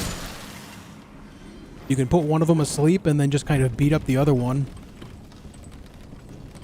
And then when it wakes up, put it back to sleep. You can use sleep pots. You can use Saint Trina's sword. The Ash of War on it applies sleep very well. You can also use sleep arrows. However you want to do it. They're very weak to sleep. Also, the basic ideas of applying elemental damage, hold true there. Specifically, Bleed and Frost. You can also Scarlet Rot and poison them, and that'll still affect the overall health bar, which is good. Also, a little bit more of a niche tip when it comes to Godskin Duo. Even as one of them is dying, you can get a few extra hits on the one that is dying until their body completely disappears, and it will still count as damage towards the total health bar. So even though their health bar on the figure is dead, you can still damage the health bar for the boss itself, the overall Godskin Duo health bar, by just continually hitting them until they completely vanish.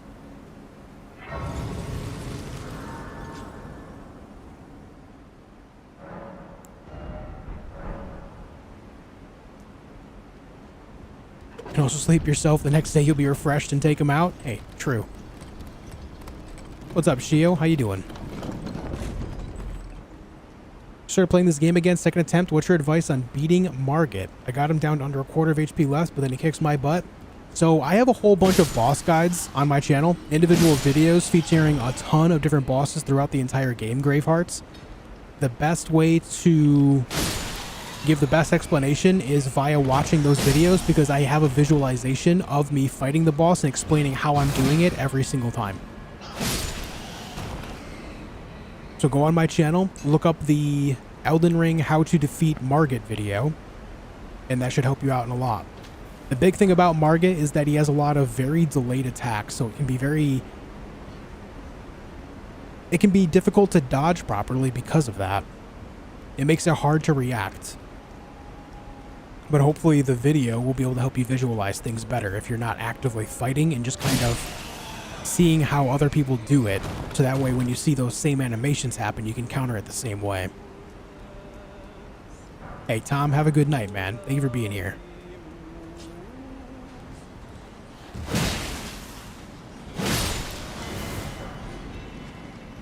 Yeah, sounds good, Graveheart. Hopefully it can help, man.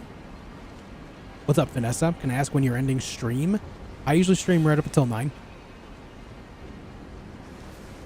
Just depends on what goes on, how I'm feeling, etc. I keep things pretty open-ended.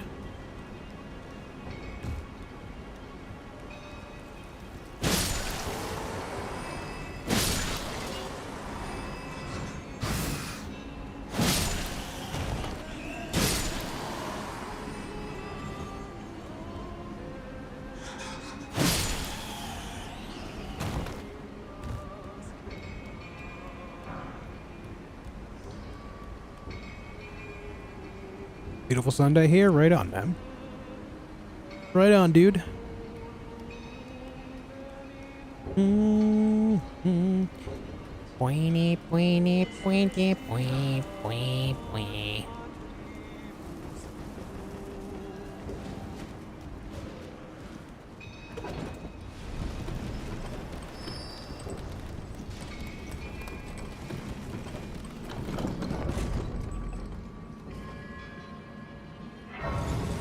Like falling asleep to your live streams? I'll be here for a while yet. I'll be here for another like hour-ish.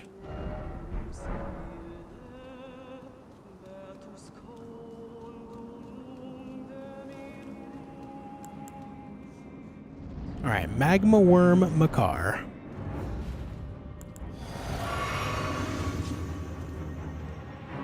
What's really interesting about this arena is this boss doesn't actually aggro until you get your feet in the water, right about here. You can actually walk in the arena and he won't aggro. You can just buff up until you walk to a certain point. Then he goes crazy.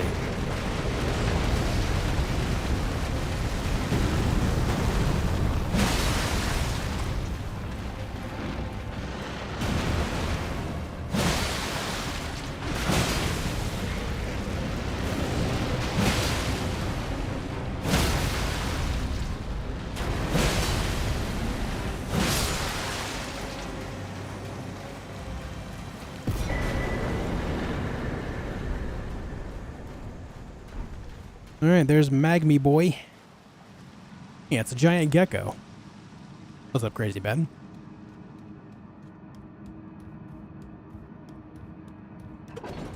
That'll be 148, Graveheart.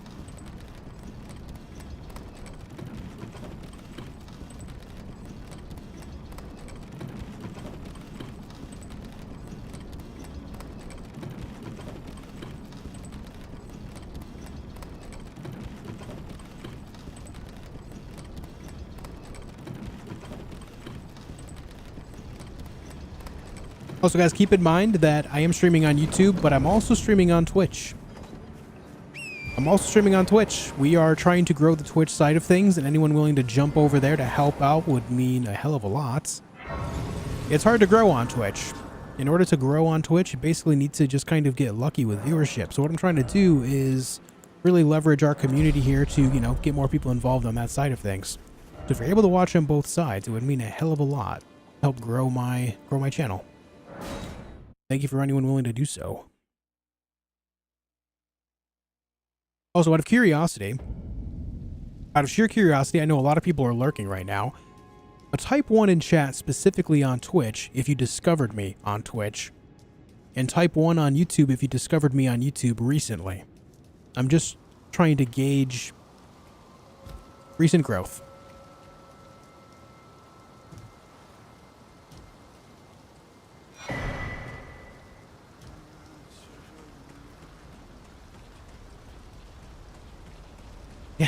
Gara, I see you, dude. I see you, man. Right on, Crazy Ben. I see you. Oh, yeah, so a lot of people have actually started discovering me on Twitch lately. That's cool. A lot of people discovered me recently on YouTube as well. I like it. What do you mean by recently? I would say in the last month. Since, you know, it's been a little over a month since I've been actively streaming on Twitch as well.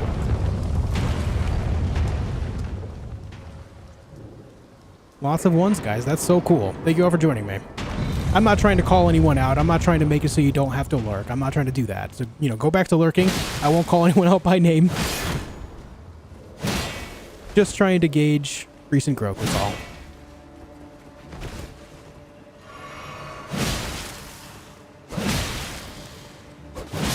Dude, that animation is so good. You jump right over the sword. So happy I discovered that.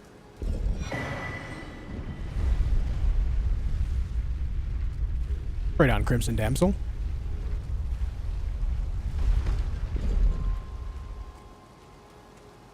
Nice, Lolly. Well, thank you for joining us.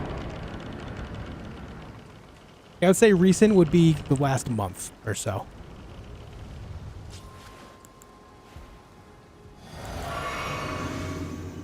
Yeah, Moongrum is an absolute Chad, I agree.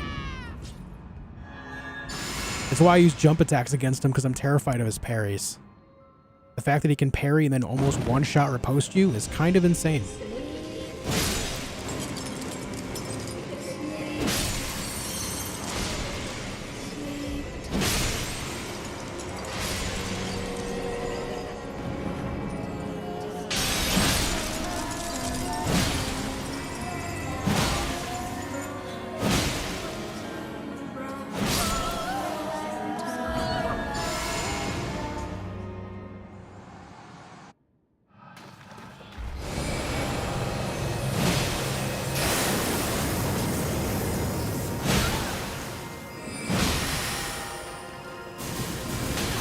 Ah, I hate that. Worth it for the hit.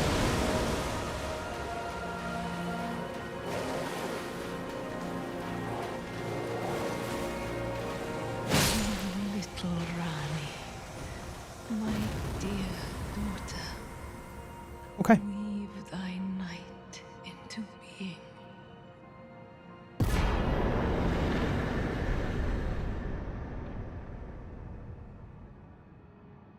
Not bad. Renal's death moan is so extra. Well, you know. Where did ye flee, my sweetings? Come out. Hey, what's up, Darth?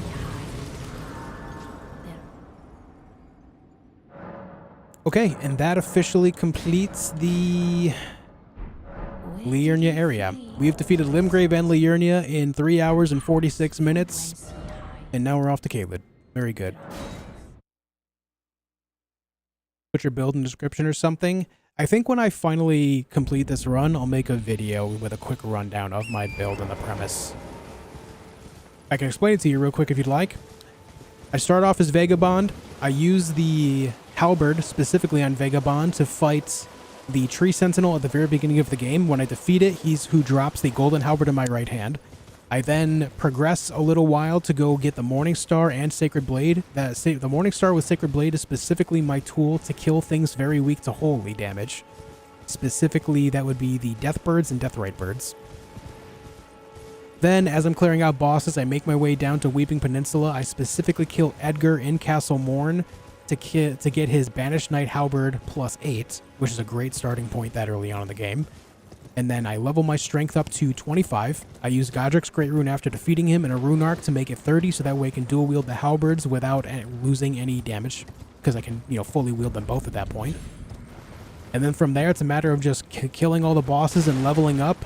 Eventually, I make my way to Caelid, and when I get to Altus Plateau, I use the other halberd that is part of my build is the Night Rider's Glaive. I replace that with I replace the Banished Knight Halberd with that when I get to Altus Plateau later on. And then my gear otherwise, the main gear that matters is the Claw Talisman and the Turtle Talisman for increased stamina regen. And I do a bunch of jump attacks. Also, later on in Altus Plateau, we can get our hands on the Raptor's Black Feathers cloak there. That allows even more jump attack damage. That's the rundown.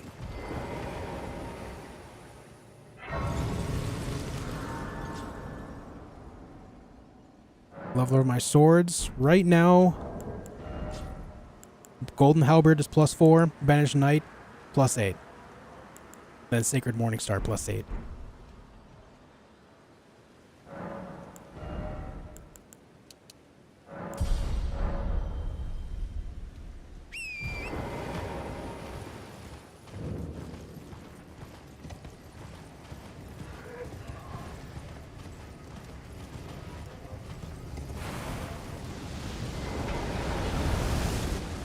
Ooh, fire.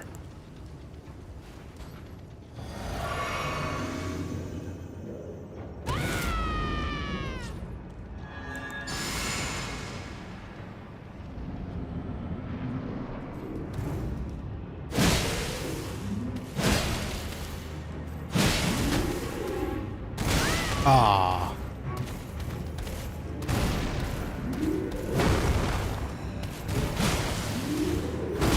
Oh, stop it.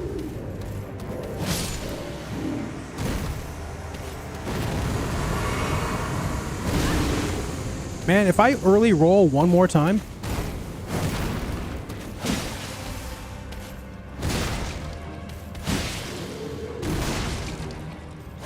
No, that was a bad attack. We don't want to bonk the helmet. It's not what we want here.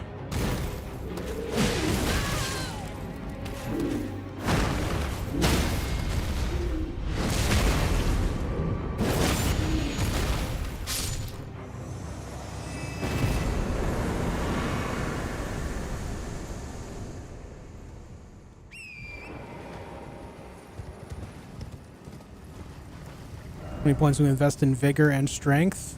Both will end up at least 60. Strength will likely end up higher than 60 eventually, but after I get them both to 60 is when I start spreading out the stats a little more. I put some in endurance specifically to help out with that for stamina. But outside of that, the rest is just kind of strength.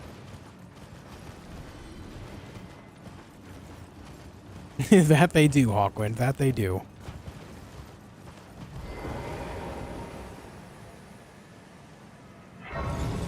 Yeah, Jonathan, like Mythic Blue said, the only reason I'm able to do the game, like play the game in the way that I do is because I have so much time invested into it. I'm the type of guy that I embrace a challenge, so I enjoy challenging games like this. I enjoy a lot of From Software games because of that very fact. In order to, you know...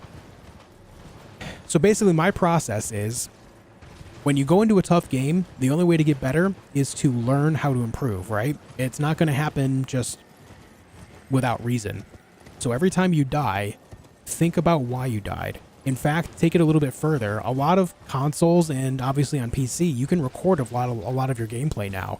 I would say try to actively record your gameplay, and when you die, watch the video back. Learn why you died. Spot your mistakes and try to learn from them as those mistakes. If you are mistiming your rolls, understand why you mistimed those rolls and what you can do about it in the future to time it better, right? One of the biggest helps for me, because I stream and make a lot of videos, I'm able to record and stream my gameplay so I can always watch it back.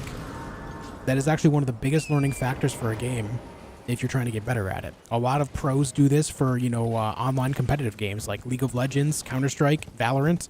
A lot of these people, when they're playing, are actively recording so that way they can watch it back and then have other people watch it back with them and then, you know, understand the faults, the things that they're doing wrong. If you have that capability, I would recommend doing that. Just see how it helps you. Watch things back and see what you can learn from yourself. Do you like Bloodborne? Yeah, I love Bloodborne. Amazing game.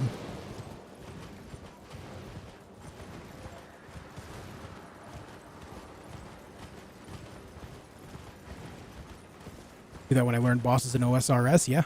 Yep. Absolutely.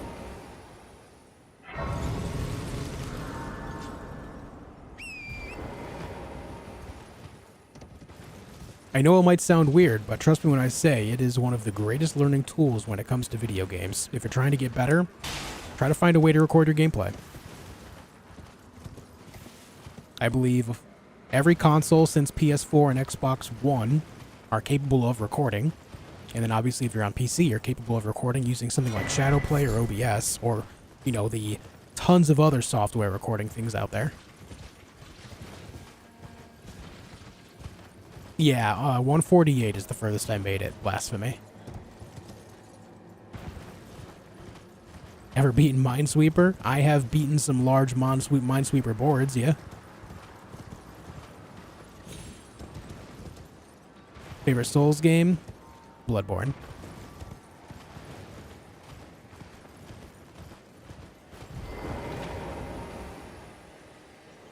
What'd you think of Liza P? Excellent game. Very enjoyable.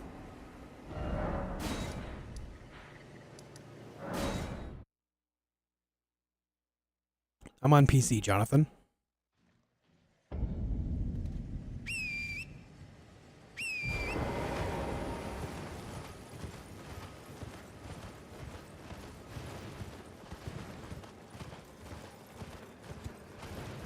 From Software should have made the next Star Wars game. Could you imagine if From Software got a Star Wars license?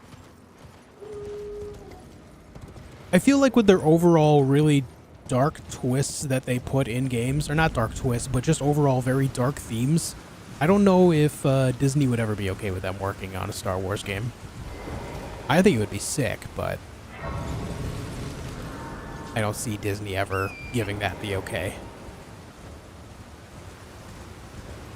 Disney being Disney, they want to commercialize it as much as humanly possible. So From Software would not be the go for them.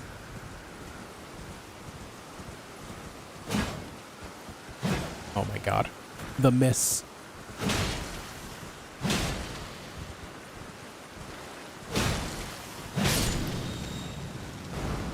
You played AC6? Yep. Loved it.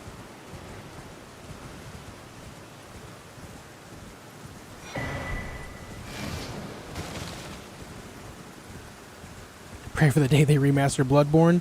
I feel like everyone is on that same page. Even people that don't like Bloodborne are on that same page because they're sick of us talking about it.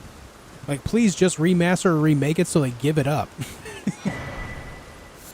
I just don't want to hear them speak on the subject anymore.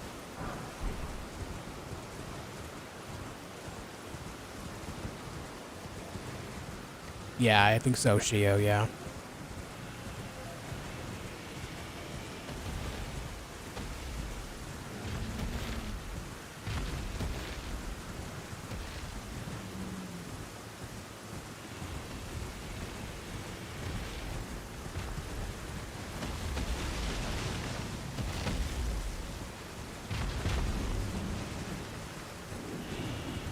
Need to play that Armored Core?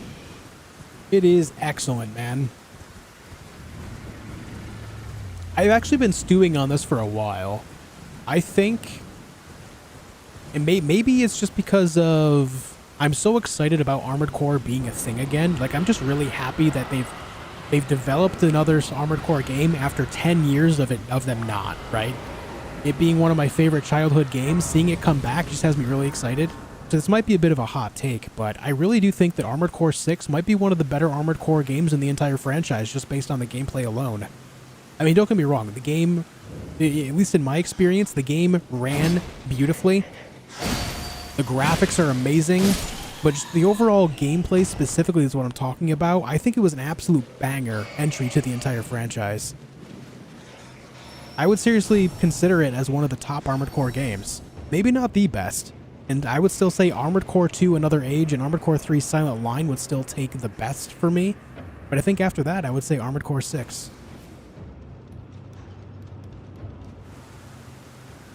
I really do think it was a very, like, genuinely good Armored Core game. It definitely has done better than a lot of the other Armored Core games, even for me, with how limited my playtime has been for it. What's up, alligator? How you doing?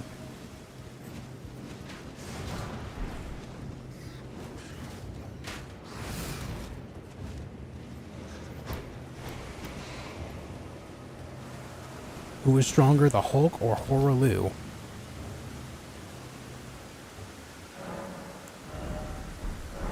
I don't know, man. I hate comparing things to superheroes because everyone's just going to be like, yeah, but he's a superhero. Because my mind instantly defaulted to Horaloo just based on Horaloo.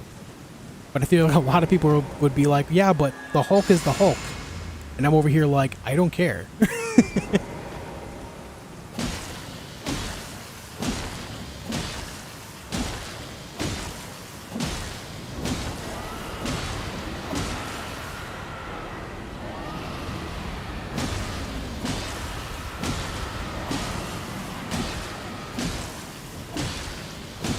We're just get the two smithing 7s and the smithing 8 very near here. Are they not needed? They're just something that I don't want to go out of the way for when I'll have an easier time getting them later on.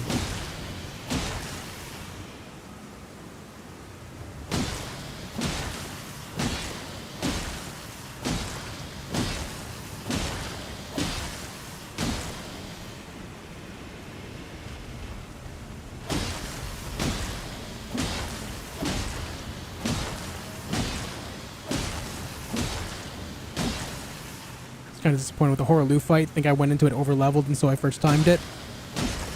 I'll admit that it's not, I don't think it's the greatest fight. I think it's more like an incredibly hyped moment. But overall as being like the quality of the fight, I wasn't really blown away by it by any means.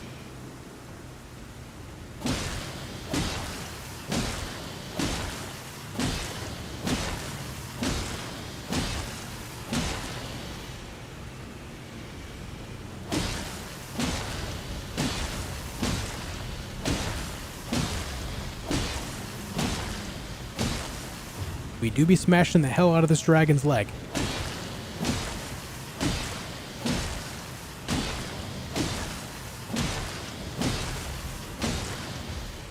Shut up, Satira. We're gonna find Somber Smithing Stone 6 and 7. My favorite place to get a Somber 6 is from defeating the Falling Star Beast in Caelid. In the Celia Crystal Tunnel. Because when you defeat it, it gives you one. I think the one up in Altus Plateau gives a Somber 6 as well. So defeating them is an easier way of getting an early one. And then a Somber 7, you can get one at Volcano Manor relatively easy. You can also get one after defeating Morgott and going to the Forbidden Lands. Just before you go up to the lift, there's a skull where the item is sitting on one of the teeth. It's one of the giant skulls up there.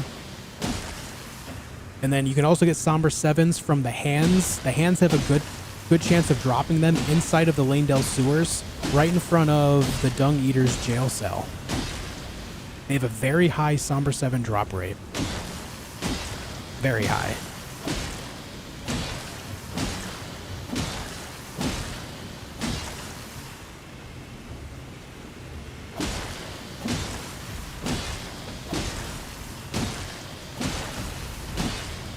Any moment now.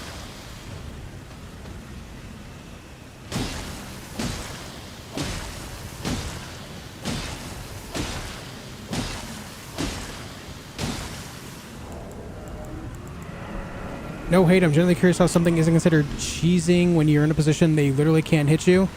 I honestly wouldn't even go out of my way to kill this trinket, and it wouldn't even be a topic of conversation if I didn't, but I do because all the standard checklists across the entire library of Elden Ring bosses consider this thing a boss.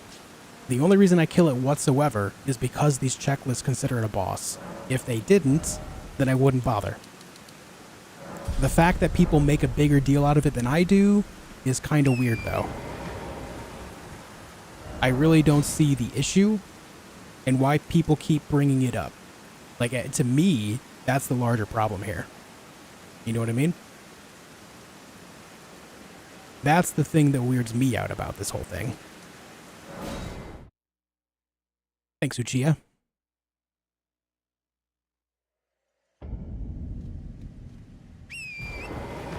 If it weren't for the standard being defeating it, then I would never bother. But it does, so I do. Take it up with the people that make the lists around this type of run. You know what I mean?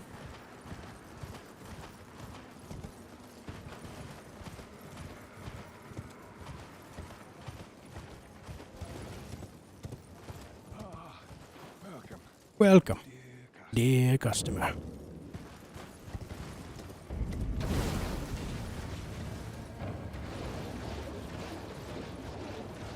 Nice day. Well, should you jump in? Hope you enjoy it, man.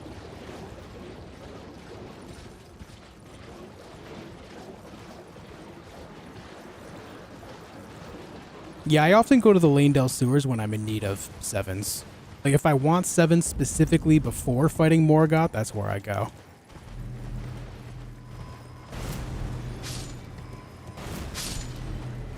But I don't go all the way down to the lobsters, I just go to the Hands because it's faster than going all the way down there.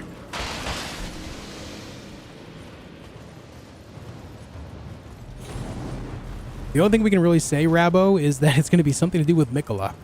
That's all we really have on information for the expansion. What's your favorite Souls game? Mine is Minecraft. Nice, dude. My favorite Souls game is... Hey You Pikachu. Yeah. Love that one.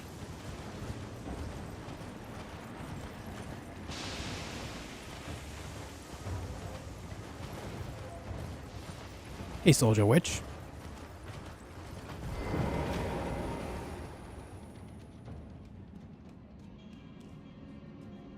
What do you think of anime? I'm not exactly a fan of most of it. Not to say that I haven't enjoyed some, I have. But a lot of it is just kind of out of my realm of entertainment. Not my jam.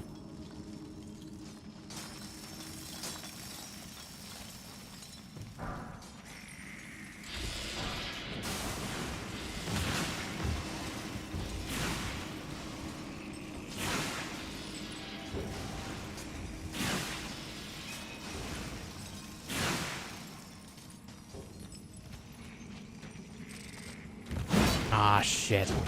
Okay, we're good. I was like, oh god, I'm gonna get hit a lot. Somehow... Oh, there it is. Say, somehow I didn't get hit by that guy, but then the other guy hits me.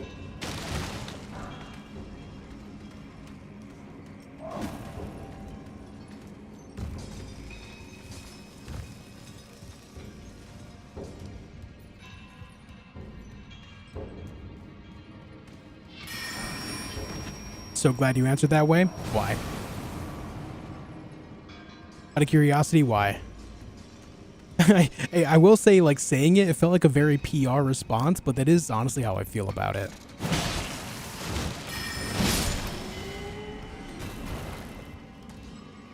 Are you coming down? There you are. Hey. Actual favorite Souls game? Bloodborne.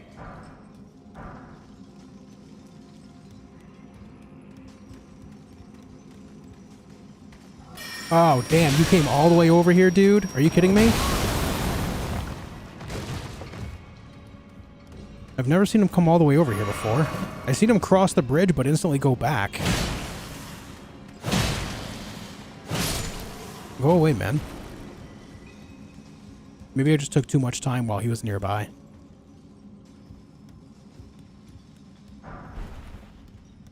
That's a somber 4, don't need it.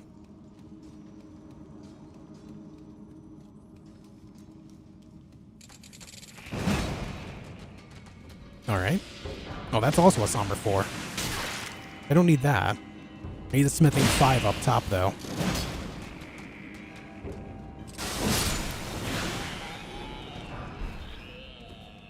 He just hates you this time? Yeah.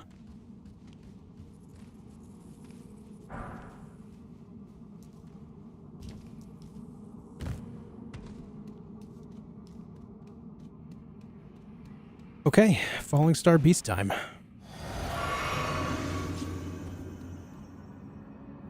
What's your opinion on Sekiro? Let me preface this with saying that I enjoyed the game, my first playthrough, immensely. But I think it is severely overrated. It's a good game, surely. From Software did a great job with it. But I don't think it deserves nearly the praise that it has gotten.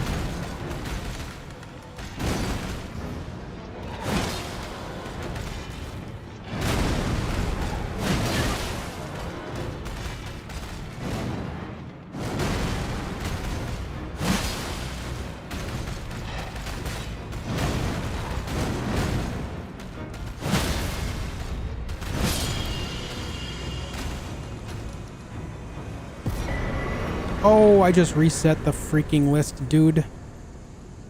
Alright, where were we at? That 61? Yeah, 61. There we go.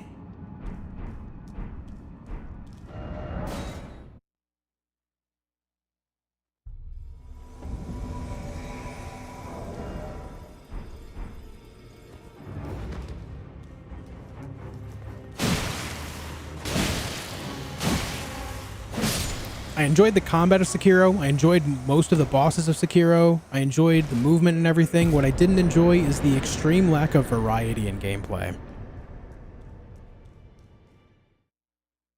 You're playing through the game, you've pretty much seen all there is to see once you've played through it once. You know what I mean? That's where things like Dark Souls, Bloodborne, and Elden Ring are superior to me, is because they offer so many different type of weapons to play the game. So many different builds to do, instead of just doing the same thing.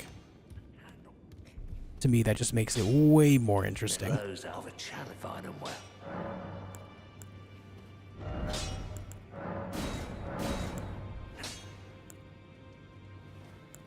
Need more smithing 3s for this situation. What did I do last time to get smithing 3s? Oh, I remember. Okay, yeah. We'll be fine. We'll be fine. Leave that at plus 10. At least for now.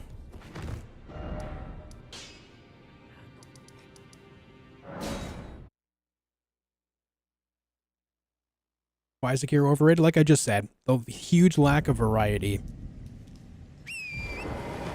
the game offers pretty much no replayability. You've played through it once, you've played through it twice, you've seen everything there is to see right then and there. No variety in gameplay just kind of makes a game do that. I feel the same way about a lot of single-player games, though. It's not just Sekiro. Like, it's just, that is one of the few From Software games that I feel that way about.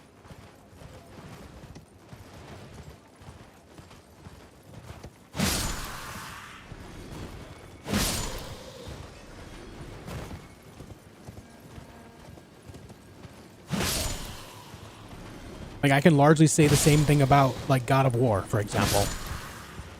Why I don't endlessly play God of War despite its difficulty. It certainly has challenges to it. But once you play through it once or twice, I mean, you've seen everything there is to see. You get the same few weapons, and that's it.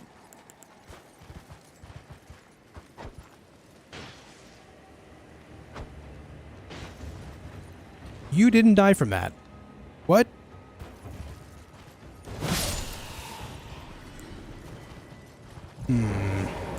Maybe my strength needs a little bit more leveling before I come down here at this point in the game in future runs. We'll be fine. It's just usually I kill that guy with 2.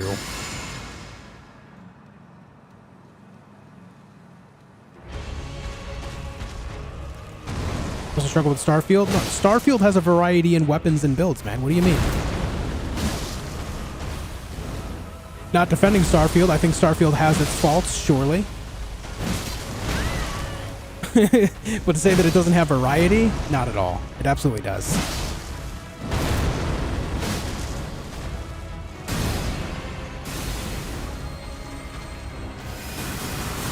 Oh, damn it.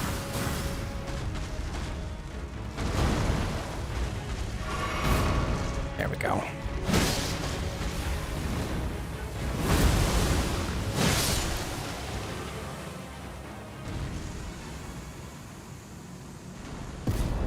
Okay, and that'll give us our green burst, which is nice. Putrid Avatar of West Caelid. Check. Yeah, thanks for being here for it, Ren.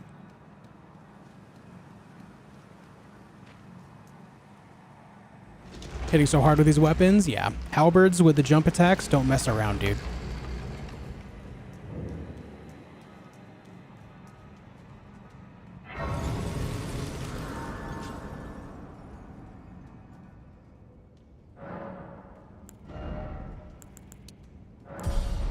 Yeah, I think I might have built up my health a little bit too hard. I think I usually have 40 at this point. I went 45 this time. It's still working out. It's just when something breaks my usual pattern, I immediately notice. And the fact that I didn't two-shot that one halberd guy weirded me out.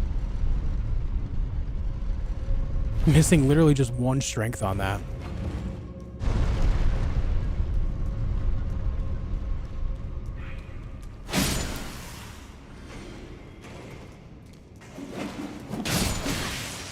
One of these times I will get that angle right.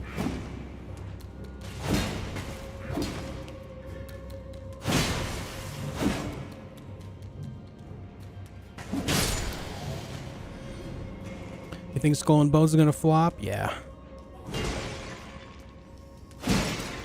Oh, what the? Yeah, based on what we've seen gameplay-wise, I don't see that game being very popular.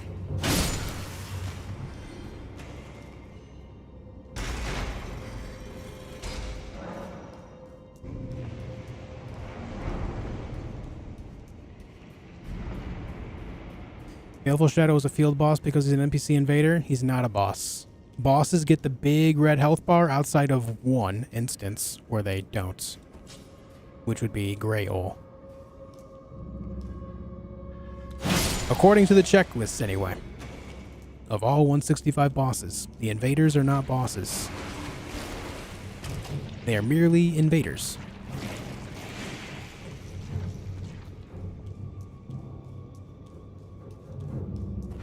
One more point for Sekiro, more unique bosses. So while Elden Ring does have a lot of repeat bosses, this game still does overall have more boss variety than Sekiro does. Like, how many bosses total are in Sekiro? I would wager that Elden Ring has more individually unique bosses. If you were to count every boss in this game just once, if it, you know, so that way all the repeats are not there, I think this game would still have more uniqueness.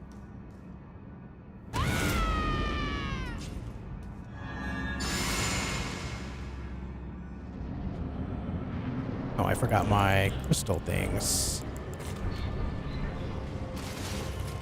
Whoops.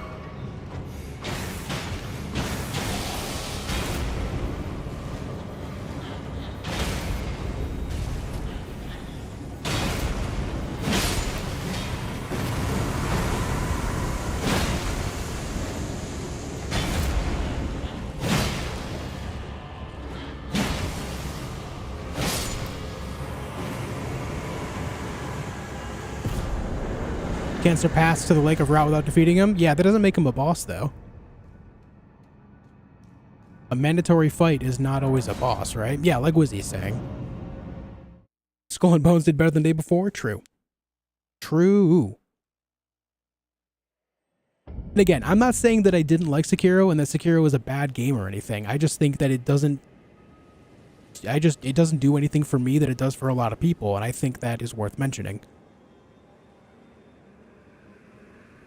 All right, that was the... Not Falling Star Beast. Burial Watchdog Duo. There it is.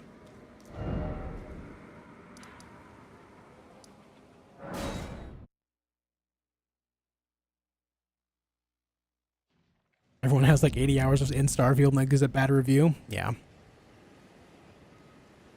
A lot of people did the same thing for Fallout 4 as well. They did several playthroughs of the game and then, you know, spewed nothing but bad about it. I think a lot of people,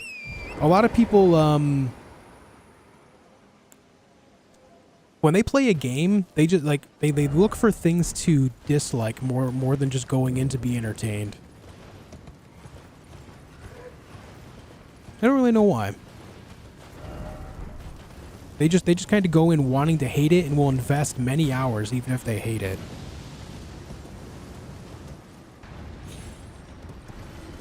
Who has time for that?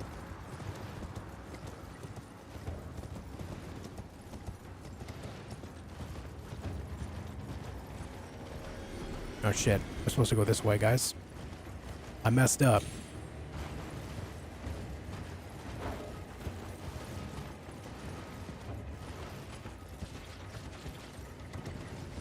Just a guy who now spent 80 hours jump attacking with halberds? Yeah, but I'm having a good time. I'm not hating on it, though. That's the difference here. If I was hating my life doing this, then obviously I would have stopped.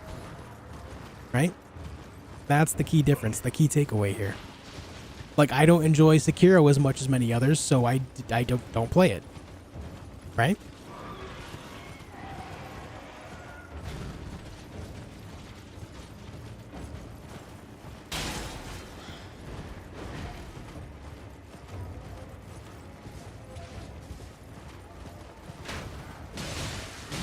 Elden Ring does not reward parry at all? Sure it does. Maybe not as much as a game that's more based on it, but if you're going to have variety in combat, then you can't have too large of a reward system for one or the other, otherwise people will only do one or the other. Right?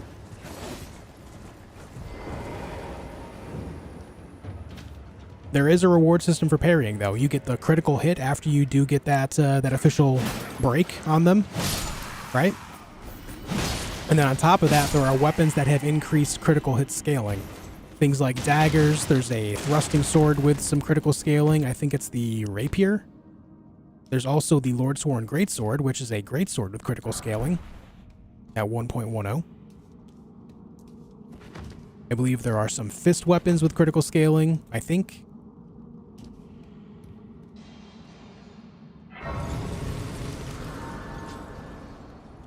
So the reward there is making sure you're using the proper weapons to have your parries rewarded.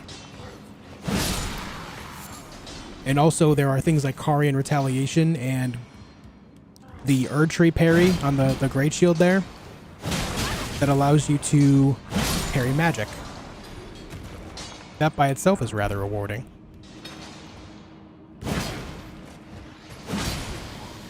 I think it's a matter of perspective on it. If you go in parrying and then like counterattack with say like a large club, then you're not going to get a whole lot of reward out of that because you're just getting like the flat large club damage for a single hit, right? Plus the base critical hit damage for hitting the weak spot. But if you use something like a Misericord, or any other dagger for that matter, then the reward is much more apparent. So if you want your parries rewarded in Elden Ring, or any other Souls game, you got to use the right weapons to be rewarded for it.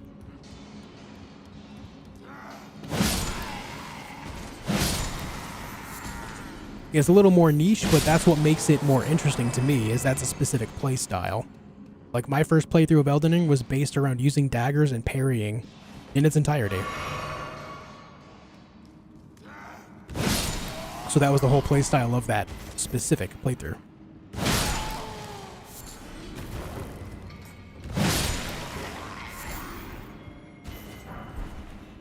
Ark Ascended on the survival channel? Ark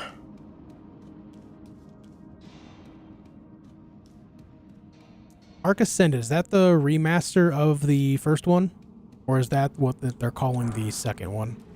I'll be trying whatever Ark 2 is whenever that comes out. The first one I'm not big on. I'm not sure at this point how many playthroughs I have. Couldn't tell you. A lot. Remember the name of the live videos where I used dual curved swords in Elden Ring? Those are... I believe that was my all boss playthrough. Because that's the playthrough that I made all the boss guides on.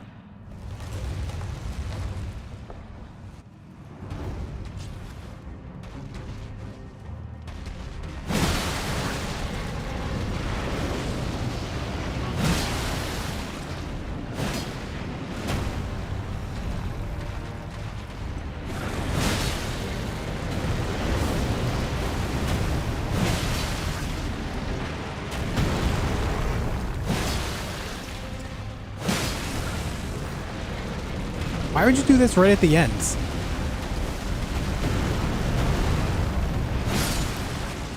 Weirdo.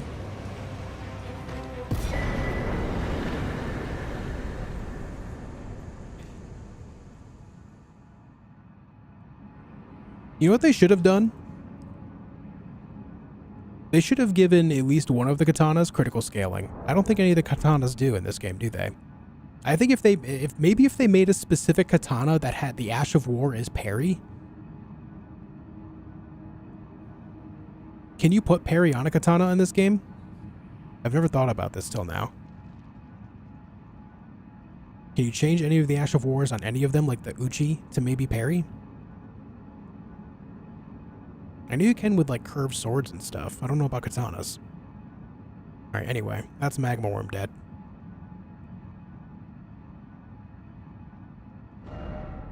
You can put on the Wakizashi. Yeah, but the Wakizashi is considered a dagger, no? It's one of the very few, if not the only weapon that actually can give you the dual katana moveset without being called a katana by definition in the game.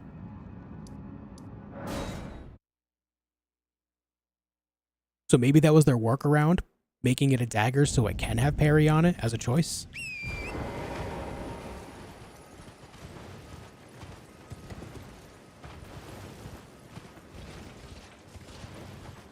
Because I think if they had maybe one specific katana that even had 1.10 critical scaling, or, you know, 110 rather, 110 critical scaling,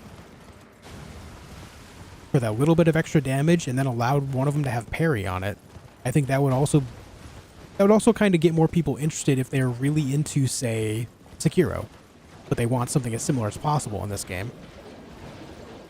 I guess another missed opportunity there.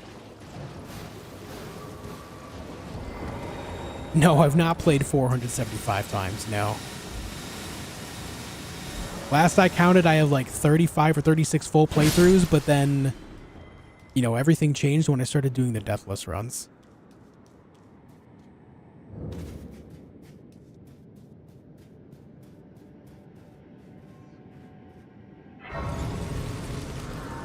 So, if you can put it on the Wakizashi, it sucks that it's not like a full-on katana, though.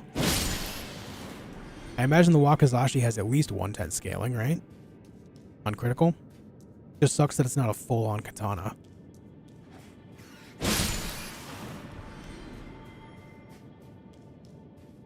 DS3 katana parry was pretty good. I've actually never used it.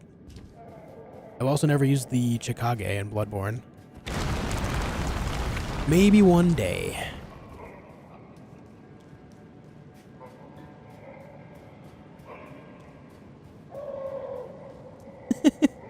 Man said, "Ooh."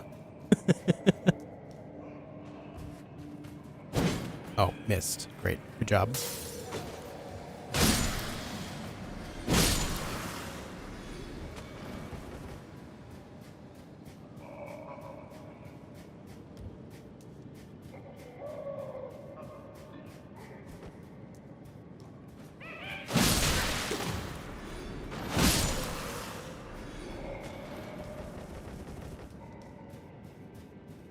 Chikage is incredible. Give it a chance to see. Yeah, I think maybe my next Bloodborne playthrough, I'll give it a go. I've never actually used it, but I've always kind of wanted to. The reason why I didn't on my last Bloodborne playthrough is because I was using Ludwig's Holy Blade for the first time.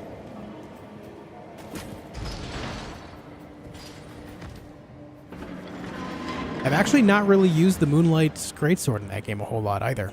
Very minimal time with that. Guys, I foresee more Bloodborne playthroughs in my future. As soon as the remake or remaster comes out.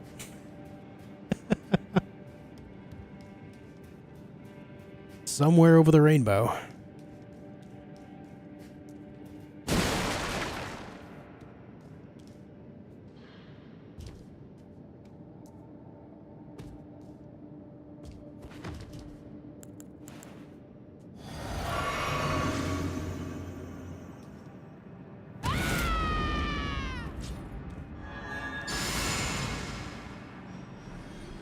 Got the saw spear near the beginning, never switched. Yeah, I think it's tight. To be fair though, a lot of the game's weapons are overall pretty tight, you know? Pretty good stuff.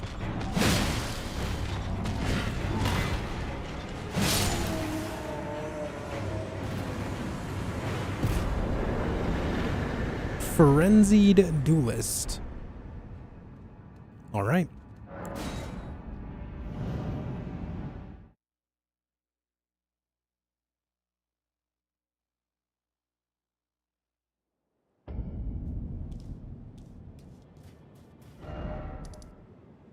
Okay, guys, we're going to leave off right here. This is a good spot to leave off. I don't want to get too far into Caelid and then kind of not have anything to warm up against tomorrow and just go right into fighting tough stuff. So we're going to stop right here. Good spot to just rest. Thank you all so much for tuning in tonight. Hope you enjoyed your stay. A lot of great conversation with you guys today. Thank you for being here. I'll be back again tomorrow, 4 p.m. Eastern Time, to pick up where we left off. We left off at boss 65. We killed 65 bosses today on a brand new playthrough. Honestly, not bad. Honestly, not bad. No 69. No, the next few bosses are generally bosses that are kind of on the easier side. So I kind of want to use them tomorrow to warm up. Want to use them as warm up. Thank you all for being here. Hope you enjoyed your stay. Thank you for all the new follows. Thank you for all the new subs. Thank you for being here, dudes. And I will see you tomorrow, all right? I will see you tomorrow. Until then, be excellent to each other. Good night, everyone.